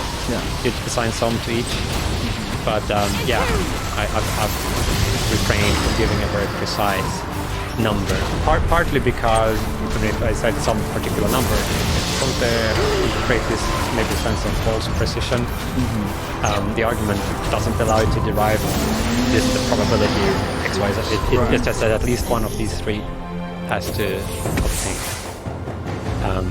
So yeah, so that narrows it down. Like, because you might think, what do we know? The future is big. You could just make up any story, and we have no evidence for it. But it seems that there are actually, if you start to think everything through, quite tight constraints on what probabilistically coherent views you could have, and it's kind of hard even to find one overall hypothesis that fits this and various other considerations that we think we know. The idea would be that if there is one day the ability to create a simulation, that it would be indiscernible from reality itself. That if, like, say if we are not in a simulation, this is just biological life, we're just extremely fortunate to be in this Goldilocks period. But we're working on virtual reality in terms of like Oculus, and these companies are creating these consumer-based virtual reality things that are getting better and better and really kind of interesting. That you got to imagine that 20 years ago there was nothing like that. 20 years from now, it might be indiscernible. You might be able to create a virtual reality that's impossible to discern from the reality that we're currently experiencing. Or maybe 20,000 years or 20 Yeah. million years. Like the argument makes no assumption at all about how long it will Right. take. Yeah. But one day, Yeah. if things continue to improve, Yeah. computational power, the ability to replicate experiences, and even feedback in terms of like biological feedback, touch and feel and smell, to figure out a way to do that. One day they will have an artificial reality that's indiscernible from reality itself. And if that is the case, how do we know if we're in? Right. That is roughly the gist of it. Now, as I said, I think if you simulate the brain also, you have a cheaper overall system than if you have a biological component in the center surrounded by virtual reality gear. And so you could, for a given cost, I think create many more ancestor simulations with simulated brains in them rather than biological brains with VR gear. So most in these scenarios where there would be a lot of simulations, most of those scenarios would be the kind of where everything is digital, because it's just cheaper with mature technology to do it that way. This is one of the biggest, for lack of a better terms, mind fucks. When you really stop and think about reality itself, that if we are living in a simulation, like what is it, and why, and where does it go, and how do I respond? How do I move forward? If I really do believe this is a simulation, what am I doing here? Yeah, those are big questions. Huge questions. And some of them arise even if we're not in a simulation. Yeah. And aren't there people that have done some strange, impossible to understand calculations that are designed to determine whether or not there's a likelihood of us being involved in a simulation currently? Yeah, I think it slightly misses the point. So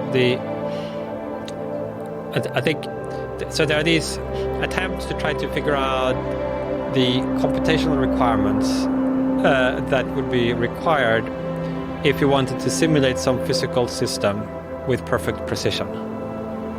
So if we have some human, a brain, a room, let us say, and we wanted to simulate every little part, every atom, every subatomic particle, the whole quantum wave function, what would be the computational load of that? And would it be possible to build a computer powerful enough that you could actually do this? Now, I think the way that this misses the point is that it's not necessary to simulate all the details of this environment that you want to create in an ancestry simulation. You would only have to simulate it insofar as it is perceptible to the observer inside the simulation. So if some post-human civilization wanted to create a Joe Rogan doing a podcast simulation, they'd need to simulate Joe Rogan's brain, because that's where the experiences happen. And then whatever parts of the environment that you are able to perceive, so surface appearances, maybe of the table and walls, maybe they would need to simulate me as well, or at least a good enough simulacrum that I could sort of spit out words that would sound like they came from a real human, right? I don't know. Now we're getting quite good with this GPT-2, like this kind of AI that just spews out words with, I don't know whether, anyway, so you'd have, but like what is happening inside this table right now is completely irrelevant. You have no idea of knowing whether there even are atoms there. Now you could take a big electron microscope and look at finer structure, and then you could take an atomic force microscope and you could see individual atoms even, and you could perform all kinds of measurements. And it might be important that if you did that, you wouldn't see anything weird, because physicists do these experiments and they don't see anything. But then you could kind of fill in those details, like if and when somebody were performing those experiments. That would be vastly cheaper than continuously running all of this. And so this is the way a lot of computer games are designed today, that they have a certain rendering distance. Like you only like actually simulate the virtual world when the character goes close enough that you could see it. And so imagine these kind of super intelligent post-humans doing this. Obviously, they would have figured that out and a lot of other optimizations. So these, in other words, these calculations or experiments, I think, don't really tell on the hypothesis. Without assigning a probability to either one of those three scenarios, what makes you think if you do stop and think, I think we're in a simulation, what are the things that are convincing to you? Well, it would mainly go through the simulation argument that if to the extent that I think the alternative two hypotheses are improbable, then that would kind of shift the probability mass on the third remaining. Is it really only three? So the ones are that human beings go extinct. Well, and also other civilizations at our stage in the cosmos or whatever. Yes. It's a strong filter.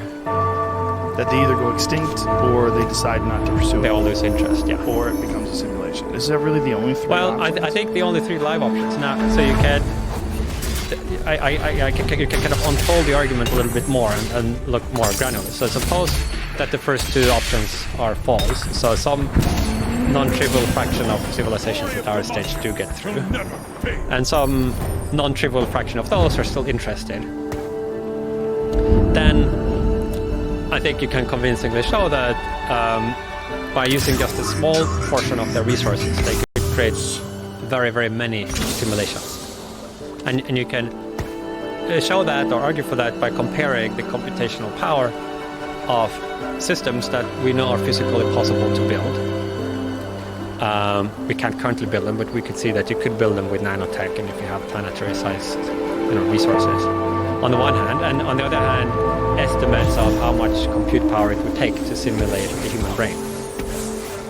And you find that a mature civilization would have many, many orders of magnitude more, so that even if they just use 1% of their compute power of one planet for 1 minute, they could still run, thousands and thousands and thousands of these simulations. And they might have billions of planets, and they might last for billions of years.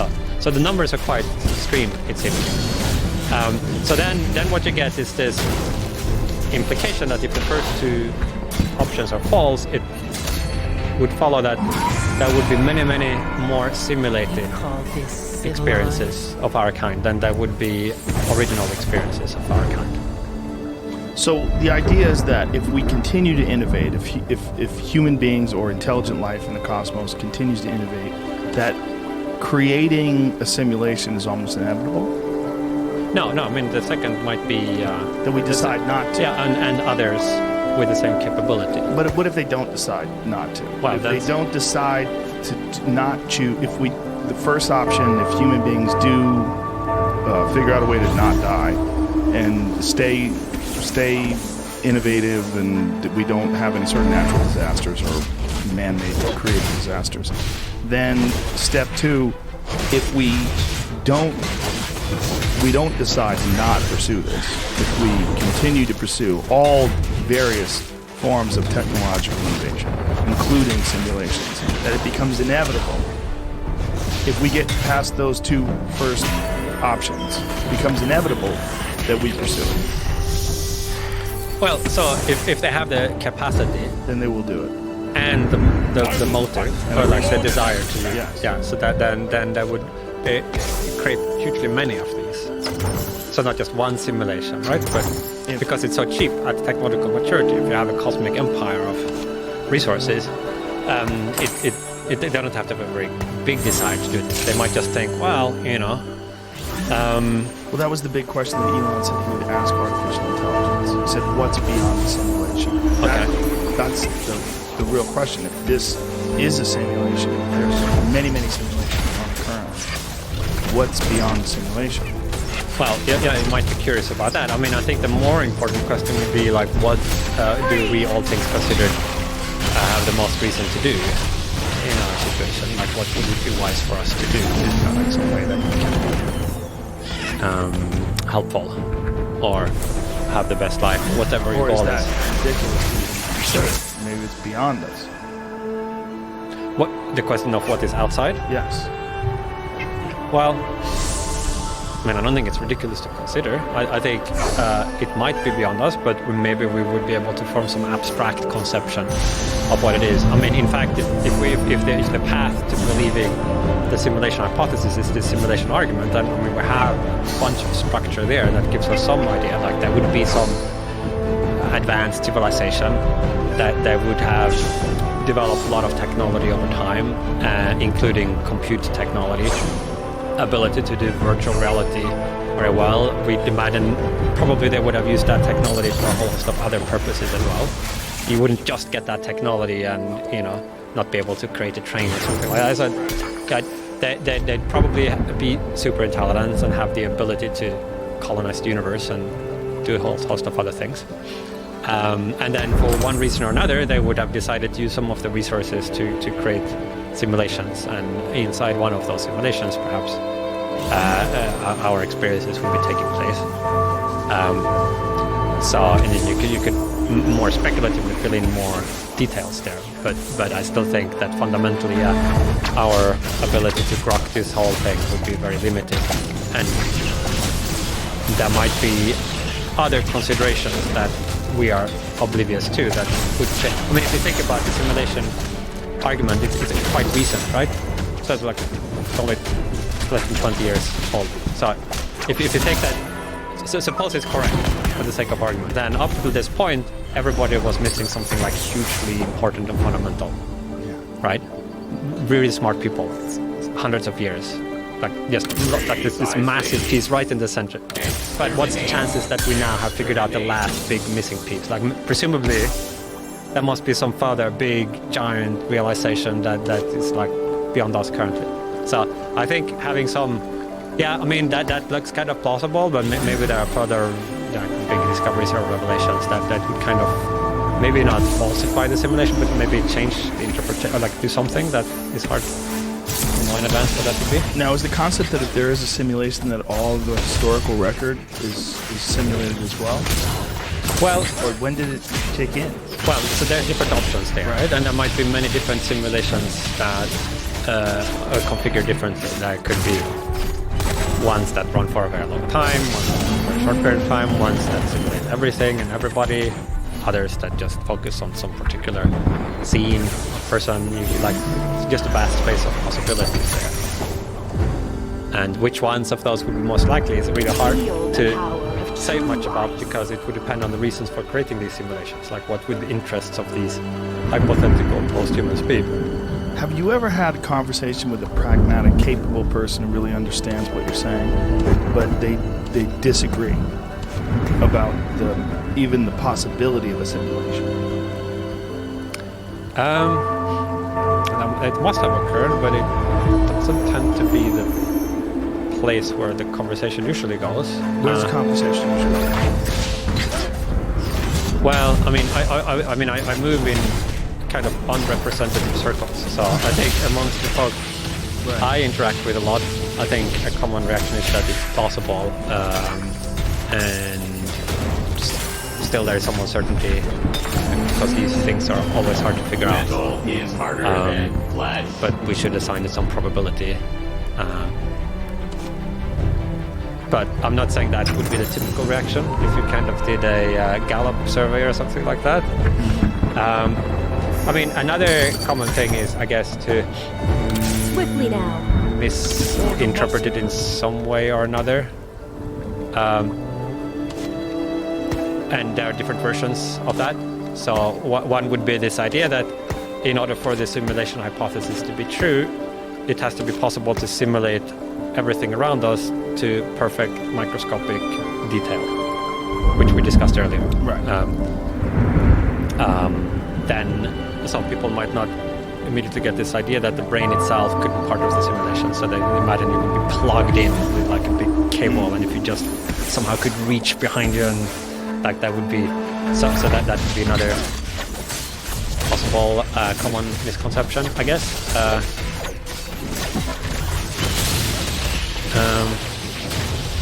Then I think the common thing is to conflate the simulation hypothesis with the simulation argument. That the simulation hypothesis is we are in a simulation. The argument is that one of these three options is true, only one of which is the simulation hypothesis. So Feel the power that, like, of true some conflation there happens. How do you factor dreams into the simulation hypothesis? Well, I think they are irrelevant to it. That is, that whether or not we are in a simulation, people presumably still have dreams, and there are other reasons and explanations for why that would happen. So you also, have dreams even if you're in a simulation? well, why not? Okay. Why not? I mean, so some people, so I sometimes get these kind of random emails from that's like, oh well, you know, yes, like your Western your theory is very interesting, and I found proof. And like, oh, when I looked in my bathroom mirror, I saw pixels, like random things like that. But varying degrees. I mean, maybe we're all crazy, but but I think that those things are not evidence. In generally speaking, you would expect, if we're not in a simulation, there's still to be various people who claim to perceive various things. Sometimes people have hallucinations, sometimes they misremember, sometimes they make stuff up. Like, you just imagine that there would be. So the most likely explanation for those things is not, even if we are in a simulation, the most likely explanation for those things is not that there was a glitch in the simulation, it's that one of these normal psychological phenomena took place. Right. So yeah, I would not be inclined to think that this would be an explanation. If somebody has those kind of experiences, it's probably not because we are in the, even if the simulation hypothesis is true, it's probably not the explanation. The concept of creativity, how does that play into a simulation? During the simulation, you're coming up with these unique creative thoughts. Are these unique creative thoughts your own, or are these unique creative thoughts stimulated by the simulation? They would be your own in the sense that it would be your brain that was producing them. Something else would have produced your brain. But obviously there's some incredible influences on your brain if you're involved in some sort of an external stimulation or simulation. Well, but that's true in physical reality as well. Sure. Right? So it's like not doesn't come from nowhere. But it's still your brain. I think it would be potentially as much your own in the simulation as it would be outside the simulation. I mean, unless the simulators had whatever reason set it up with the view that they, for some reason, they just wanted to have, this is Rogan coming up with this particular idea. They kind of configured the initial conditions in just the right way to achieve that. Maybe then, when you come up with it, maybe it's less your achievement than the people who set up the initial conditions. But other than that, I think kind of be similar. Because the reason I ask that is all ideas but everything that gets created, all innovation, initially comes from some sort of a point of someone figuring something out or coming up with a creative idea. All of it. Like everything we see in the external world, like everything from televisions to automobiles, was an idea. And then somebody implemented that idea, or groups of people implemented the technology involved in that idea, and then eventually it came to fruition. If you're in a simulation, how much of that is being externally introduced into your consciousness by the simulation? And is it pushing the simulation in a certain direction? Yeah, I don't know. I mean, you could imagine both kinds of simulations, like simulations where you just set up initial conditions and let it run and see what happens. Right. And others where maybe you want to just simulate this particular historical counterfactual. Like what would have happened like if Napoleon had been defeated. Like maybe that's our simulation. Like, so you put in some specific thing there. You could imagine either or both of those types of ways of doing it. But your simulation hypothesis, if we're in Tremble at my roar. it's running. Now, is it running and we independently interact with the simulation, or is the simulation introducing ideas into our minds that then come to fruition inside the simulation? Is that how things get done? Like, we are in a simulation, right? If during the simulation someone has created a new iPhone, like, why are they doing that? Are there other people in the simulation? Or is this simulation entirely unique to the individual? Is each individual involved in a different coexisting simulation? Right. So the kind of simulation that it would be the clearest case of why that would be possible would be one where all people would be simulated that you perceive. And each brain, that is it, because then you could get the realistic behavior out of the brain if you simulated the whole brain at a sufficient level of detail. So everyone you interact with is also a simulation. That type of simulation should certainly be possible. Then it's more of an open question whether it would also be possible to create simulations where there was, say, only one person conscious and the others were just simulacra. Yeah, like they acted like humans, but there's nothing inside. Right. So these would be, in philosophers' parlance, zombies. That is like a technical term, but it means in when philosophers discuss it, somebody who acts exactly like a human but with no conscious experience. Now, whether those things are possible or not is an open question. Do you consider that ever when you're communicating with people? Do you ever stop and think, like, does it ever really. I mean, it has occurred to me, but not regularly. No. Yeah, does it ever get to your head where you're like, this might not be real? Like, this person might not be a real person. This might be a simulation. Right. I mean, I guess there are two things. One is that you probably have some probability distribution over all these different kinds of situations that you could be in. Maybe all of those situations are simulated in different frequencies and stuff. Different numbers of times, that is. So there would be some probability distribution there. That would be the first thought. That in reality you're always kind of uncertain. The second would be that even if you were in that kind of simulation, it might still be that behaviorally what you should do is exactly the same as if you were in the other simulation. So it might not have that much day-to-day implications. Do you think there's psychological benefits for interacting with life as if it's a simulation? No, I don't think that would be an advantage. I mean, maybe a disadvantage in some cases. Sorry? Well, alleviation of existential angst. Yeah, maybe, but who knows? If it could also, I guess, if you sort of interpreted it in the wrong way, maybe lead you to feel more alienated or something like that. I don't know. But I think to a first approximation, the same things that would be work well and make a lot of sense to do in physical reality would be also our best bets in a simulated reality. That's where it gets real. Like, if it's a simulation, but you must behave in each and every I instance was as if it's not. forged by this. If you know, if you were given if you had a test you could take, like a pregnancy test, Swiftly now. when you went to the CVS and you pee on a strip and it tells you, guess what, Nick? This shit isn't real. You're in a simulation, 100% Wow. proven, absolutely positive. You know from now on, from this moment on, that everything you interact with is some sort of creation. It's not real. But it is real because you're having the same exact experience as if it was real. How do you Yeah, I think there might be very subtle reprioritizations that would happen. What would you do? Like personally? Well, I don't know the full answer to that. I think there are certain possibilities that look kind of far-fetched if we're not in a simulation that become like more realistic if we are. Like, I mean, so one obvious one is like if in simulation could be shut off, like if the computer where the simulation is running is plug is gone, right? Right. And so we think physical universe, as we normally understand, can just suddenly pop out of existence. There's like conservation of energy and momentum and so forth.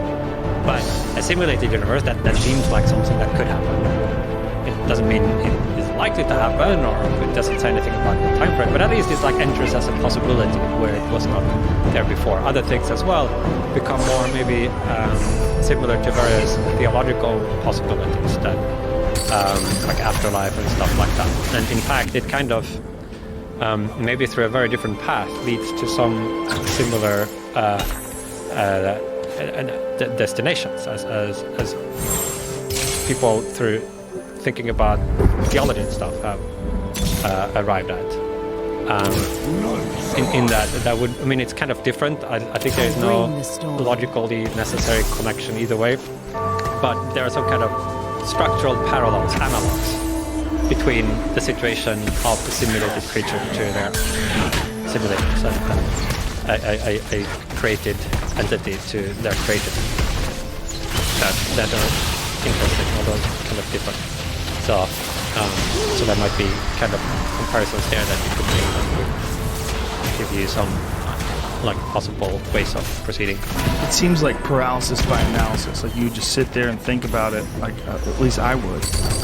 Yeah. I would almost wind up not being able to do anything or not being able to act or move or think. Well, that seems kind of likely to be suboptimal, right? Suboptimal for sure. Yeah. So, But it's the concept is so prevalent and it's so common and it's so well, it's interesting how much it has just over the last 10, 15 years, how long the idea has. It was this like really radical thing when it started, and I have all these kind of figures that kind of almost like in en passant just kind of throws it up. And it's interesting how ideas can migrate from some kind of extreme radical fringe and some like decade or two later they just kind of Why do you think that is? well, we have a great ability to get used to things. I mean, this comes back to our discussion about the pace of technological progress. It seems like the normal way for things to be. We are very adaptable creatures, right? You can adjust to almost everything, and we have no kind of external reference point, really, and mostly these judgments are based on what we think other people think. So if it looks like if some high